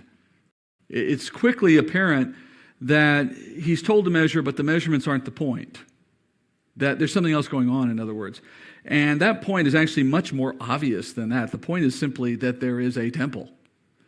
The fact that he's being asked to measure it and to note that there are worshipers around it and that there is even an altar there is simply to make clear to you and to me, hey, guess what? We've got a Jewish temple on our hands here. Because the temple of Israel was destroyed in AD 70. It does not exist. It still doesn't exist today. And Orthodox Jews would dearly love to rebuild it, should they be able to do so, but they've been unable to do so now for the better part of 2,000 years. But according to John's vision, there is a day coming, this side of Christ's second coming, not in the millennial kingdom now. We're talking about in this world we still know today. There is a day coming when the temple is going to return in some form. And when it does, the Jewish nation will once again worship there before the altar of God. That's what you're learning at the outset of this chapter, and that's no small news. And in the design of the temple, The altar sits outside in a courtyard which is around the building that contains the holy place and the Holy of Holies. And then that courtyard area is itself contained behind another fence or barrier in the design of the tabernacle and of the temple. And that outer wall separates Jews from Gentiles who are in the court outside. And John is told to measure only the courtyard where the altar is, and the worshipers gathered there, not those outside, because those are the nations, and they are not of concern at this point. So what is the point of those instructions? Well, the point of those instructions is to focus our attention on three facts concerning the mid-tribulation moment. First, as we enter into the mid-tribulation moment, we learn that there is a temple operating in Israel, and the Jewish people are worshiping there. Now, you may remember that the event that Daniel told us would start the tribulation, that gives rise to the 7 years, that starts the clock. What was that event? The covenant that would be signed between the antichrist and the many, which was a reference to the people of Israel, and it would allow for grain offering and sacrifice again, which is a way of saying the temple again. Here you see in Revelation a confirmation that that agreement was struck. The temple does exist. It is in use, so it's been there for a while. And that means, certainly 3.5 years into the 7, that's what you'd expect to see, because the agreement that allowed it to even come to bear, to be possible, was struck 3.5 years earlier.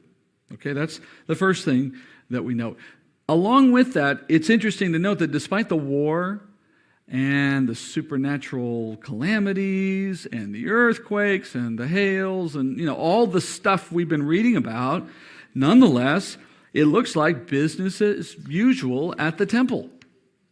And that's pretty remarkable. What it suggests is that the Lord has been sparing Israel from most, if not all, of these disasters. Certainly anything too big to bring a temple down has not happened there.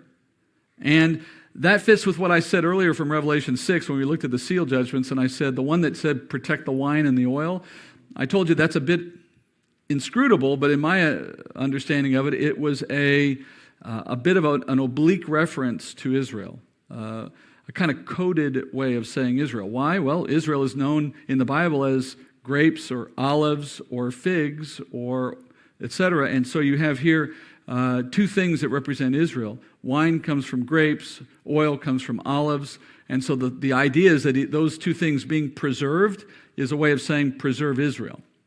That's my best guess. But in any event, it's clearly been protected enough that the temple can operate. And if so, imagine what that means to the Jew.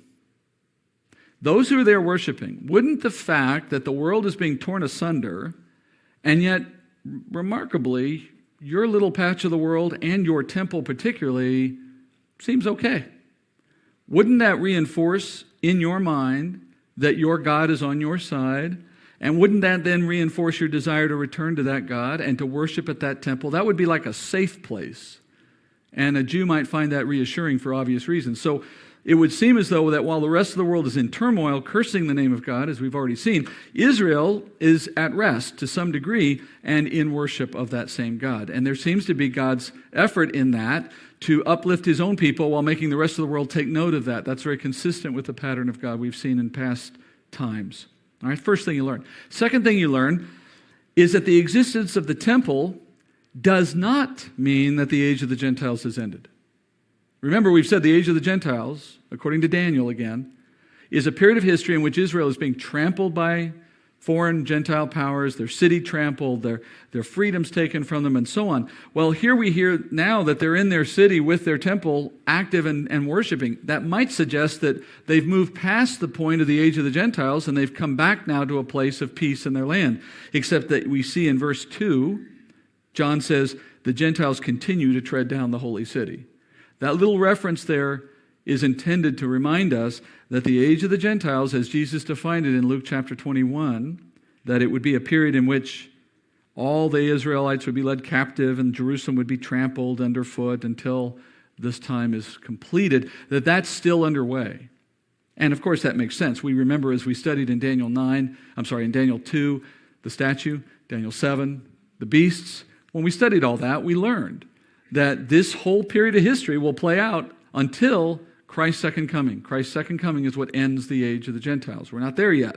So that trampling is ongoing, and it's about to get a whole lot worse. And that brings us to the third and final important detail that you learn from the opening of chapter 11, and that is you get your mid-tribulation reference there. I told you to look for these, and this is the first of them we'll see. I told you that these references are telling you what you're reading in this chapter is connected to the middle of tribulation. Or here's another way to say it. Whenever you see the references, what's the one you see here? 40, it was on the screen earlier, 42 months, right? All right, it's not just some little game to make note of. What it's saying to you in code is this chapter tells you why the middle of tribulation is important. What happens in this chapter explains why something changes at mid-trib. That's what you're learning, okay? So now we go into the text to find out what that change is in this chapter. Verse 3, he says, "And I will grant authority to my 2 witnesses, and they will prophesy for 1,260 days, clothed in sackcloth. These are the 2 olive trees and the 2 lampstands that stand before the Lord of the earth. And if anyone wants to harm them, fire flows out of their mouth and devours their enemies, so that if anyone wants to harm them, he must be killed in this way. These have the power to shut up the sky so the rain will not fall during the days of their prophesying. And they have power over the waters to turn them into blood and to strike the earth with every plague as often as they desire."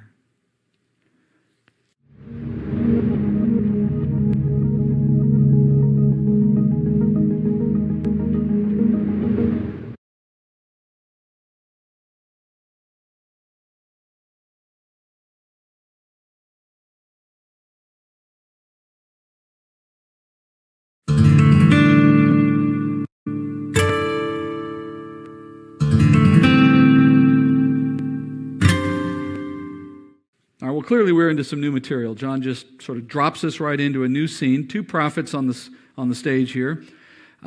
We've been hearing about the temple just 2 verses earlier, and now suddenly we're talking about 2 prophets. And at first you may feel like that's just totally disconnected, but in reality you're going to see how closely connected these 2 are in a minute.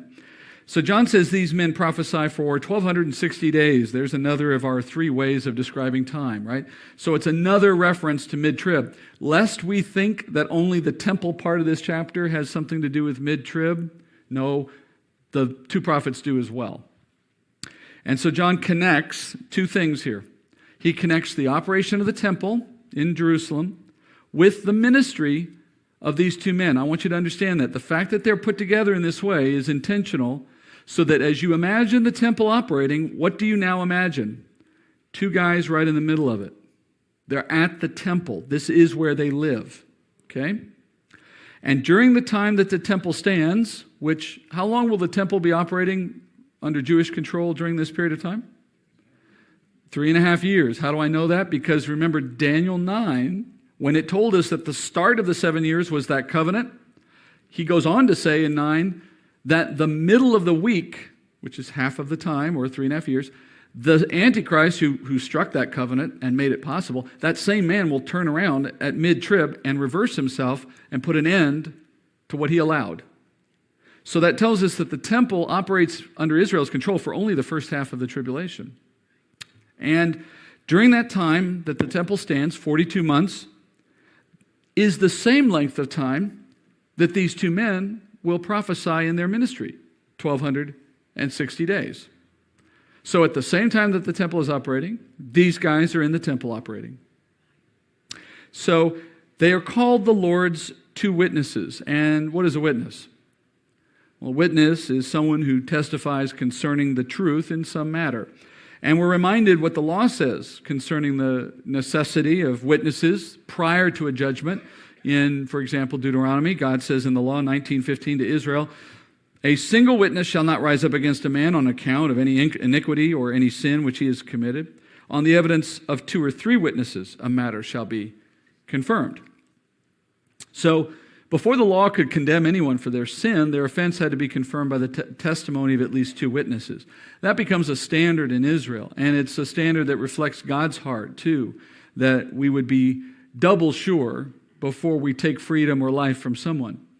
And so the ministry of these 2 men as witnesses, God calls them as witnesses, it serves the purpose of a testimony But in this case, a testimony of condemnation. They are two witnesses to condemn the world of its sin prior to judgment. Now, when we talk about witnessing, we typically do it from a different point of view. I'm a witness for Christ, someone would say. And when we use the term witness, we're thinking of one of the two possible ways that you can witness, because there are two, not just one. One purpose is to be a messenger of the truth such that a person would be convicted by it, repent because of what they learn, and receive the truth of the gospel, be saved by their faith in that, and so on. That's the one we're hoping for. But a second purpose of witnessing is to testify concerning someone's sin for the purpose of convicting and condemning them, which is more of the kind of witness you see at a trial, for example. So you don't control the outcome when you witness. That's God. So you give the same witness, that is through your actions, through your words. Hopefully you're doing it all the time. Your witness is ever present. To some people, it becomes an opportunity for salvation. To others, it will be to their condemnation. You don't control that, and nor do you give much thought to it, because what are you going to do about it anyway? But the fact that it's happening is reality. That's how God works. So their ministry, it would seem, would function to both purposes perhaps, but especially or largely for the latter of those two, that is, for the purpose of condemnation. They wear only sackcloth, we're told. That is a traditional garb of prophets who are in mourning or in suffering, which came with the job if you were a prophet. And they have supernatural power, John says, like the 144,000 of chapter 7 when we studied that. Most people stop at about this point and get completely distracted with speculation over who these guys are. And oh my gosh, you have books on this. The fact that they're not identified is supposed to tell you it don't matter. Forget about it. Don't try to guess. It's pointless. Even if you're right, you're just guessing, and it makes no difference. So there is no purpose in trying to identify who they are. It's immaterial. It's completely pointless. They're not selected because of who they are. They're kept anonymous because it doesn't matter who they are. For all we know, they're absolutely no one. They're just two guys. And if that takes some of the fun out of it for you, well, maybe that's okay, because I got some different fun for you instead. That's not the fun you're supposed to have. I mean, is it Elijah? Is it Moses? Is it? No, it doesn't matter. It's none of those guys. It couldn't be any less important. What matters? Why they exist and what they're doing. So, in fact, some people have gone so far as to think that they're entirely symbolic, and one of the craziest suggestions I've heard of late is that they were actually representations of the Twin Towers of the World Trade Center. And that when the World Trade Centers fell, that was the fulfillment of this. You see how stupid people get? Why? Because they get enamored in all of that nonsense instead of paying attention to what it's actually about. I mean, that's actually out there. You can go find that. Anyway, the really sad thing is the speculation about who they are is so completely unnecessary, because it's actually given to us in the text, in a sense. John tells us in verse 4, these are guys you've heard about before and probably read about before if you're a student of Old Testament prophecy. Because he says they're the two olive trees. They're the two lampstands before the Lord of the earth. What he's talking about, he says the, because he's saying you should remember this. It's not something new. This is something you've heard. Takes us back to Zechariah. Zechariah chapter 4. Now, I'm going to read the whole chapter, and then I'm going to go back and kind of put it in its context, but this is what John is referring to. He says, verse 1 of Zechariah 4, then the angel who was speaking with me returned and roused me, and as a man who is awakened from his sleep, he said to me, what do you see? And I said, I see and behold a lampstand, all of gold, with its bowl on the top of it, and its 7 lamps on it, with 7 spouts belonging to each of the lamps, which are on top of it. Also 2 olive trees by it, one on the right side of the bowl and the other on the left side. And then I said to the angel who was speaking with me, saying, what are these, my Lord? So the angel who was speaking with me answered and said to me, do you not know what these are? And I said, no, my Lord. And then he said to me, this is the word of the Lord to Zerubbabel, saying, not by my might nor by power, but by my spirit, says the Lord of hosts. What are you, O great mountain? Before Zerubbabel you will become a plain, and he will bring forth the top stone with shouts of grace, grace to it. Also the word of the Lord came to me, saying, the hands of Zerubbabel have laid the foundation of this house, and his hands will finish it. Then you will know that the Lord of hosts has sent me to you. For who has despised the day of small things? But these 7 will be glad when they see the plumb line in the hand of Zerubbabel. These are the eyes of the Lord which range to and fro throughout the earth. And then I said to him, what are these 2 olive trees on the right of the lampstand and on its left?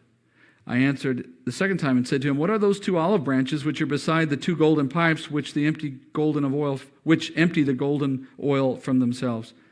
So he answered me and saying, do you not know what these are? And I said, no, my Lord. And then he said, these are the 2 anointed ones who are standing by the Lord of the whole earth. All right, it's a chapter that's hard to explain in a short time given the context because there's stuff going on all around it. But here's a short version. Zechariah as a book was written shortly after Daniel was written, shortly after Ezekiel was written. It's in that same general time of history, right about the time that the Jews were coming back from Babylon and their exile. So it's just a little later than the things Daniel revealed. And if you remember what Daniel taught us, that there was going to be 70 years of exile because of the land Sabbaths that they ignored. And then after the 70, a new 490 starts, 77s. And that was for their failure to keep the covenant. So they had these back-to-back punishments going on. The first 70 in Babylon, the next 490, plus a pause for the church, would include their scattering and their trampling. All right, so after the 70 years of exile was up, that first punishment, I call it, then they were allowed to return to the land. Cyrus of Persia gave the right for them to go back and build their temple. But when they get back, the first of the exiles, when they go back, there's not much there. In fact, there's nothing there. There's a foundation and that's it from the prior temple. And it took them 49 years to eventually rebuild and complete that temple and the wall around it and everything. Remember Daniel's 77s, the first count was 7 sevens, that's 49. And in that 49-year period, the Lord keeps talking to his people Israel through various prophets, including Zechariah. So he's one of the men who was talking to the people of Israel while they're in that rebuilding time period. And his book generally speaks to Israel about the Lord restoring their fortunes, both in that time and in a future time, while also judging the nations that are around Israel for the way that they treated Israel. And in particular, the Lord assures Israel that his servant, Zerubbabel, the man who originally left with the exiles and was the first to lead the people back into the land and begin to rebuild their temple, that man would finish the temple. But here's the thing, he didn't live to finish it. And what he is saying in this chapter is, not by might, that is, not by human effort, does anything get done for God, but only by his Spirit. God's Spirit alone does everything God does. Through men, through women, as he chooses, or without us for that matter. But the point is, if something happens, you don't credit the person. So while the building of the temple got delayed and it looked like it was never going to happen, in fact, Haggai tells the story of how the Israelites were stealing the materials that were intended for the temple and building their own homes with it. They got so bored building the temple, they started building their own homes instead with the materials that had been brought in to build the temple. So it was a bit of a mess for a while. And to Zechariah, God gives this vision. And there's a lampstand prominent to the vision, and then there's olive trees on either side. And he's trying to figure this out. What is all this about? And Zechariah is told that the lampstand is a representation of, not by power and might, but by my Spirit. So in other words, the lampstand and the oil particularly represents the Spirit of God at work. And that's often how oil is used in the Bible, to represent the Spirit or the anointing of the Spirit. And he's saying, effectively, the Zerubbabel that started this will finish it. But you have to understand what he means. He means Zerubbabel didn't start it. He happened to be there. He was a man. God used him, but it wasn't him doing it. God started it. And the same God that started it is going to finish it. And so if you're worried that because Zerubbabel's not around anymore, we're never going to get this project done, you don't understand how I do anything, is what God is saying. So Zerubbabel's start will also be Zerubbabel's finish, and the temple itself will be done. Don't worry, Zechariah. That's what the oil represented. But then he says, well, what about these 2 olive trees on either side? Now, how do olives relate to lampstands generally? The oil comes out of the olives to fill the lampstands, right? So that's the earthly connection. What he's told by the angel is that these olive trees represent the 2 sons, or as it says here in the text, the two anointed ones. Well, the literal Hebrew here actually is not anointed ones. The literal Hebrew reads two sons of oil. Well, if you're a son of oil, that's like saying you're anointed by God. So the lampstand represents the work of God through his Spirit, and these two olive trees represent the anointed ones that stand by the Lord of the whole earth. Now that's where this prophecy gets really confusing. In fact, if we didn't have Revelation 11, I defy you to make sense of it, because I think it would be impossible. It takes Revelation 11 to make sense of the olive trees, because what we find is that these two men, the sons of oil, will have a worldwide ministry, the book of Zechariah says. They will be, it says, standing by the Lord of the whole earth. Now, that's a bit of a cryptic phrase to us. We don't know quite what that means. Let me tell you what it means. It means literally their ministry will impact every person on the earth. They stand by or they serve the Lord of the earth. Now, it's hard to imagine how any one person could have a worldwide impact. I don't just mean that they're known throughout the world like Billy Graham was known everywhere. I'm talking about no human being was not touched by their ministry. That's what it means. How can that be true? Even Paul, you couldn't say that even about Paul.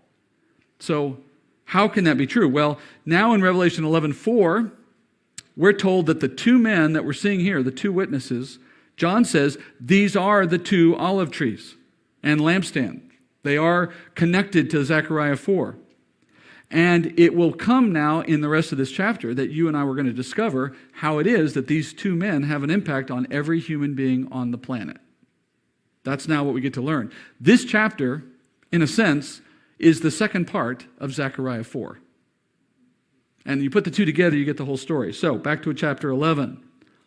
We're told these two men have, I'm going to put the text back up there. These two men have a supernatural protection. And because of that, they can prevent their enemies from harming them. In fact, they make fire, and we have to take this literally. There's no other way to take it from what it's written here. They literally have fire come out of their mouth. They're like flamethrowers. And as a result, anyone who tries to come and harm them, they can stop them. They can destroy them at a distance, it would seem. That's quite a superpower. You know, if you're going to have one, that one's pretty, you can't use it everywhere. It's kind of limited. But the question that raises is, why are these guys so hated? Why do they need this defense? Well, the next verse kind of explains it for you. They possess this power because they also have power to make life on earth utterly miserable for everyone. They can stop rain from falling, and in fact, they do so during the entire time of their ministry. All right, so add that to what you know already about the first half of tribulation. No rain falls on earth for 3.5 years. Additionally, they can turn water to blood. They can strike the earth with every plague, which I think means anything you've already read about, they can do it. And they can do it as often as they desire. Now, we know from that why you would find people seeking to harm these guys. Running at them, taking guns to shoot them, whatever they might have. And that's why the Lord has given them the ability to protect themselves so that they can function in this role for the full 3.5 years without anyone stopping them. So we know these guys were prophesying to the world for 3.5 years, and in that time they could not be harmed. Meanwhile, they themselves are bringing great harm on the earth, and naturally everyone hates them. Now, that does not sound like a recipe for a very successful ministry, right? What is the point in this? We don't even know what they're saying. They're not even telling us here in the text what they're prophesying about or what they're proclaiming. Let's make some educated guesses. I don't think it's hard to guess here. It's likely they're declaring the end of the world has come. They're declaring the judgments, perhaps even before they come on the earth at that time. And if that's right, and I think it's a fair assumption that they're talking about the events of tribulation as they happen, if that's correct, then here's how you have to see these two guys. They are the narrators of tribulation. As the world experiences what it's experiencing, which if you think about it, you wouldn't know what was going on. You would be completely at your limits. But now you've got these two guys who are speaking consistently to the world about whatever is happening and its meaning. They're providing an explanation to accompany the seal and trumpet judgments so that no one is missing the point of what all this activity is about. And so in that sense, they testify, they witness to the truth of God's purpose in all that's happening. But here's the most interesting thing about these guys. They are gifted by God to do exactly the same kinds of disasters that are already happening anyway. You notice that? While Jesus is up in the heavens producing drought by holding back the four winds, remember we saw that from the four angels, right? That stopped the rain too. These guys are doing the same thing. Jesus is turning seas to blood. These guys are turning water to blood. Jesus is bringing plague after plague. These guys are bringing plague after plague. It's like, why do we need these guys if we've already got Jesus doing it? I mean, I can see why they need to talk and explain, but why do they need to do the same things Jesus is doing? Why the duplication? Here's your answer. Think about it from the point of view of the people on the earth. All right? They can't see what Jesus is doing in heaven. They only see what happens on earth. And now they're also seeing two guys doing it and having the power to do it. So naturally, what do you conclude if you're living through these days? Yeah, you're going to see these guys as the specific cause of all tragedy that's coming upon the earth. So during the first 3.5 years of tribulation, they get blamed for every bad thing that's happening. And that ensures something that God wants to see.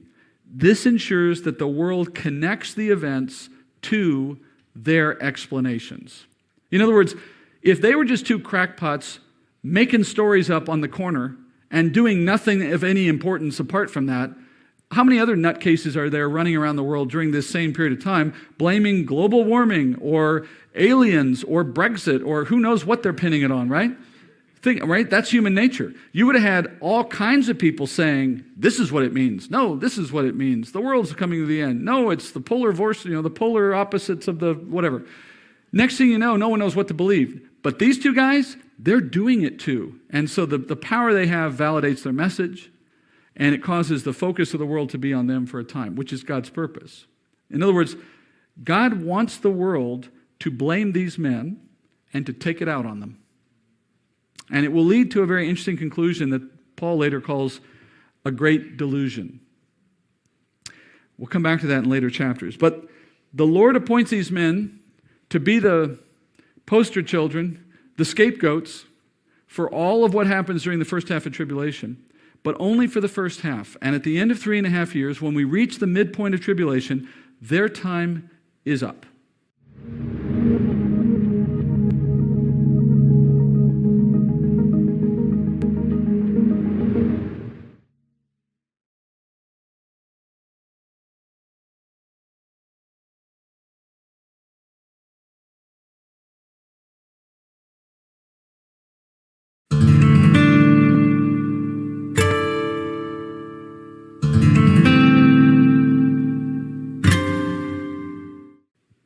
Verse 17.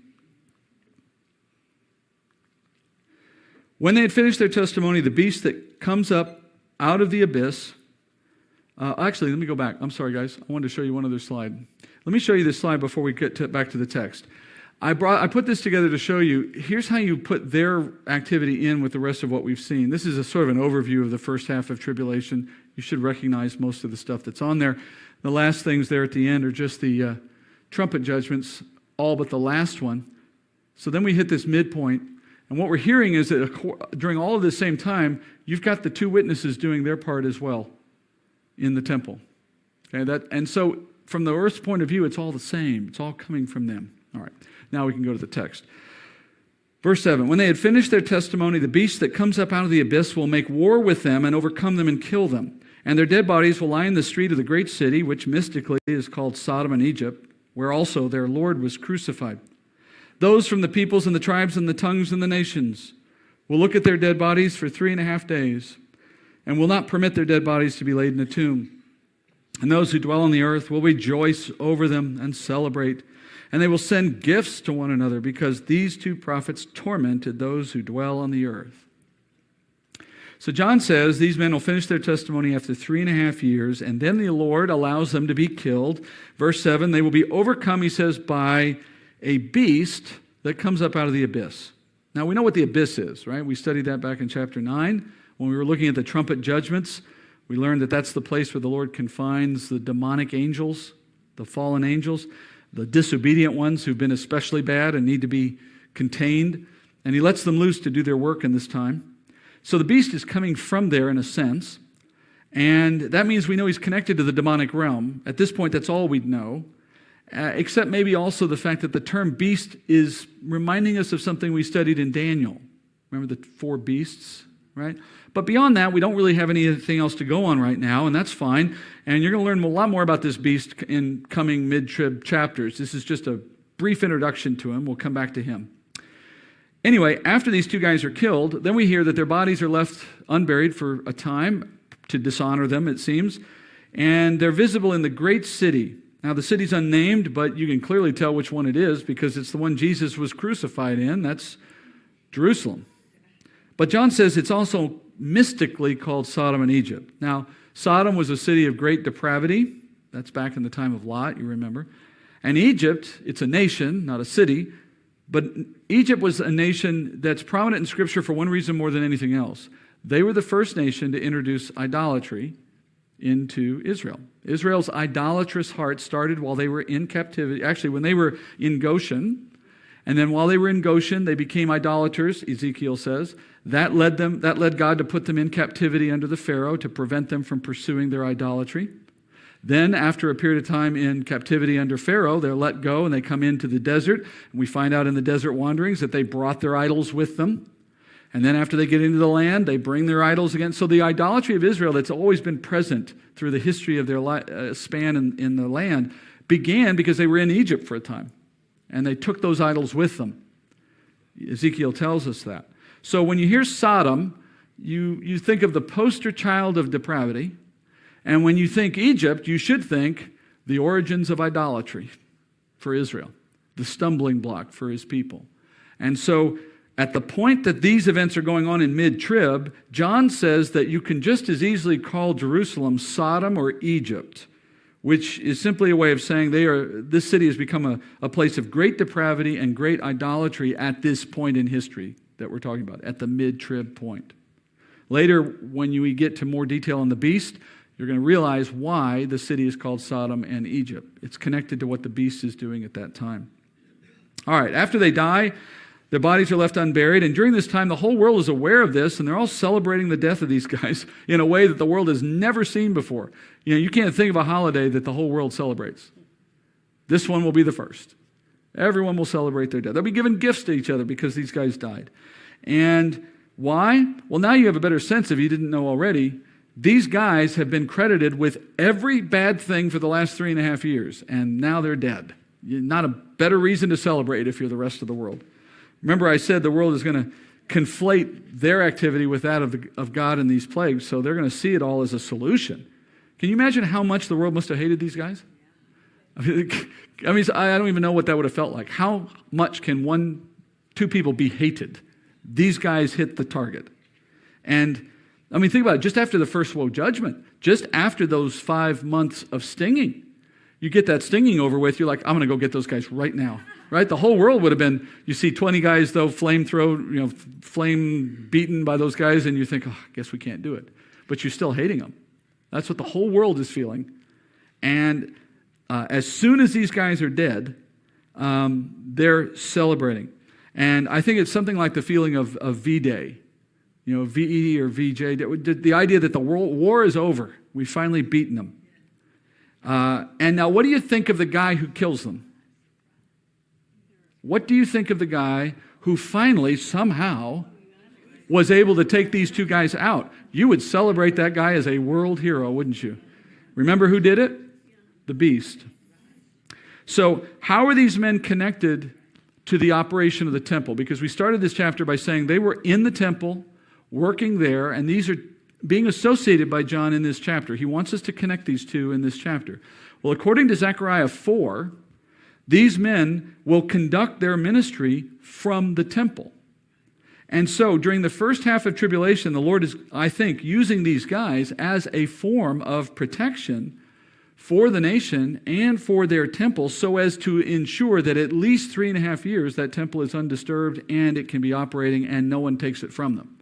Because even if you don't have anything against Israel per se or against the temple necessarily, there's always bad actors out there looking to disrupt, right? But if you got the 2 fire flame breathing killers in there, you don't go into the temple. You don't mess with it. They're the guards even though that's not their primary role, nonetheless, they serve that purpose as well. And that's why in the narrative of Revelation 11, the operation of the temple is associated with the ministry of these two men, and that's why it's not a coincidence that when one goes away, the other goes away, because it's connected. It's also not a coincidence that the beast takes away both. All right, there's a whole bunch of stuff kind of connecting here that we're going to develop. All right, let's go back to Revelation 11. There's more coming. Revelation 11, verse 11. But after the 3.5 days, the breath of life from God came into them, and they stood on their feet, and great fear fell upon those who were watching them. And they heard a loud voice from heaven saying to them, "Come up here."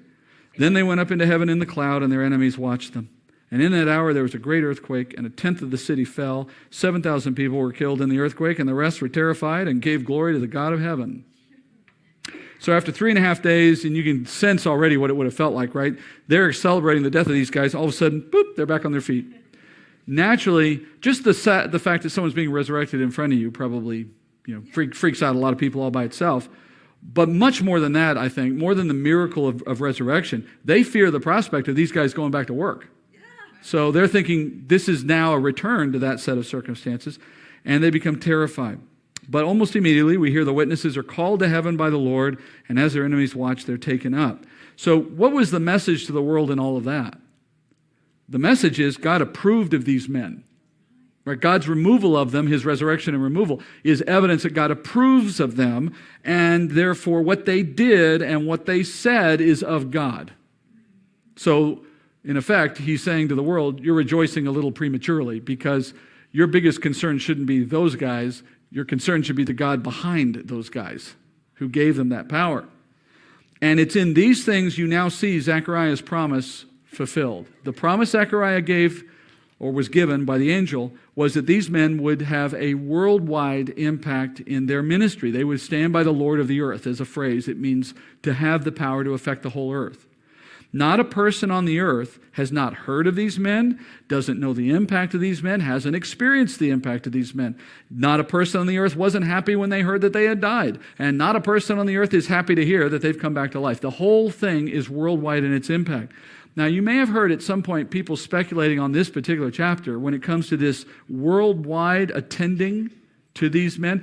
Some have said, this is proof that it required our modern technology to come along before anything of Revelation could have ever come to pass, because so many people wondered, how could it be that a whole world could know of something happening at just one place on the earth? And the answer was, television, internet, now we see how God's going to do this. Wrong, because by the time we get to this point, at the 3.5 year point, you got no TV, you got no power, you got no nothing. The world's been devastated. In fact, most of the world doesn't exist. I mean, it's just part of the world at this point. So this is not a result of modern technology. The point here is that the whole world has been impacted by these men, by the supernatural judgments, by the fact that the world is being ransacked by God, and these men appear to be the cause of it. And so their death is a quick spreading discussion, and they're coming back to life the same. Look, the whole world's giving gifts because they've died. This is not because everyone's watching it on YouTube. Right? This is just because the magnitude of what they did made the whole world focus on them. And how fast news got around, it doesn't matter. It didn't take long when everybody's focused on it. All right. We know these men are connected to mid-trib. There is a little question that we have to answer before we move on, and that's a question sometimes that gets debated about this point, but it's really not hard to answer. The question some would ask is, did these guys operate in the first half of tribulation or in the second half? Because 3.5 years, we don't necessarily know which half we're talking about, right? Well, we know in this case, it's obvious in this case, that they're operating in the first half. Because as you look back at the chapter we just taught on, you see multiple references to that. First, the timeline simply can't fit if you put it in the second half of tribulation, because we know that exactly 3.5 years from midpoint, from the midpoint onward, 3.5 years later, to the day, Jesus returns. Daniel told us that, okay? But we're told these men serve for a full 3.5 years and then are dead for an additional 3.5 days and then resurrected, all right? So those extra few days, they may not add up to much. I realize it may just be a little bit of a rounding error to you, but it's still more than 3.5 years, which means you'd be saying those things happen after Jesus has come back and they're leaving? None of that makes any sense. So it doesn't fit the timeline. Secondly, we are told these men will be killed by the beast who comes up from the abyss. Another way to say that is, at the rise of this beast, his first action, or one of his initial actions, will be to kill these men. Well, as you learn in a couple of chapters from now, the rise of the beast happens at mid-trib. So if they're being killed at mid-trib, it means they were operating for the first half, obviously. And then finally, the last verse of the chapter seals it. If you didn't believe me enough, or believe enough already, look at the last verse. The second woe is past. Behold, the third woe is coming quickly. That will tell you that we've moved past the 2 of 3 woe judgments. And as I've shown you on the charts already, we know that the 3 woe judgments are the last 3 of the trumpets. Of those, the last of those is all 7 of the bowl judgments. I lost you yet? So the first woe judgment, which was the 5th of the trumpets, was the demonic scorpions. The 6th trumpet, which was the second woe, was the army of 200 million that went out killing a third of the earth. Remember that? Okay. The final one yet to come is the bowl judgments. We haven't seen that yet. But as I told you already, those first 2 woe judgments happen in the first half of tribulation. So here we are at the end of 11, and John is saying 2 have come, 1 is yet to go. That tells you that we're at that midpoint. We've come through 2 of them, and we're waiting for that last one yet to come. So all of the data lines up. These guys have been operating, much like the 144,000, but in a different way. And they're now done, and so mid-trib is the end of them. All right. Now, that leads us to a brief moment at the end of the chapter, and this kind of looks forward to the end. It's sort of a conclusion for the night, but there's a couple things we're going to do before we end. Let's go to chapter 11, verse 15. Then the 7th angel sounded, and there were loud voices in heaven saying, "The kingdom of the world has become the kingdom of our Lord and of his Christ, and he will reign forever and ever." And the 24 elders who sit on their thrones before God fell on their faces and worshiped God, saying, "We give you thanks, O Lord God the Almighty, who are and who were, because you have taken your great power and have begun to reign. And the nations were enraged, and your wrath came, and the time came for the dead to be judged, and the time to reward your bondservants, the prophets and the saints, and those who fear your name, the small and the great, and to destroy those who destroy the earth. And the temple of God, which is in heaven, was opened, and the ark of his covenant appeared in his temple. And there were flashes of lightning and sounds, and peals of thunder, and an earthquake, and a great hailstorm."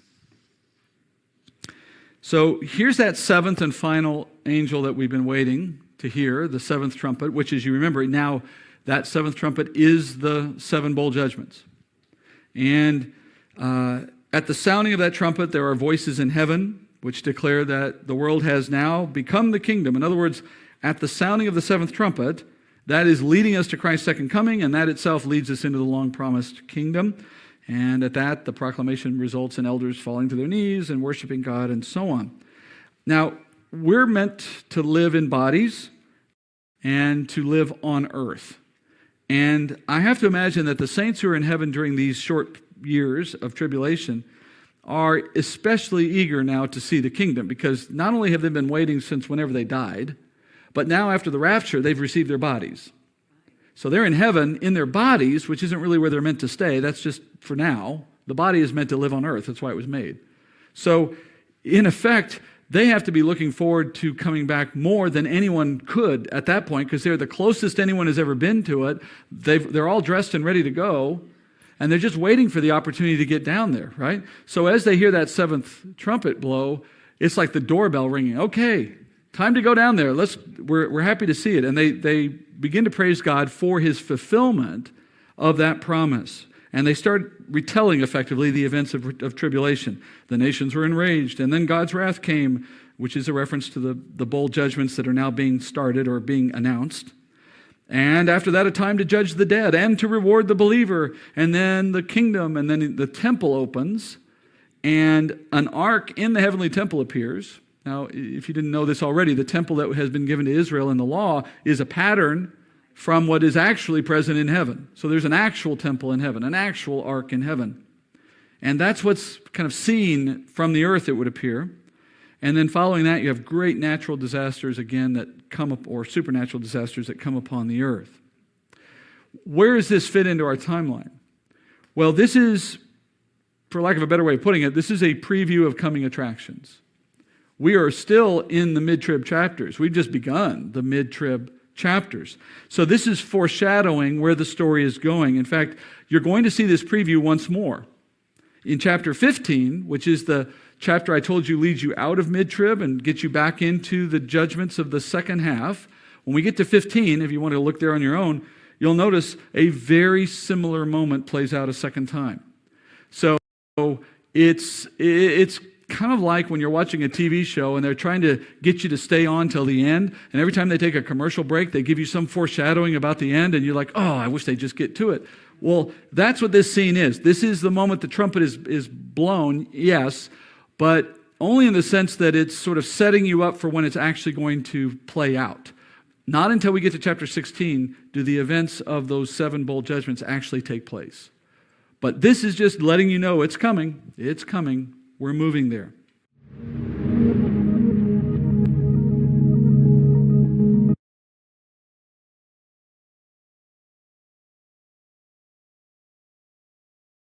How's everybody doing tonight? I'm going to put on one final video for tonight. It'll be session 40. If anybody has anything they wanted to ask or discuss, feel free at any time. And also, if you need prayer, let me know. I'm happy to lift you up. And here is session 40. God bless.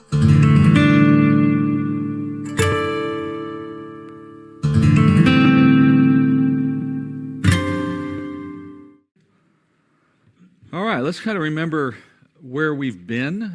Most recently, anyway, our last study a couple weeks back, we were moving into the mid-tribulation period of our study. If you remember mid-trib, as I'm going to start calling it in an abbreviated form, mid-tribulation is the chapters of this book that correspond to 11 through 14. So in chapters 11 through 14, you cover events that take place in and around the 3.5-year mark of the 7-year tribulation. And each chapter is a piece of a puzzle that when we start to put them all together, they're going to reveal different aspects of events that mark this important dividing moment in the 7 years. There's just so much that goes on at the midpoint. And so much of that is so central to the whole purpose of tribulation overall, that you have to slow down and look at it the way the book does. So that's why this section exists. This chart behind me, of course, is a general overview of what we've seen so far in the judgments of tribulation. We've seen seal judgments, trumpet judgments up and through the last of those. We've paused now from all of that into the mid-trib period. Then we'll pick up again at the end with the remaining judgments. Last time we studied in chapter 11. In chapter 11, this is a look at the first half of tribulation. And in chapter 11, which is the first of the mid-trib chapters, the first that takes us out of the stream of activity in the first half. And that's where we studied the 2 men who come prophesying to the world, the 2 witnesses we typically call them. They condemn the world for their sin, and they bring a series of great disasters that mirror the judgments that we see in the first half of tribulation. So what we learned in chapter 11 was, even though before that chapter we hadn't heard of these guys, we were studying about other things, what we learned is they've been here the whole time. They've been working alongside everything else we already heard and prophesying, and that's why I said they effectively become the narrators for God in explaining to the world what all of the disasters and destruction mean, because they wouldn't have been understandable otherwise for the most part. So, as a result, the world connects these men with those disasters in such a way that they really want to see these guys dead. But God has not allowed them to die until the midpoint of tribulation, when they finally are killed, and then the world celebrates. We are told in chapter 11 that a beast is able to overpower them, but that just raises a question: how did the beast gain the ability to defeat God's anointed? Well, you don't get that in chapter 11. The detail's coming later. We won't get it tonight either, but we'll get it next week. Meanwhile, that chapter ended with a preview of the end of the tribulation to come. And that feature, that is, throwing a little preview out like that, that's going to be a feature we see more commonly as we move toward the end of this period of time, toward the end of the tribulation. All right, so the events of mid-tribulation are the final act, as it were, of this age, and they set in motion the events that bring this age to an end. And that's why that preview was thrown in last week. It's just to connect for us the fact that, hey, you're seeing things here that are just the very end. They're about to set off the last stage of events. All right, that's where we've done what we've done. Now let's get into the next mid-trib chapter, and with it we get a new piece of this puzzle. So the topic changes, chapter 12 now, and we'll read verses 1 through 5. John writes, "A great sign appeared in heaven, a woman clothed with the sun and the moon under her feet, and on her head a crown of 12 stars. And she was with child, and she cried out, being in labor and in pain to give birth. Then another sign appeared in heaven, and behold, a great red dragon, having 7 heads and 10 horns, and on his heads were 7 diadems, and his tail swept away a third of the stars of heaven and threw them to the earth. And the dragon stood before the woman who was about to give birth, so that when she gave birth he might devour the child. And she gave birth to a son, a male child, who is to rule all the nations with a rod of iron. And her child was caught up to God and to his throne." All right, so the 12th chapter opens with 2 signs. And these 2 signs are working together to tell a single story about something that's happening at the mid-tribulation point. Now, before we look at what the signs are, I have to make sure that we all understand how you approach signs. We've done a little of this in the past. This is an extension of that. I want to add some other detail to how we handle signs in Scripture. And I'm just going to use a simple comparison. A sign, by definition, is a symbol that stands for something, right? That stands for something that in the real world is altogether different. Signs are just a convenient tool. They teach us something about the thing they represent. So let me give you an example. You might drive in on a road to our city and see this sign by the side of the road, San Antonio City Limits, right? And it has the name of the city on it. And in our case, San Antonio is the name. And then it has the city's population underneath it. All right, now, that little sign that we've seen before that you all know very well, this will surprise you, I'm sure, but that is not the actual city. It is far smaller than the actual city. It does not resemble the city whatsoever. You can't live in the sign. You can't make the sign your home, right? If you wanted to see what the actual city looks like, it's more like this. Now, I'm being silly, but I'm also making a point that as silly as that is, you'll find in biblical interpretation, people make that mistake, that exact mistake, frequently. Bible students can make the mistake of conflating the sign with the true physical reality that it represents. And in doing so, they fail to translate the sign into something else that it stands for. And if you do that, you misinterpret the Scripture.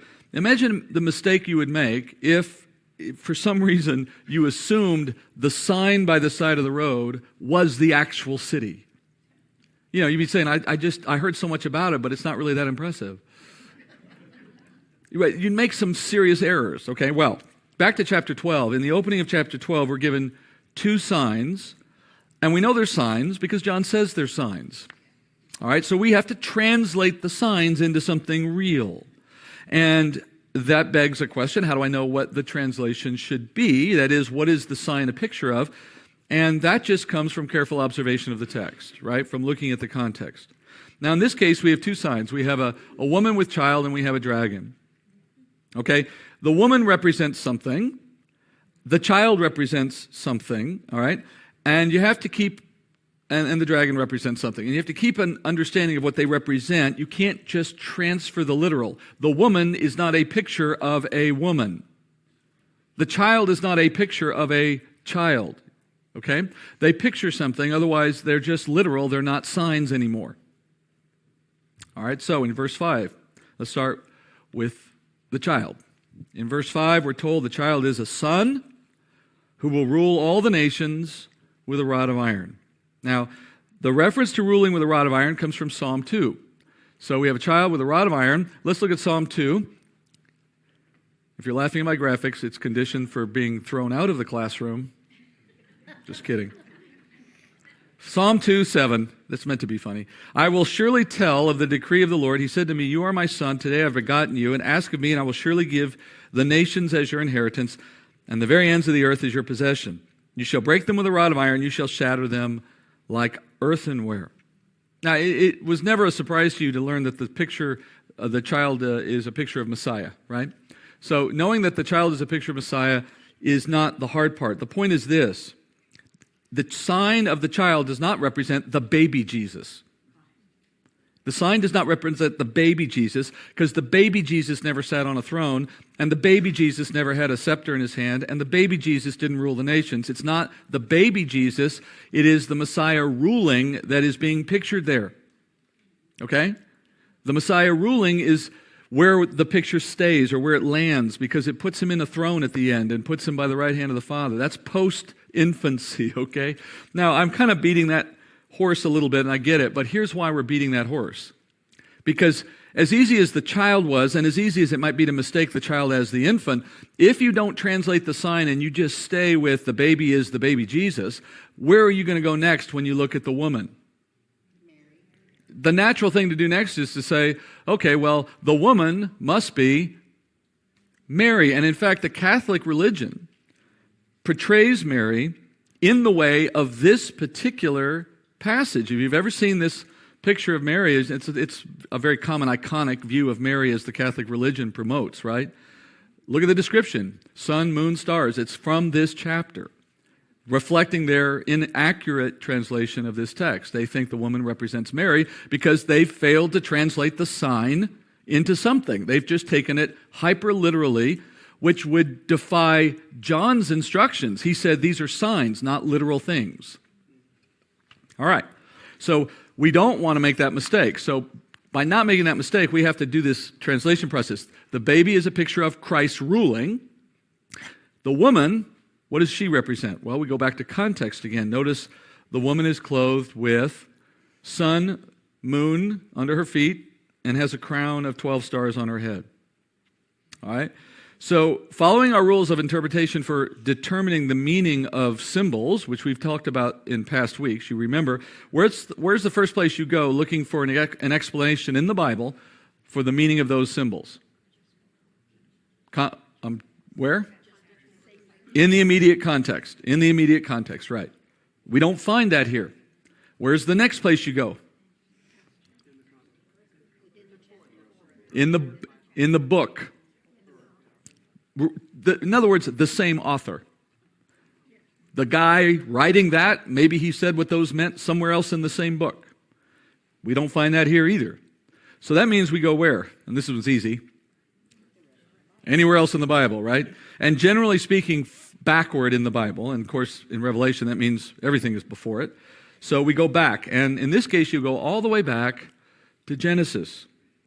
In Genesis 37:5, you find the answer to the interpretation. Joseph had a dream, and when he told it to his brothers, they hated him even more. He said to them, please listen to this dream which I've had. For behold, we were binding sheaves in the field, and lo, my sheaf rose up and also stood erect, and behold, your sheaves gathered around it and bowed down to my sheaf. Then his brothers said to him, are you actually going to reign over us? Or are you really going to rule over us? So they hated him even more for his dreams and for his words. Now he had still another dream, and he related it to his brothers and said, lo, I have had still another dream, and behold, the sun and the moon and 11 stars were bowing down to me. He related it to his father and to his brothers, and his father rebuked him and said, what is this dream you've had? Shall I and your mother and your brothers actually come to bow down before you to the ground? So Joseph, one of only two men in the Bible that received revelation from God through dreams, Daniel being the other, and by the way, in both cases, both Daniel and Joseph, the dreams are always translated in the same text. So in this case, Joseph's dreams are communicating something about his relationship with his family, and I gave you both of his dreams because they build on one another. That is, in the case of the first part of the dream with the sheaves, you get the sense of what the big picture is. God showing Joseph that there would be a day to come in which he would have all the power over that family. Of course, we know that that was fulfilled in his time in Egypt. That's when we see it play out. And then that first part of the dream sets that storyline, which of course no one wanted to hear in his family. And then as it moves to the second dream, the storyline is the same. It's just new symbols to say the same thing twice. And what does it say?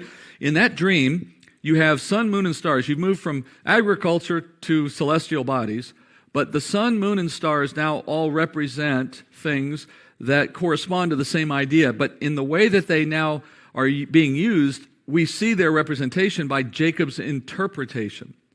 In other words, Jacob understood it, and he immediately responded knowing what it meant. And he says, "Will I and your mother and your brothers bow down to you?" Which means that he interpreted the sun, moon, and stars to represent himself as the sun, his wife as the moon, and the stars as the other brothers of Joseph. And this is the only place in the Bible where these three symbols are being used symbolically and then given to us with a translation. And that's a fundamental rule of interpretation. When the Lord wrote the whole book, and he knew when he got to the end of it how it was all going to work together, and he's just asking you to use your noggin and go back through and find those comparisons. That's why they are there. It's not guesswork.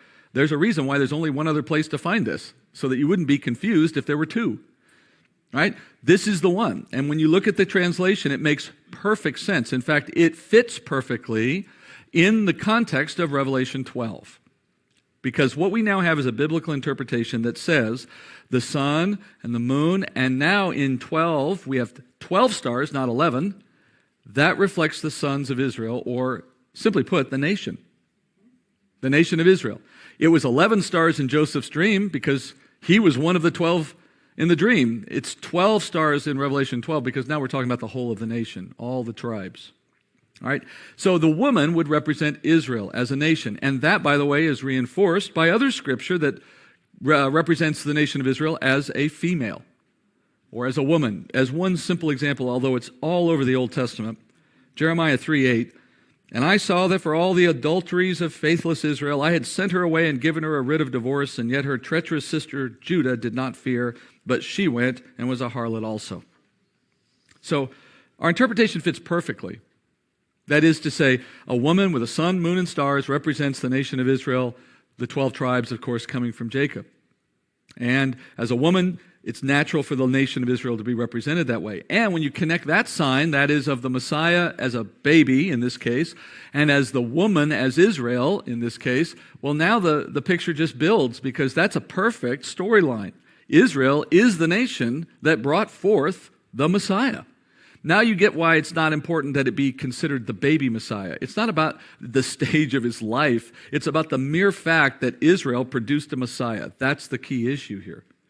Born out of a Jewish family, born out of the family of David, born out of the tribes of Jacob, etc. Okay? So, our first sign in this story is of Israel producing the Messiah. Next, we turn to the third sign of the dragon. And this sign's a little more complex, but following the rules of interpretation gets you to the exact same place, that is, to an answer. And where would you go first to look for a interpretation of the symbols?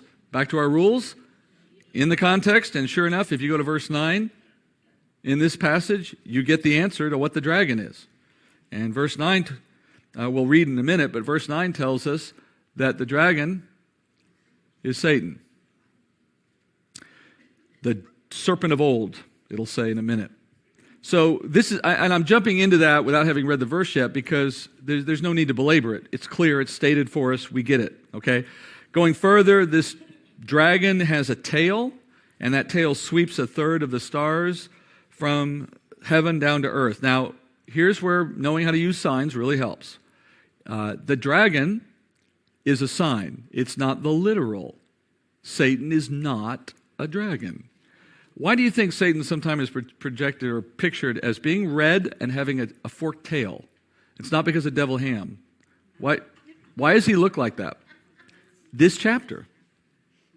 There's nowhere else he's said to be red except here. But he's not red. This is a sign. He doesn't have a tail. It's a sign, all right? The dragon has a tail because dragons have tails. But the dragon is a sign. It's not the actual picture of what he looks like, okay? So the dragon here has a tail for the effect of the storyline, and this tail sweeps, as it were, the stars. All right, so we have to give more interpretation here. What do stars represent when they're used symbolically? Now, we solved this one early in the book. Angels. And the text later confirms it. When you look further down the text, it talks about the devil and his angels. All right, so we have immediate contextual confirmation of that interpretation. So we have here Satan as the leader of the realm of fallen angels who, as a result of his influence at the time of his fall, swept, or we could say recruited, or deceived, or tempted, or whatever, 1/3 of the angelic realm. This is where you find out, this is where you go to find out that 1/3 of the angelic realm follows Satan. All right? And so those demons, which are fallen angels we call demons, represent his army. So in the scene so far, we have two signs. We have one that represents Israel producing the Messiah, another sign that represents the enemy of God, Satan, in his role as the chief accuser. And then Satan, as this dragon, has some additional details on him, right? We have on this dragon 7 heads with crowns, and we have 10 horns.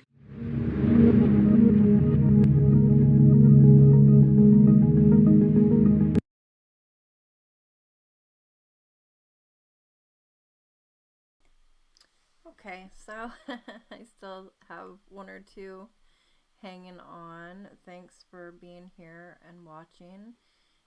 If you have any questions or prayer requests, feel free to ask them now.